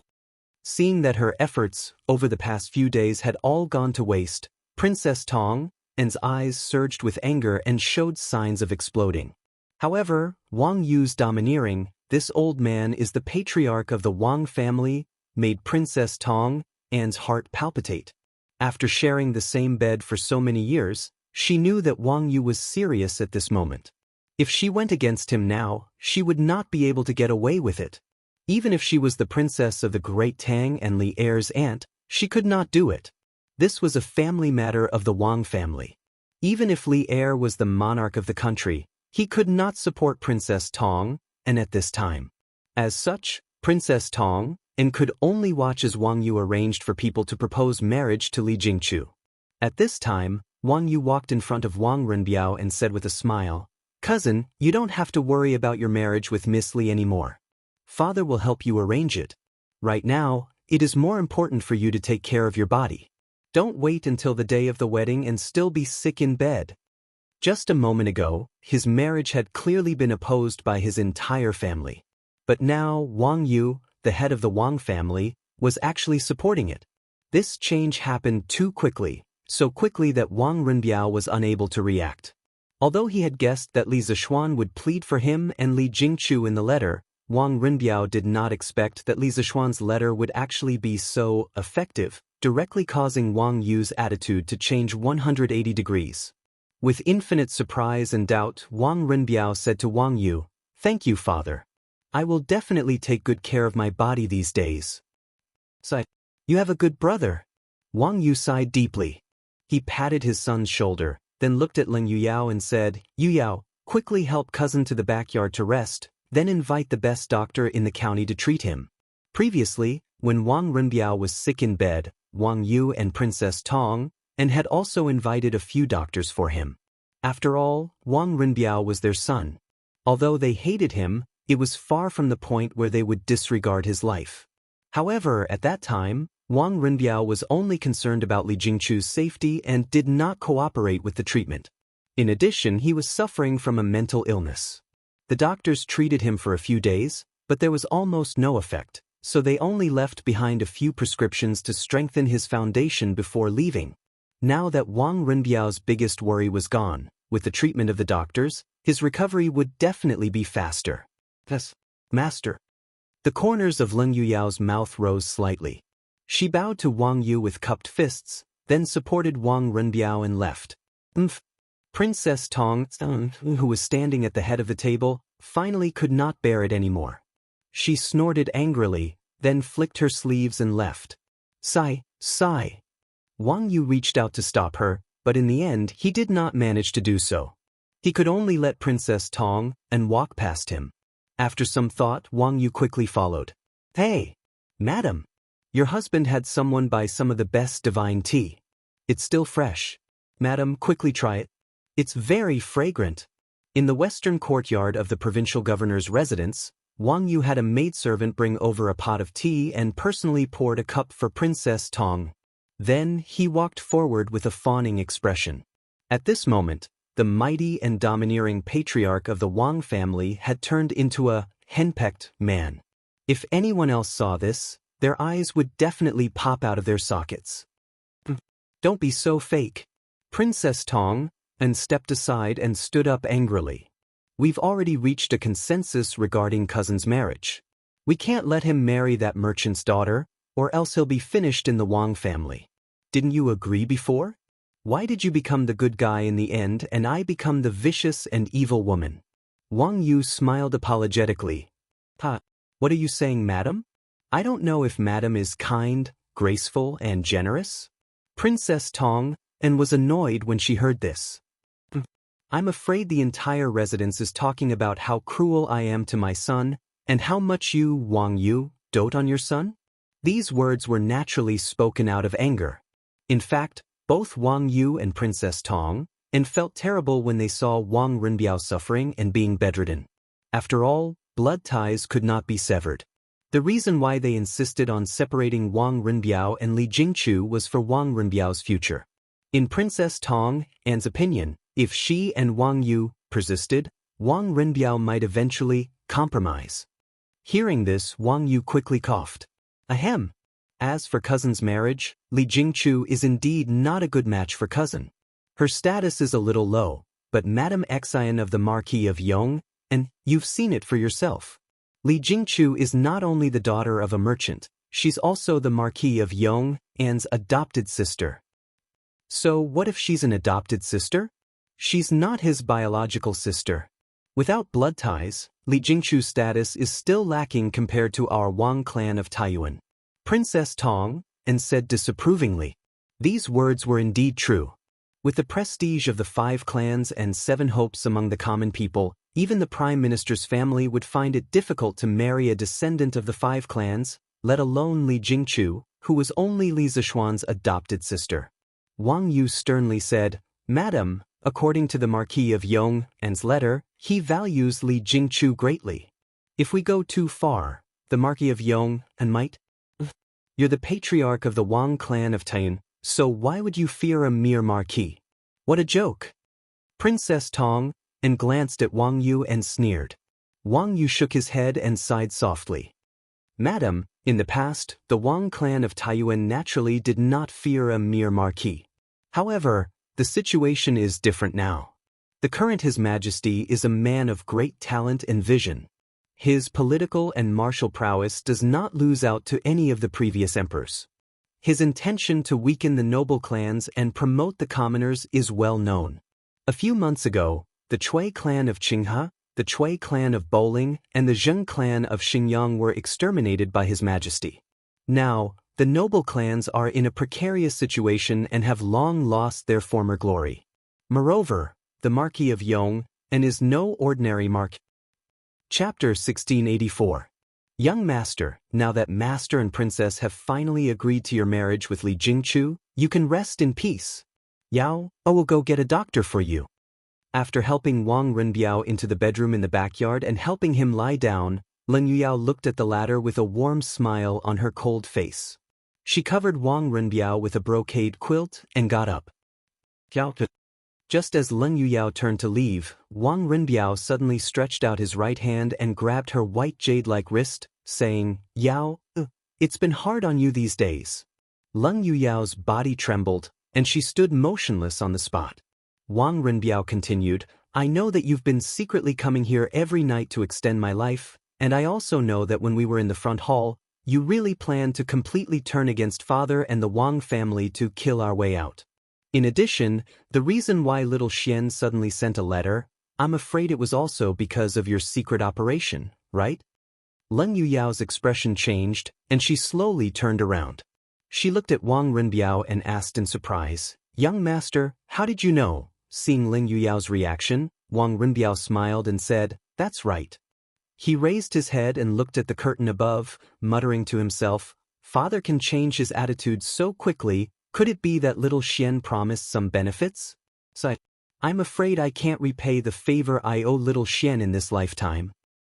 I'm sorry, young master. Yu Yao didn't mean to hide it from you. Seeing the disappointed look on Wang Renbiao's face, Lin Yuyao said with some guilt. Ha! You don't have to blame yourself, I don't blame you. Wang Renbiao turned his head and squeezed Lin Yuyao's wrist again, and said with a smile, I understand your good intentions, and since everything is perfect now, that's for the best.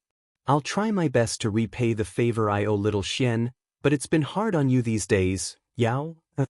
In Wang Renbiao's mind, he could never forget Lin Yuyao secretly extending his life in the middle of the night these days. He could never forget that in front of the main hall, Lin Yuyao would rather die than hurt his lover, and even more so, he couldn't forget the determination Lin Yuyao had when she pulled him to kill their way out, at the critical moment just now. This already far surpassed the affection between master and servant. He wasn't a plant, so how could he not feel Lin Yuyao's infatuation with him? But there was already someone living in his heart, so how could he still hold Lin Yuyao? Facing Lin Yuyao's silent sacrifice, his heart could be said to have mixed feelings.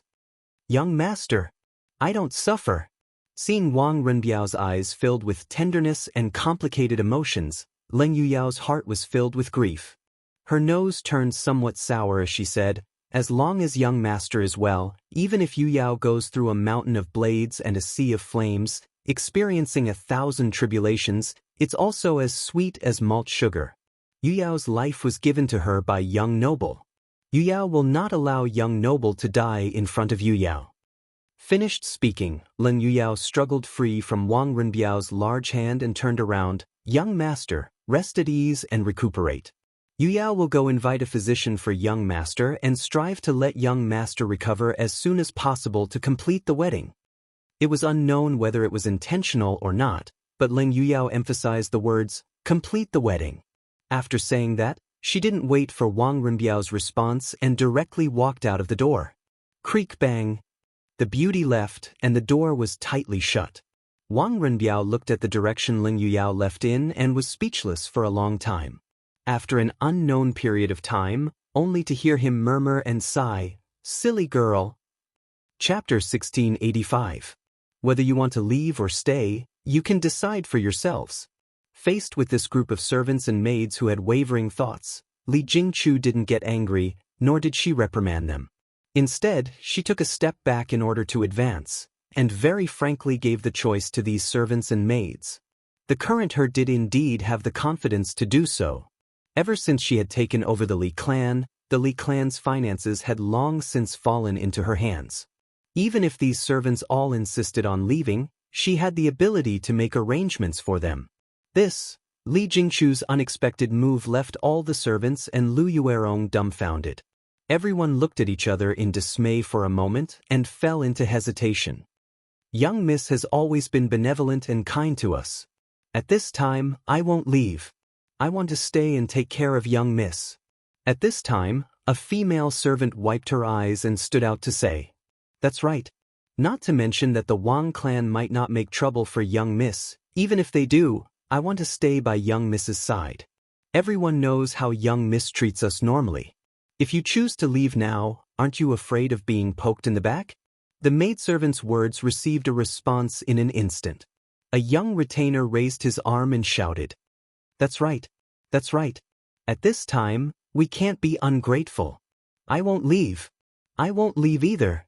For a moment, the rest of the servants began to shout in agreement. Lu Yuerong was completely dumbfounded. The development of the situation was completely beyond her expectations. This was completely illogical. Crazy. Have you all gone crazy? Aren't you afraid of the Wang clan's revenge? Don't you know the consequences of offending the Wang clan and Princess Tong? Lu Yuerong staggered a few steps and roared at the servants with a pale face. You're so sure that the Wang clan will take revenge on you?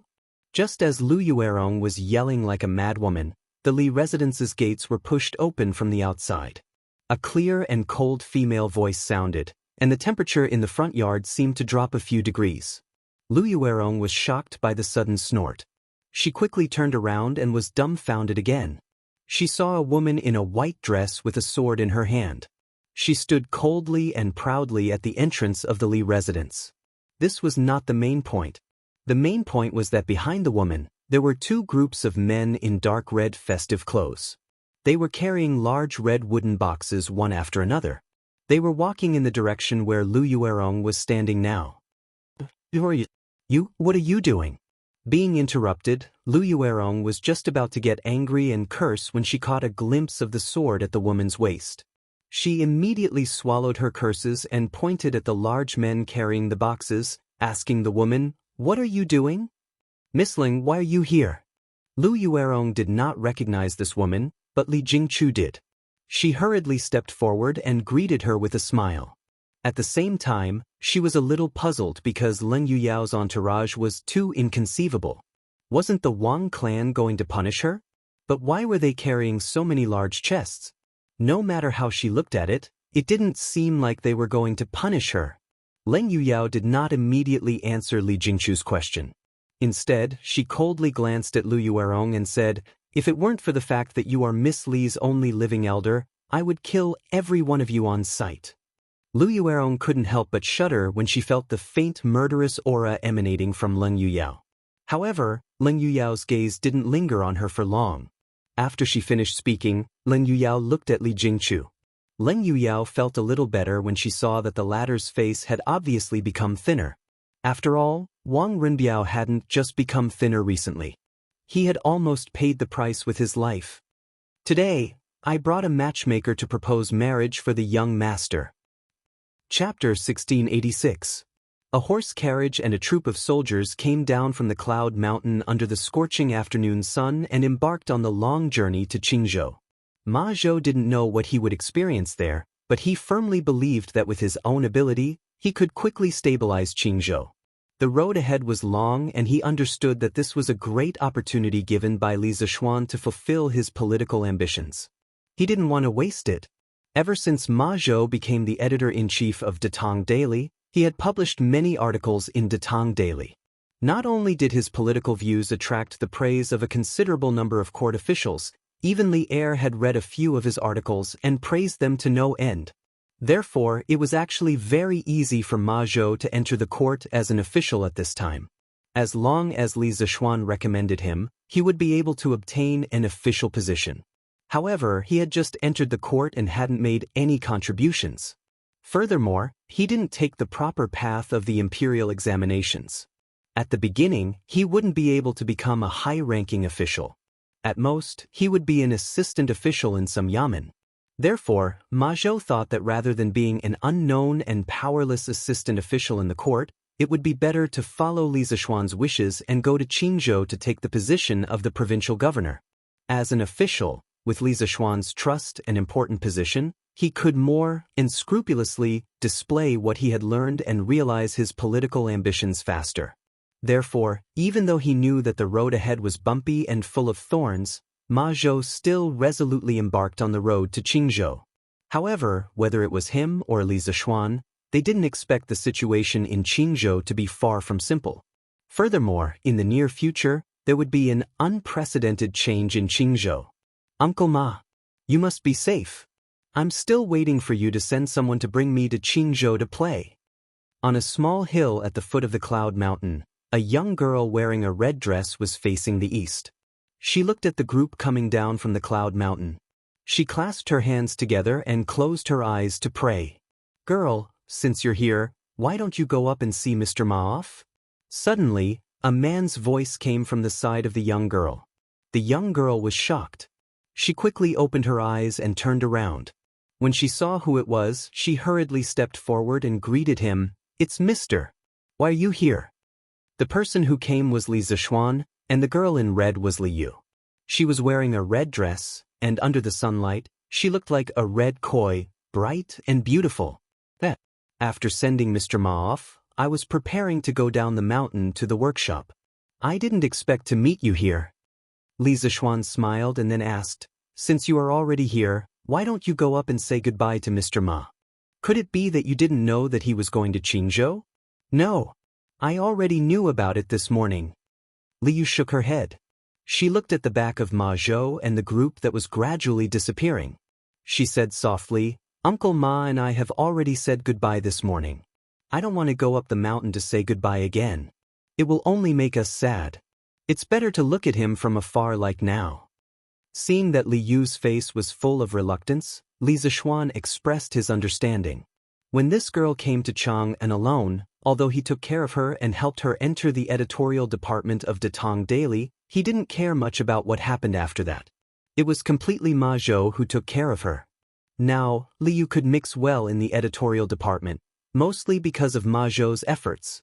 Now that Ma Zhou was going to Qingzhou, this girl would naturally feel reluctant to part with him. Chapter 1687. I heard that Yanhuang College is going to release the exam results tomorrow. I wonder how many people will be admitted this time. Last time, Yanhuang College admitted more than 600 students. This time, it should be more, right? Only 600 people? But this year, the number of people taking the exam is close to 10,000. It's several times more than last year. But don't forget that this year, Yanhuang College has two schools, the School of Engineering and the School of Medicine. Maybe the total number of students will be several times more than last year's. Doesn't that mean I have a chance this year? So I'm in trouble. I didn't finish the last two big questions in the mathematics exam. I also got 2 quadratic equations wrong. I'm afraid I have no hope of getting into Yanhuang College this time. Sigh. I didn't answer a few questions in the theory exam for the School of Medicine, especially the question, Taiyin inner body, Yangming Qi division, Taiyin spleen meridian, disease in blood division. I still haven't figured it out. 2 days had passed since the end of Yanhuang College's entrance exam. According to the rules, the college would release the exam results on the 3rd day after the exam to announce the results of the candidates. At this juncture, the examinees who had indulged themselves for 2 days after the exam no longer had the mood to indulge in debauchery, eating, drinking, and having fun. Some of the people who were close to each other gathered in groups of 3 to 5 to discuss the possible situations that might occur when the results were released tomorrow. Such a grand occasion was no less than the imperial examinations of the Song and Ming dynasties. Of course, this didn't mean that the influence of Yanhuang College's entrance exam had surpassed that of the imperial examinations. In fact, the imperial examinations were more attractive to scholars. There were 2 reasons why the entrance exam was more grand than the imperial examinations. First, the threshold for Yanhuang College's entrance exam was much lower than that of the imperial examinations.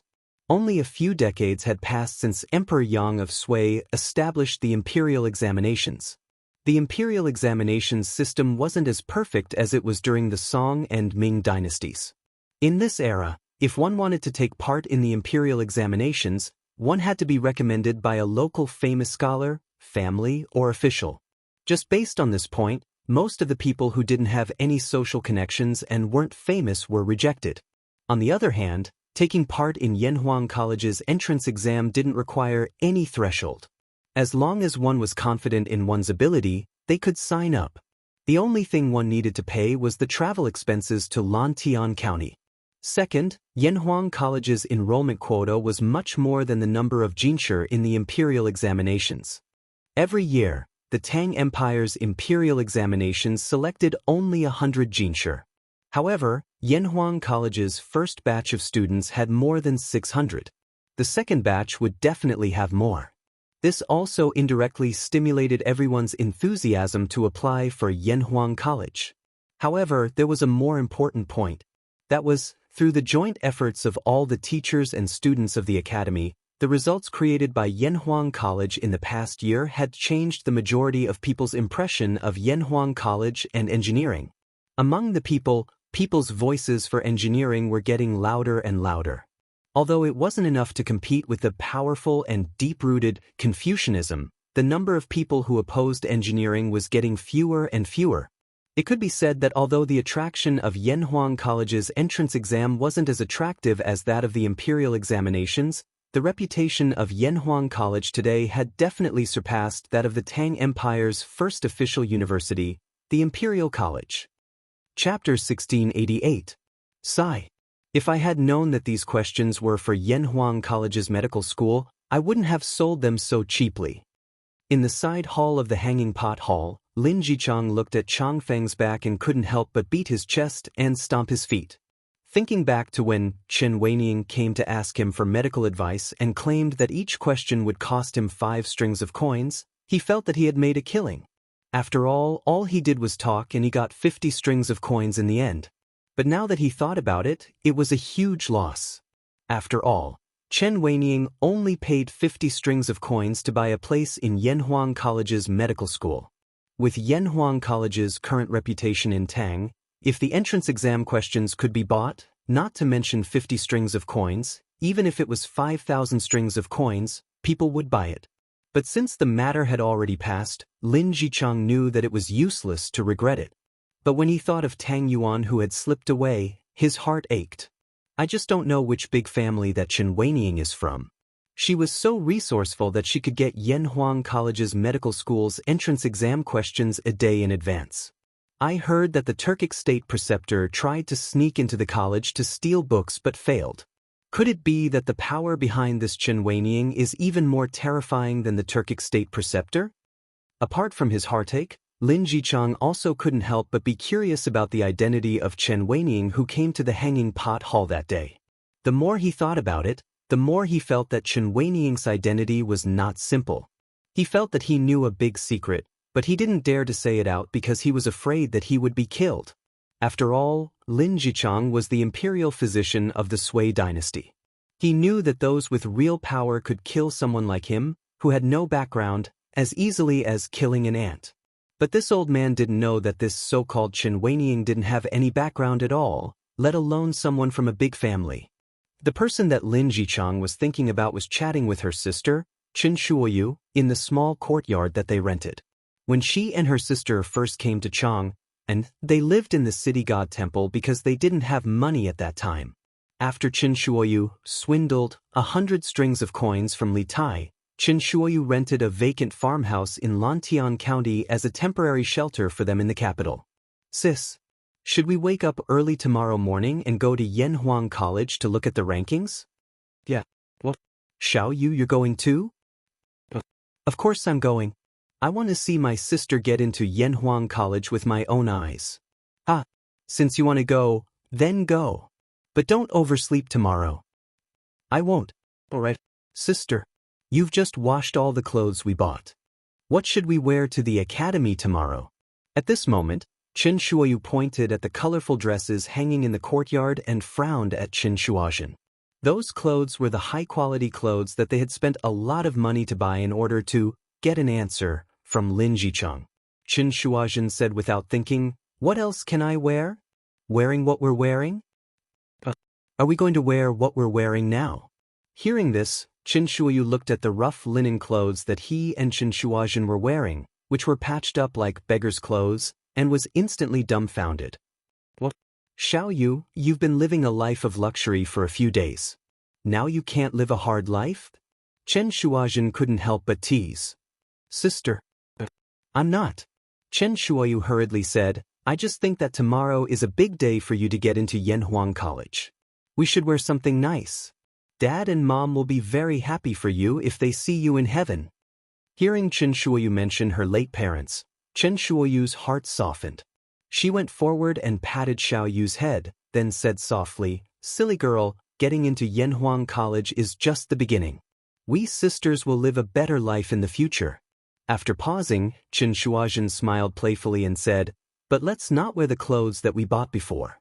Are you afraid that the people from Hanging Pot Hall won't recognize us? Hanging Pot Hall? Sister, what do you mean by that? How can people from Hanging Pot Hall go to Yanhuang College? Chen Shuoyu was very confused. Chen Shuozhen waved her hand and said, Why do you ask so many questions? Anyway, for the time being, we can't wear those clothes out. Marquis has helped us so much. We can't give him any trouble. Oh, sister. Chen Shuoyu nodded, but she didn't quite understand. On the other side, after Li Zishuan brought little Yu to the workshop, Li Zishuan went directly to the editorial department of Datang Daily, while Li Zishuan went to the research base of the Trump Card Project, in the depths of the workshop. Inside, you could see the busy figures of Yanhuang College's teachers and students everywhere. They were all carefully selected Yanhuang College's teachers and students who were proficient in mathematics, physics, and chemistry. Everyone else in the college was on summer vacation, so they took advantage of the summer vacation to devote themselves to the research of the college's trump card project. Yamacho, you're here. After passing through 2 courtyards, Li Zixuan bumped into a student, and this student looked very familiar. Li Yan? You didn't go back during the summer vacation? Li Zixuan was stunned for a moment before he came back to his senses. That's right, the student in front of him was Li Chuanfeng's son, Li Yan. Last year, this kid ranked in the top 5 in the entrance exam of Yanhuang College. Of course, it wasn't just the entrance exam. This child was also one of the top students in the academy's midterm and final exams. Unlike Bruiser, who was partial to his subjects, this child excelled in all of them, regardless of whether it was classics, mathematics, physics, chemistry, or geography. He could be considered to have a balanced development. At this time, Li Yan replied with a smile, I'm going back to Yamacho.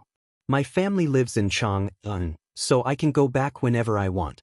But I think it's more meaningful to work on the college's trump card project in the workshop than to go back home.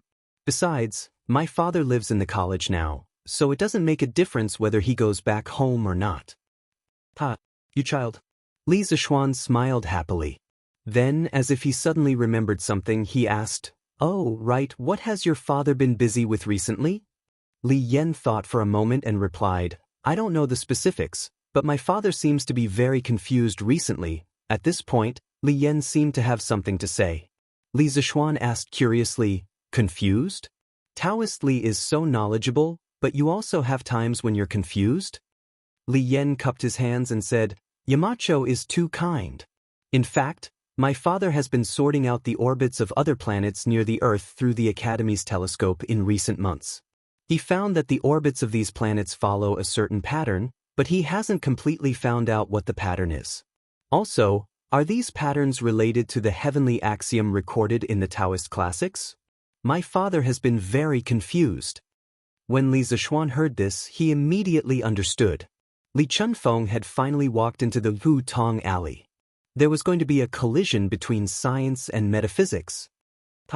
It seems like Taoist Li has gained a lot in the past 6 months. Li Zixuan came back to his senses and patted Li Yan's shoulder. He smiled and said, Don't worry, your father is only at a dead end for now. When he really figures out these problems, he will be the most powerful person in Taoism in the past thousands of years. Li Zixuan could not provide any substantial help to Li Chuanfeng's confusion. It was hard to tell whether science and metaphysics were mutually exclusive, or if there was something in each of them. Especially after he had somehow transmigrated from the modern world to the Tang dynasty, it was even harder for him to figure it out. Perhaps metaphysics was the end of science? This question could only be left to Li Chunfeng to figure it out himself. Where's Qingke? Suddenly, Li Zixuan recalled the purpose of his visit today, so he asked. Li Yan was still in shock from Li Zixuan's words. When he heard Li Zixuan's question, he subconsciously pointed to a courtyard in the north and said, Let's go back to Yamacho. Qingke should still be doing experiments there. But go ahead and do your work. Li Zixuan patted Li Yan's shoulder and turned to walk towards the courtyard. Hey. As soon as Li Zixuan arrived at the entrance of the courtyard, he heard Fatty's voice. He was slightly surprised because there was no one around him. However, as a modern person, Li Zixuan would not be frightened by this. He quickly found the source of the sound. There was a square wooden box hanging on the wall in front of him. There were many small round holes on the wooden box. Is this a loudspeaker? Li Zixuan was surprised. It was obvious that this was a sound transmission device. Li Tai used a wire to transmit sound from inside the courtyard to outside. Qingke, I can hear it from outside. And I can hear it very clearly. Inside the courtyard, someone shouted into the house. Is that Sun Zifan? Li Zixuan hurriedly stepped into the courtyard and saw Sun Zifan facing the room with his back to him. What are you guys doing? Li Zixuan could not help but ask. Yamacho, you're here. Sun Zifan turned around and saw Li Zixuan. He quickly greeted him warmly and said with a smile, Yamacho, Qin Ke wants to make a set of communicators for the academy before going to Taiyuan. Now we are doing experiments in the workshop. Communicators? What's that? Li Zishuan frowned. Right at this moment, Qin Huayu ran in while gasping for breath, and then he said loudly, Zifan, quickly tell Qin Ke that she can hear from the outer court. Chapter 1689. Qin Ke, what are you doing with Zifan and the others? In the deepest courtyard of the workshop, Li Zishuan walked into the house and asked Li Tai, who was holding a cylindrical object. Behind him were Sun Zifan, Qin Huayu, Li Huiren, Yuqi Baolin, and the others. After Qin Huayu came to report, Li Huayu, Yuqi Baolin, and the others also ran over from all corners of the workshop. Oh, Yamacho is here? Li Tai heard the voice and quickly put down the thing in his hands. He turned to Li Zishuan and said, Yamacho, we did it. Our experiment was a success. Standing beside Li Tai was Mo Chue from the college's physics department. He was not only a candidate for the next generation of the Mo family, but also the technical backbone of Yanhuang College's trump card project. At this time, he was also excited. Li Zishuan heard this and was a little confused. He asked, Qingyu, what did you say? Are you talking about those loudspeakers outside? Yes. Yes, those loudspeakers. Li Tai nodded fiercely. Then he picked up a blueprint and walked quickly to Li Zishuan. He said excitedly, Yamacho, you told me that there were 2 ways to improve the telephone. One was to add a filter circuit inside the telephone to filter out the noise and make the sound clearer. The other was to add a signal modulation and demodulation circuit to reduce the signal attenuation and let the sound travel farther. Later, I thought about it. The second method is more complicated and needs a long time to study, so I wanted to try the first method these days. I tested a lot of filter circuits with different parameters to make the sound of the phone clearer. Now it seems that we have almost succeeded. I see. When Li Zishuan heard this, he instantly understood. He pinched his chin and nodded, saying, N. Just now, I also heard it from outside. The sound is much clearer than before. The improvement you made is indeed useful. Not bad. Qin Ke, you are very good at doing things. This is all thanks to Mr. Mo Chue and Zifan's help. After being praised by Li Zishuan, Li Tai was a little proud. Suddenly, he thought of something and said, Oh, right, Yamacho. We are not doing this purely to improve the telegraph. I want to install this thing in every corner of the academy. This way, when the academy needs to inform the students and teachers of important matters, they can use this to transmit the information to every corner of the academy. It will be many times more convenient than before. Yamacho, what do you think? Install this thing in the college? Hearing this, Li Zishuan. According to Li Tai's words, this was equivalent to installing a campus radio. Then, in the future, in the college, in the future, the academy. Is. This thinking, this little fatty's thinking. Li. It just so happens that the college has already been electrified. It is just the right time to install this thing. Oh, let's call this thing the cable radio in the future. After all, this thing is only used to transmit information over a short distance. Its function is still somewhat different from a telephone. After a pause, Li Zishuan came back to his senses and looked at Li Tai with admiration. Cable radio? Spread it widely. Yamacho is a good name. A glint flashed across Mo Chue's eyes as he cupped his hands with a smile. I also think that Yamacho is a good name. In that case, let's call this thing the cable radio in the future. Li Tai did not have any objections to the name. He smiled and said, Li Zishuan looked at the experiment table full of various machines behind Li Tai.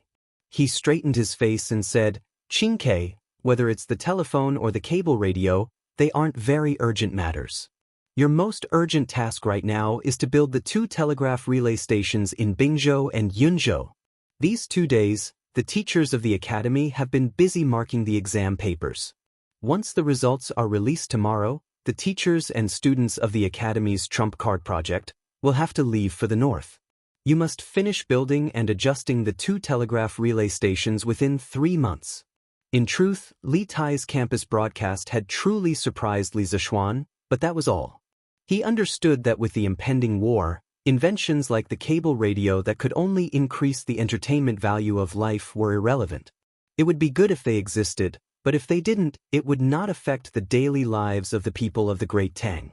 However, the telegraph relay stations were different. This thing was related to the direction of the war between the Great Tang and the Turks in a few months. It was related to the lives of millions of people in the Great Tang. Thus, Li Zishuan could not help but be anxious. Li Tai said with a solemn expression, "Yamacho, Tai does not dare to forget the task of building the telegraph relay stations. A few days ago, I ordered the craftsmen to start producing the components needed to build the telegraph relay stations and the steam engines needed to build the thermal power stations. These things can only be made in the workshop. They can't be made anywhere else. As for the cable radio, it's something that we made in our free time. I hope that it can be installed in the academy before we go to Taiyuan. This won't affect the construction of the telegraph relay stations." Li Tai was right. Whether it was the telegraph relay stations or the thermal power stations, they were all technologies that surpassed the technology of this era.